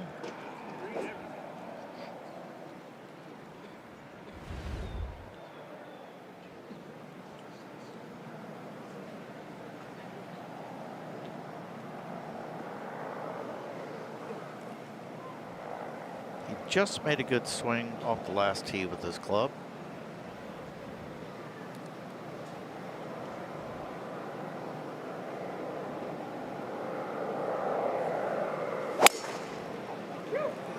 Lost it again. The game look too easy, man. You make the game look Probably too find a bunker. Yep. Yesterday, he hit it over there up against that big hardwood, and it ended up getting pinched between the roots and a volunteer's bag of shirts and merchandise. It looked like it would have rolled up the trees and then come back down. But because he got stuck behind the bag, he had no shot. He had to take an unplayable. In the end, it was a good bogey for Rose.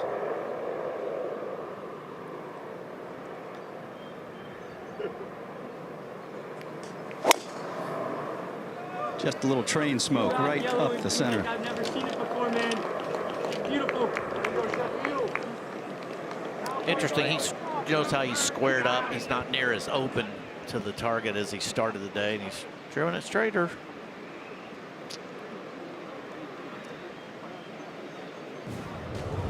Well, Hideki Matsuyama with the best round of the morning. Started at the 10th. This for birdie off of the green at 13. Put it from a good direction. That hole proved more pesky today than they all thought. Over at the third, his 12th hole. Our guys were having trouble with his second shot, gauging the wind. Not that group. Certainly not Hideki. 2 birdies, no bogeys as he played the 5th. Well, first time we're seeing it. I'm going to bet he gets it in the swell. Watch this ball go right.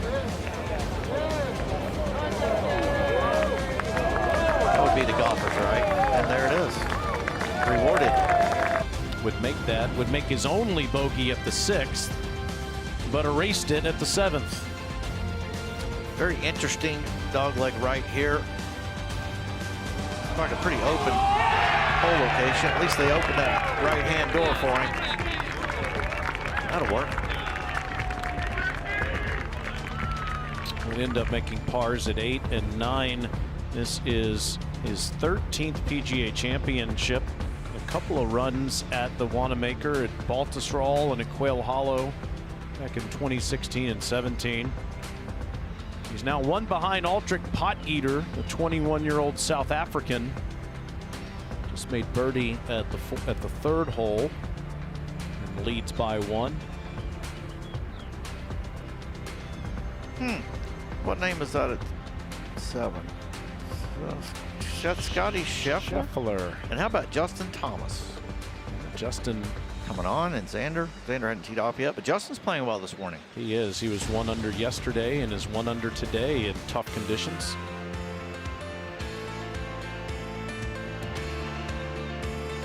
Fitzpatrick and Scheffler in the fairway.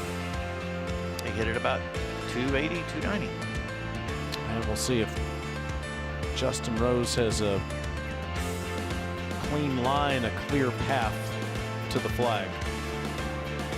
I'm going to go out and look at this whole location in person this afternoon. The big, I don't know, swale mound that guards the front left of this green. It reminds me of something you'd see at St. Andrews. This whole location's right in a little valley. It's like a big hummock without the hair. Yeah, there you go. A shaved hummock. He's going all the way up. Why not? We've been out here 4.5 anyway already. Exactly.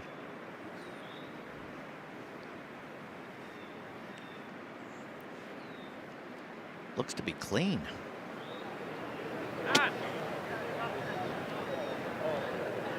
know this pin location, don't you? Yeah, but this is the one that you can go further past. Don't really want to be short here, especially into the wind.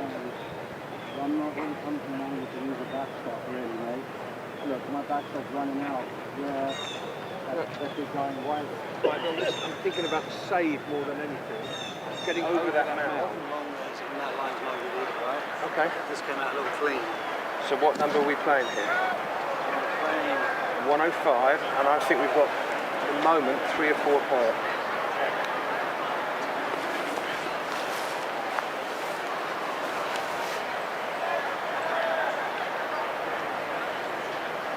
It's a gap wedge for Rosie. And he does have to strike it cleanly. That lip is a problem if he doesn't pick it. It's one of the reasons I think Mark Fulcher's caddy was trying to get him to come up short. See, that's such a bad lie out of there. It was half down, wasn't it? It's just sitting down.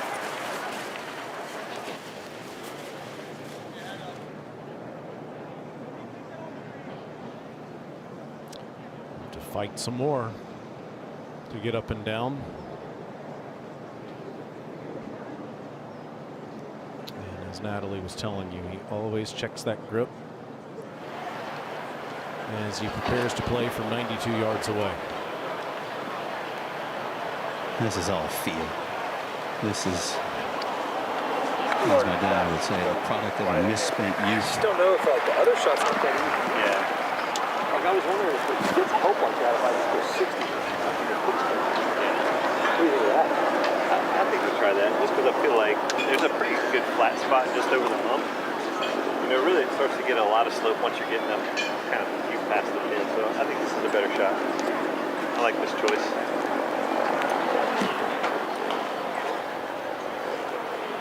Top of the ridge is what? 88. 79 front. It looked to me like he added loft here, Mark. He did. He's going for the trap draw 60. I like the choice too. Knock it down.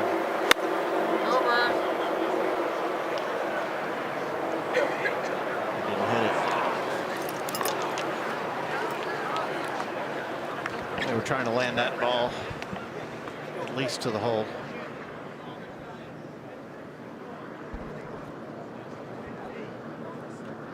It's a complicated test. There are just so many variables in the equation here. Not only the lie below your feet, the wind at your back. You're trying to Overthink. Overthink. Yeah. This one's going up top.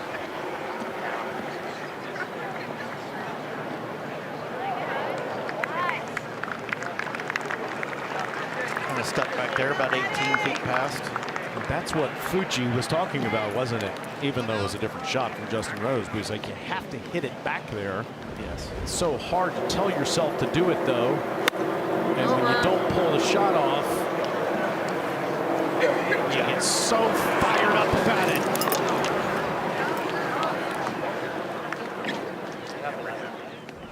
Haven't we all been there? Some of us are better at controlling it and holding on to the club than others.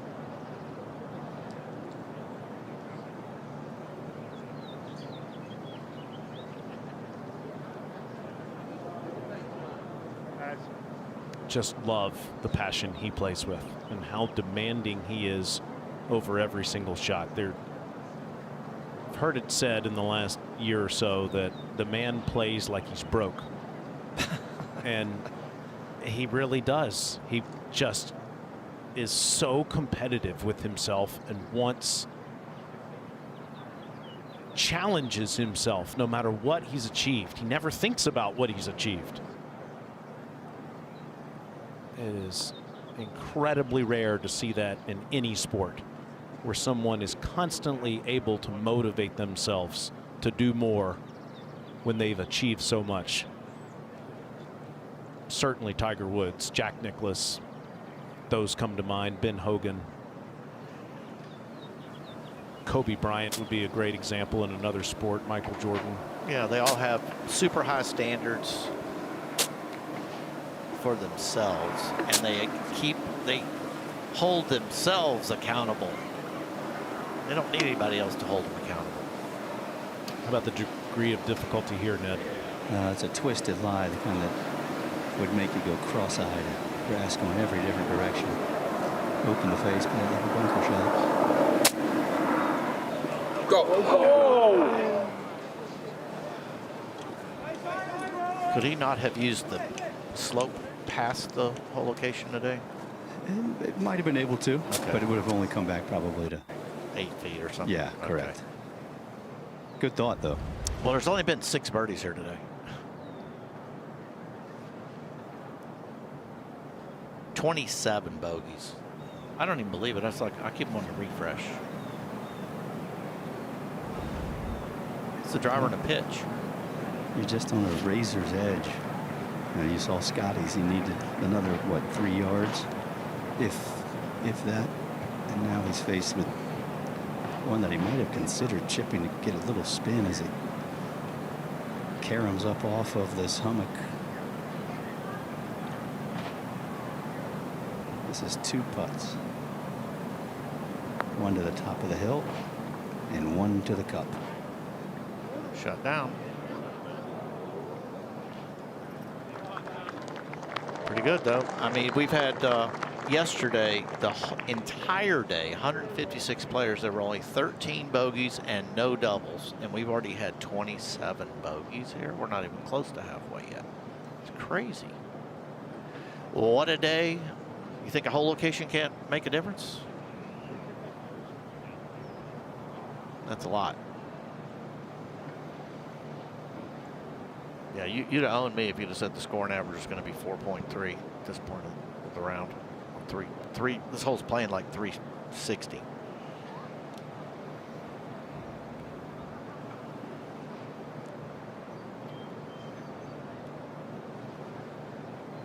All right. See if he can read one here. This is the first time I've seen him use aim point. Normally he just goes to the belly point. I've seen him with the fingers up, so. Have you? Yeah. Well, that was 3 fingers. That would indicate a significant amount of slope and break.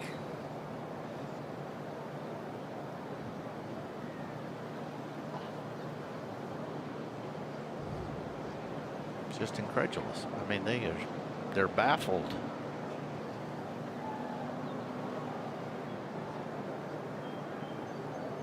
There's your 12th green. Dragging it down there. That was surprising. Yeah, he's been heavy-handed for sure on a couple, but that wasn't even close. And I think that's one of the reasons why you see all those doubles and bogeys. Quite a few of them have got to be 3 putts.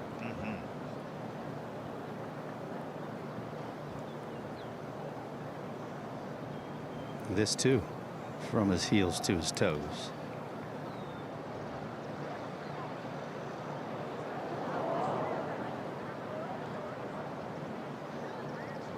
That one drifted away and on by. Brooksy, what do you think? We may hear about this whole location a little bit from some of the players. This will be a hot topic.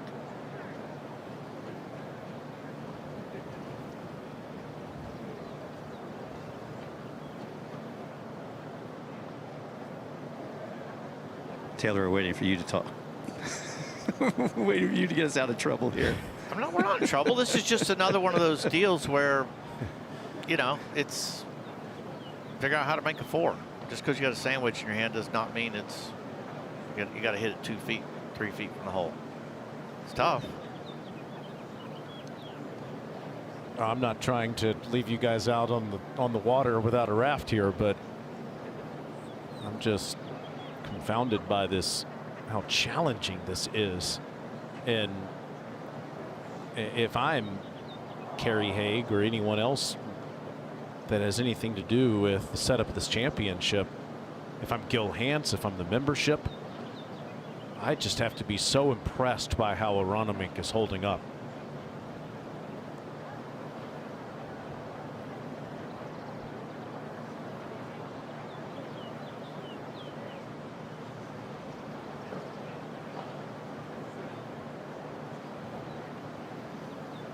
Well, he had a 4-putt earlier, and he's made a couple of these comebackers after he's raced some birdie and par putts past the hole. Oh my goodness. That never even thought about going in the hole.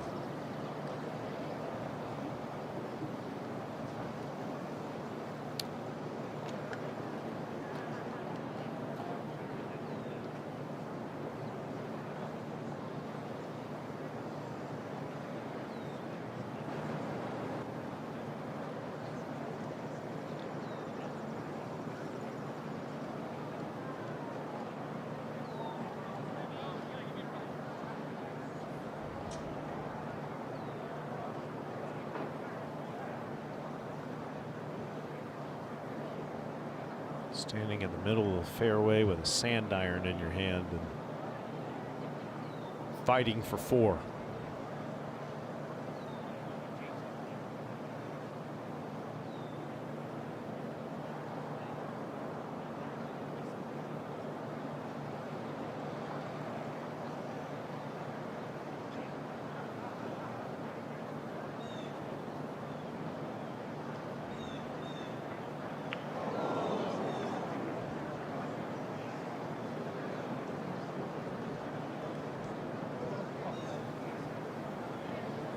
The vagaries and the wrinkles of these greens, we've talked about them. They're old and they're a little bit ornery today.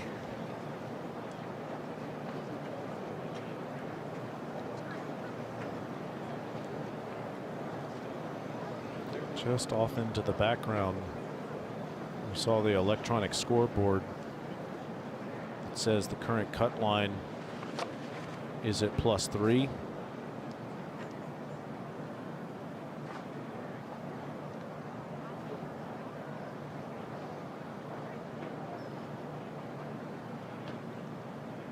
Justin is outside that mark for now. We'll see how that changes as the day continues.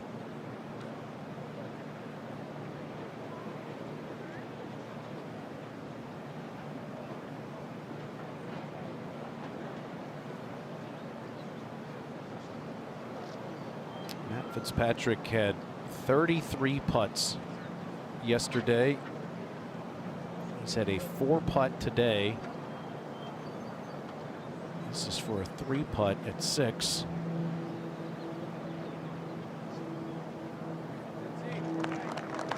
"28 putts so far with 3 holes to go.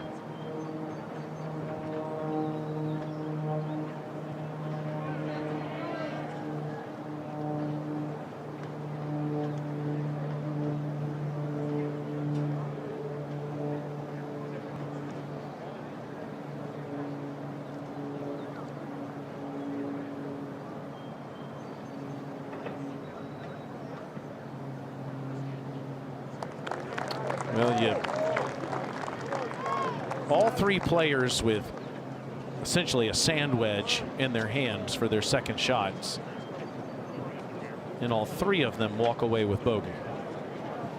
Yeah, Justin was in the bunker over there, though. I'm not going to give him a pass.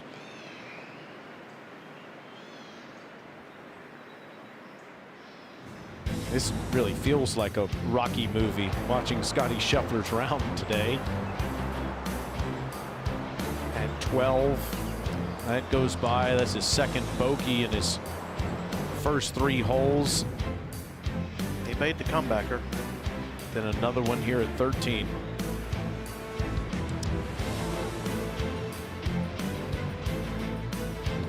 Three over through 4.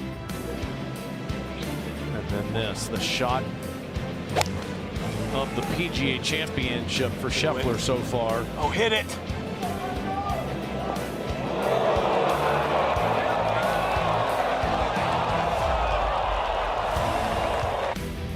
Majestic. Head over to the 4th after a beautiful tee shot. No, shot tracer is not lying. That was a little low cut.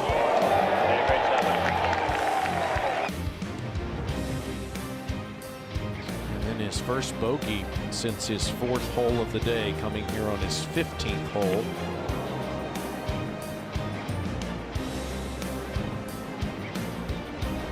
Four bogeys, 2 birdies for Scheffler, 2 over as he plays the par 4-7.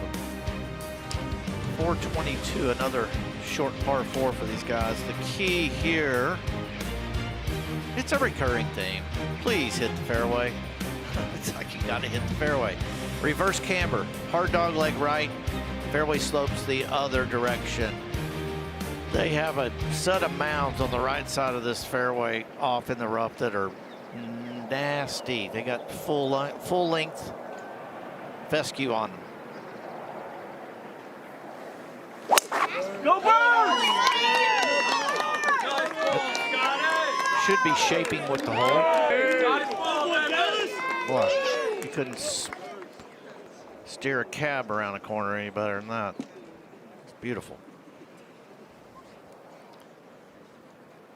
Somewhat accessible hole location today as well.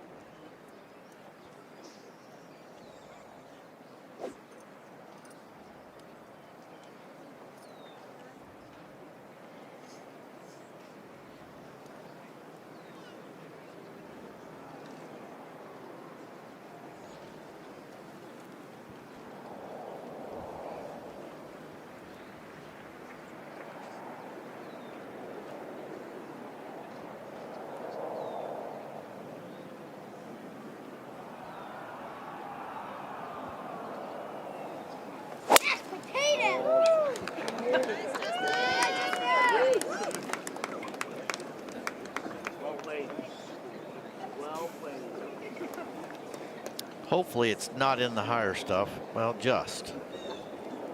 That's what I was talking about. Area of the course called hummocks.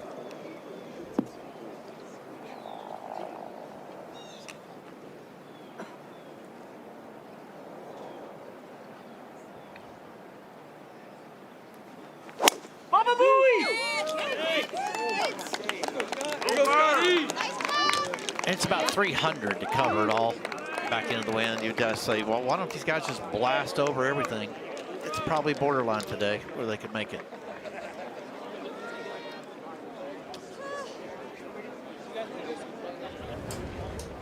The defending PGA champion Scottie Scheffler tied for the lead after day 1, now down to 1 under par.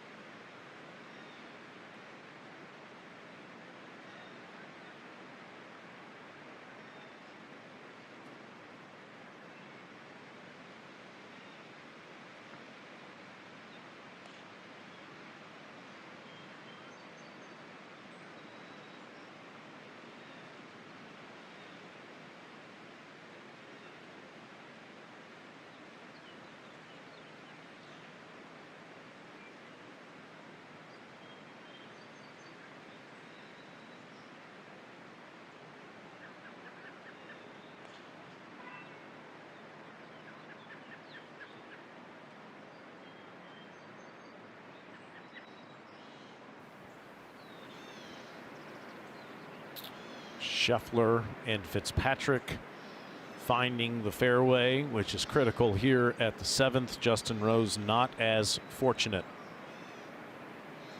And that big area of discolored grass is called hummocks. To the right of the fairway here at 7. It was interesting, Gil Hansen, in an interview the other night, great architect, said with the help of his partner Jim Wagner, they looked at some old aerial photos of the course right after it was first designed by Donald Ross, and they saw that area and said, we have to feature that in the PGA Championship. 143 from here, 75 down from here, 38.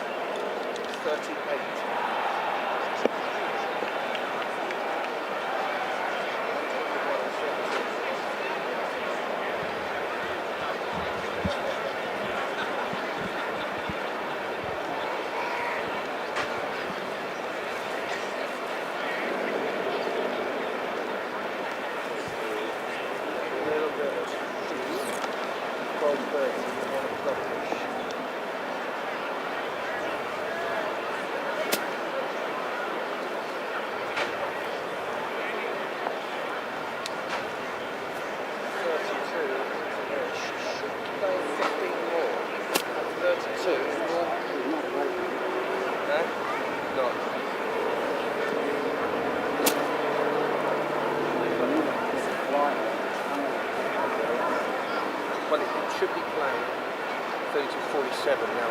Just corner it from there. If you can. You could have.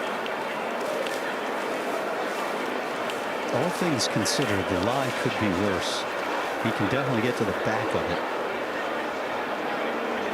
We saw Brooks Koepka over here yesterday.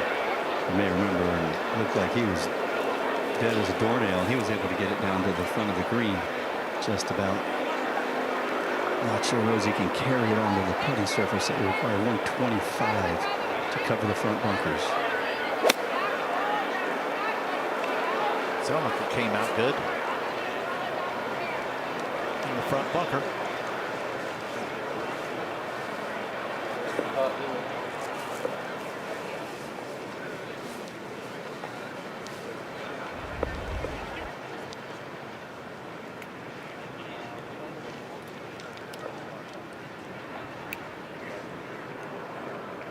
That's some healthy grass right there. I've thought about it a little bit, that previous hole and a lot of these hole locations. These greens average over about 8,500 square feet. They're busy, and it's a lot of homework to do. Some of it I chalk up to the unfamiliarity of how to play some of these tricky hole locations. That's a fair point. That last one's certainly going to be a topic of discussion, we'll say. 33 to the hole. Plays downhill 4 yards from right here. Just a little bit right, but handsome. Just a little deep.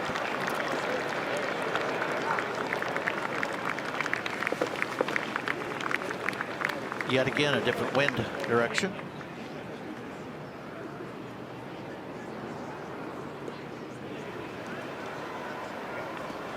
They're also very high spin players with wedges, as you well know, Ned. And you get a little wind and these tight fairway lies, sometimes that big spin is not their friend. That's a lot of words, eh?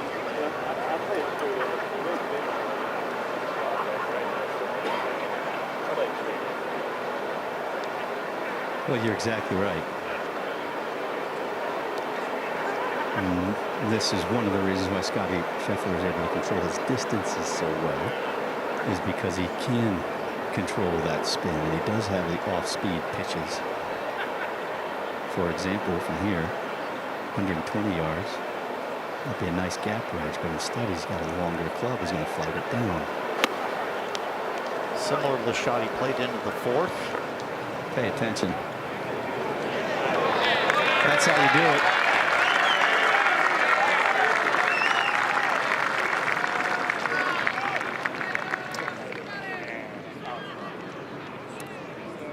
Well, for the first time since 1962,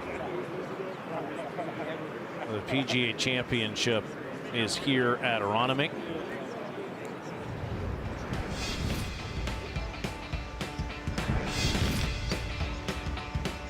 Young Gary Player victorious for his first of 2 PGA titles. It has hosted 3 other PGA Tour events, all since 2010. Justin Rose, 16 years ago, won it. Keegan Bradley won on the PGA Tour here 8 years ago. Both are in the field this week. Par 70 playing at nearly 7,400 yards.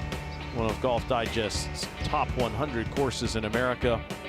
Gil Hance, as we just told you, restoring the golf course to, quote, repaint the picture Donald Ross wanted, end quote. I have so much respect for Gil and Jim Wagner trying to take all these golf courses they've worked with back to the way they think it was originally intended. We showed you this graphic yesterday. It's interesting that all 4 of those golf courses are back in the rotas for the U.S. Open, for the Open, and for the PGA Championship after near over half a century of a break, and in the case of Shinnecock, almost a century between the late 1800s and 1986.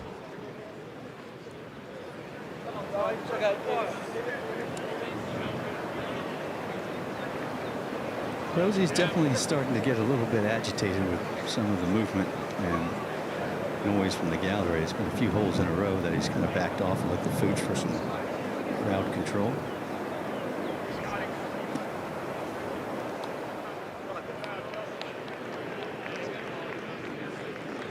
Good play, but another one of those. He's had them on almost every hole.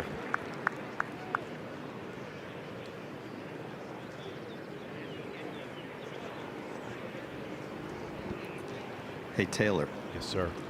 I was watching some highlights from that Gary Player win where he would make a putt from, say, 15 feet. Ball would go in, and he wouldn't go get it. He would just walk off the green. And so there was some speculation on social media of why that was.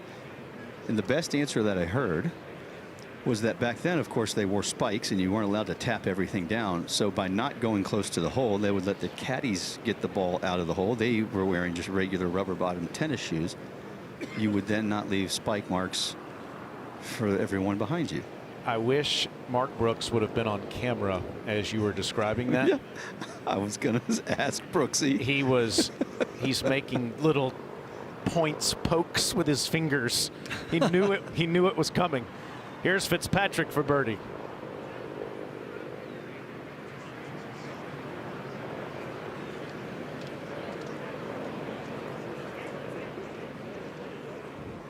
This isn't so dissimilar to Brooks Koepka's situation, at least through 18 holes, Ned, with how often he's using his putter. Speaking of using their putter, this was Scottie yesterday here at 7.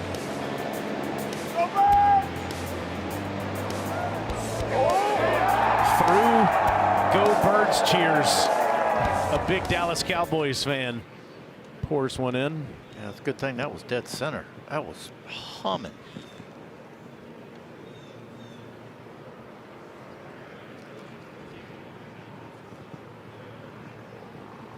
"17 feet. Should have learned something about the pace here. I would think so, but I would also imagine that everybody's just a little bit skittish after the happenings back at the 6th. Now you're in defensive mode.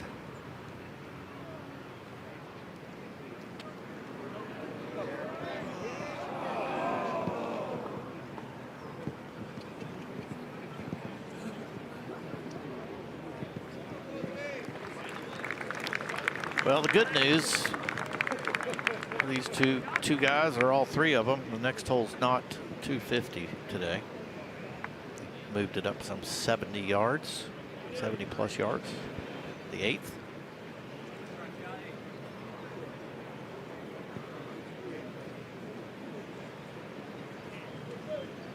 Just under 11 feet here. This is probably one he would really like to make. What's our projected cut, you thinking? Kind of right where he is. The good news is he does have the 9th if he makes a mistake here, or at the 8th, but he would love a couple of pars and a little cush with a birdie at the 9th. I'd be shocked if it doesn't go to 4 based on the current scoring. And there's still a chance it could go to 5, depending on, like you said, Ned, how significant that wind is this afternoon.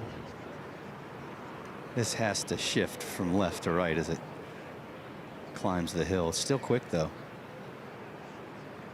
He ripped it right in the gut. You remember that word? What was that word I gave? Grit. Yeah, that's grit right there. Makes me think of that great movie, True Grit. Both versions of it. There was one without John Wayne. It was good. Jeff Bridges. I'm going with John Wayne. That's fine. That's fine. I'm going with John Wayne. I'm not going to argue with you. They just both were good.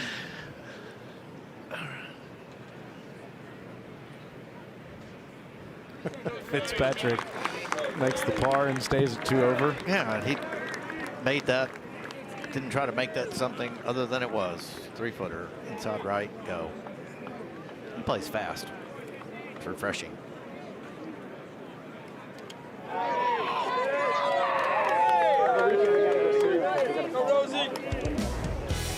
You were talking about it yesterday. The tee is way back there on the right, and now it's down here at the bottom of your screen on the left, and the 63-yard difference.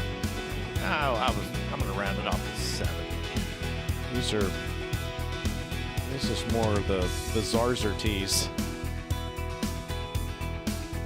Yeah, but I can still figure out how to make 5. no question.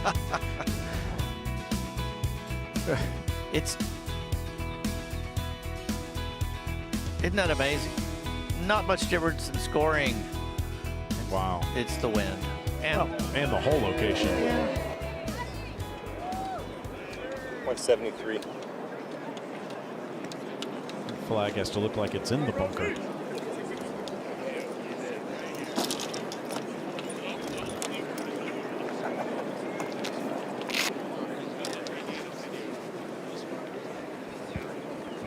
We're learning how to protect par if they don't decide to bring the golf ball back into reality. Manufacture wind? No, you just test them different ways. And they can't say they can't choose which shape to hit it off the tee here. There are no trees in the way. So 7 more. So 8. The big tree is pin high, and then we've got 7 more. So you got 180 to run out before it starts going over the hump at the 8. Just kind of trying to give you some visuals on that. Yeah, no, that's good to know. Yeah, I think it's honestly full flag in the 8. Pretty much dead end right now? Yeah.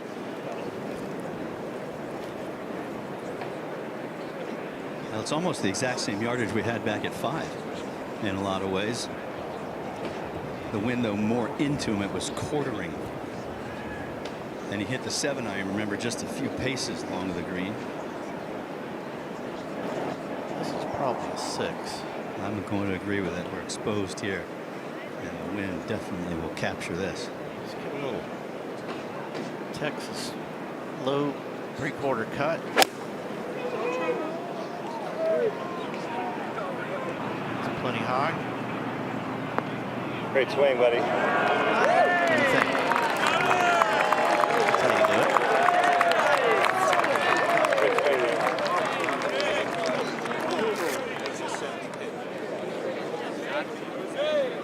And that 102 apex it showed, that's this tee's elevated. So that was pretty low for Scottie. It's more like an 85, 90, 85 foot shot if you were on level ground. That's the other complicating factor. You're up in the air trying to hit it low. It's not as easy to do for these guys. Just a little awkward. I feel like you're going to hit it downhill. You're almost hitting it underground, trying to keep it down. And it's interesting. You mentioned there's only that one big tree behind the green, so you don't really have any depth perception. The 5th looks so much shorter compared to this when you stand up here. I feel like you should be hitting 4-iron.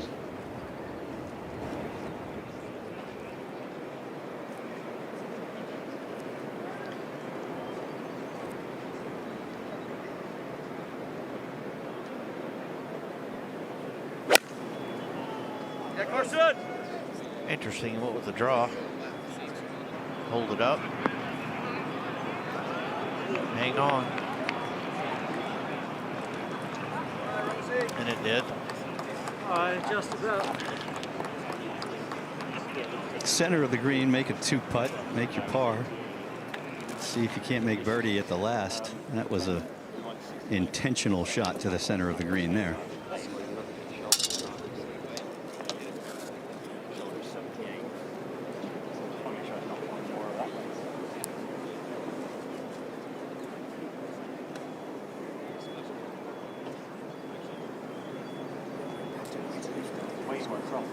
Well, it looks it, doesn't it? But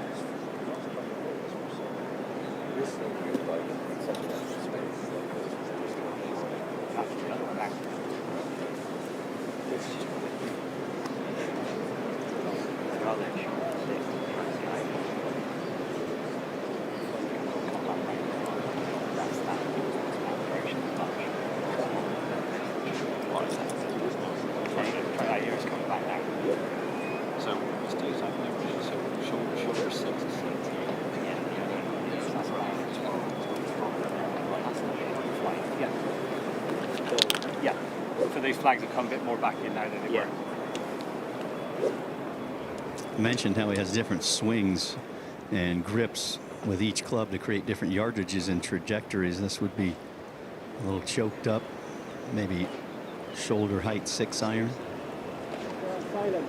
but something in the gallery put him off. Regroup, and now we're ready to roll.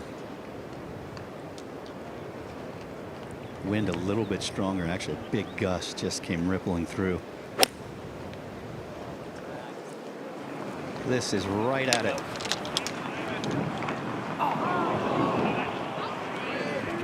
All of that, trying to get the yardage down, take on the shot. It's got to be so frustrating for Fitzpatrick to come up short.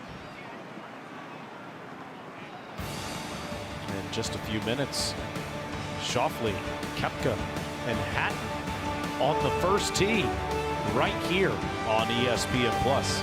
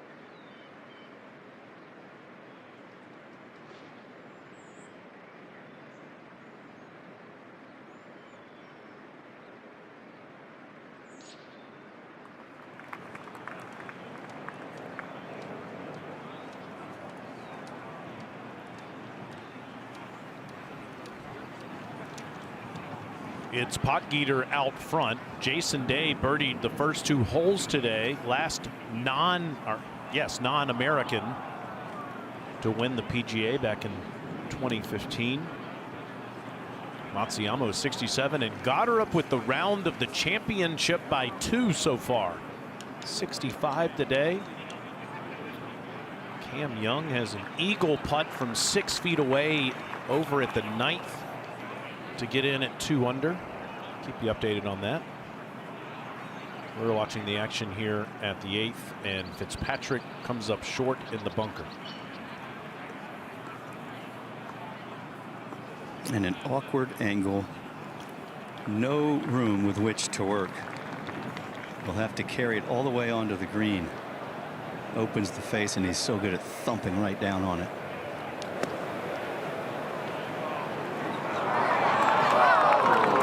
Exquisite. That was really, really, really good. You can't believe it's not a tap in.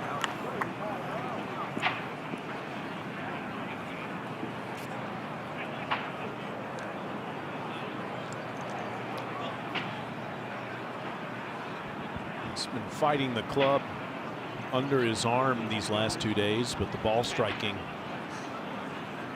has mostly been on point. 173 down the hill. We've had 4 birdies here today. That's the wind. Well, the par 3s must be some of the toughest on the golf course of all the holes.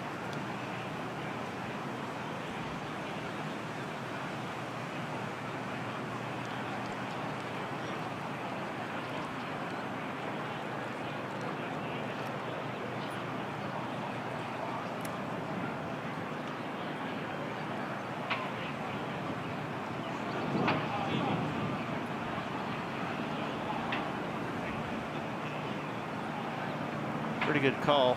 14's number 1. This hole's number 2. And 17 is number 8 in difficulty. Top 2 are par 3s.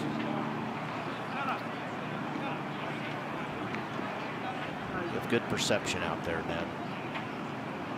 I just feel like you're hitting big clubs into small targets with swirling winds, not breezes, winds.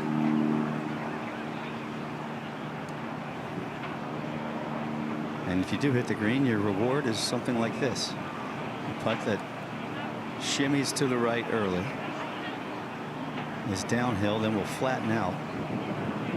And you think it might come back to the left at the end, but you're not sure. And you could be convinced it's actually going to go farther to the right.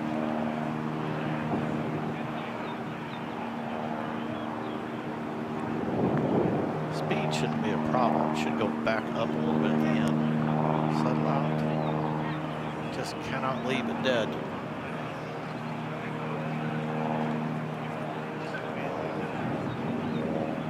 Work, work, work. Keep chopping wood. Just keep chopping. He's going to sleep like a baby tonight.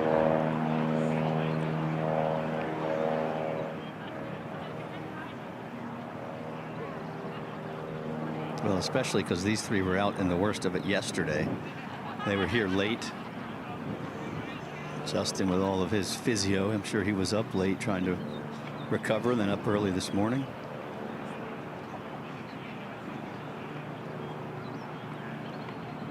Well, we learned from Justin that it's faster than we thought.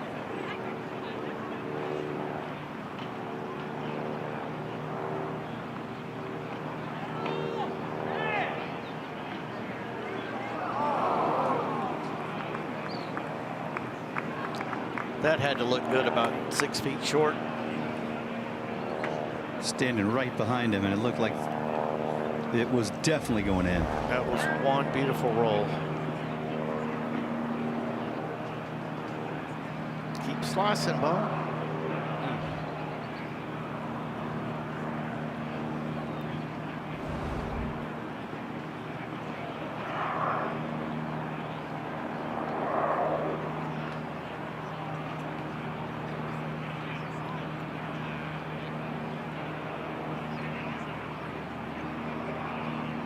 Was the 18-hole leader. He will not be the 36-hole leader, but he is right there.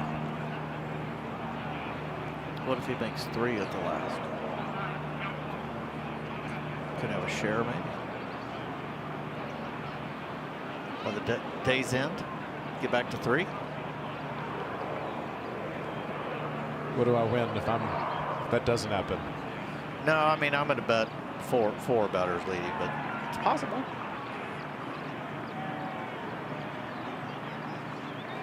You win anything you want. A 2-putt. A free lesson. A 2-putt when you need one. Gosh, that was just had too many of these. Yeah, painful.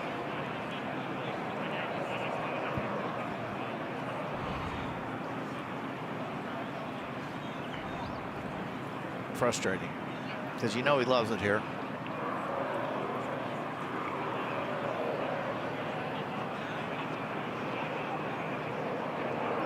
It's just been a struggle off the tee as well. Yes. A lot of, as you say, fighting, really fighting for pars.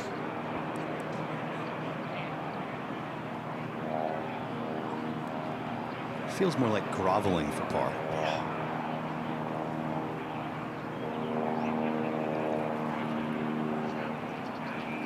Just, you nailed it. There's just run out. Even when you think you've hit a good putt or a good pitch, you end up with these little stinkers.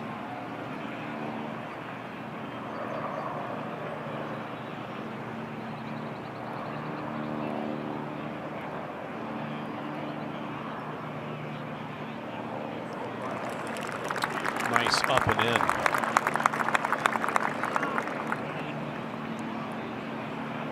Yeah, that's a really good bunker shot.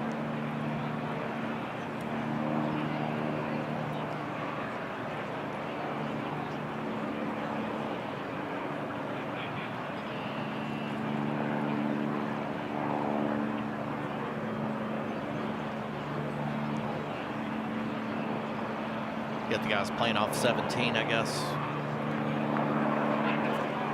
Right over here on the 10th. This is adjacent to the 8th. Oh, the 10th grade. That's right. Cameron Young did make that eagle putt up ahead at the 9th.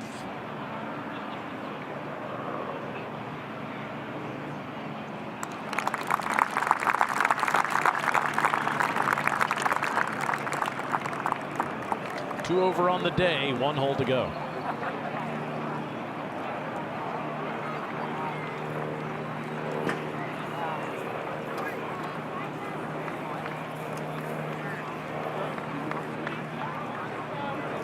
Well, as they walk to the 9th, back to the first tee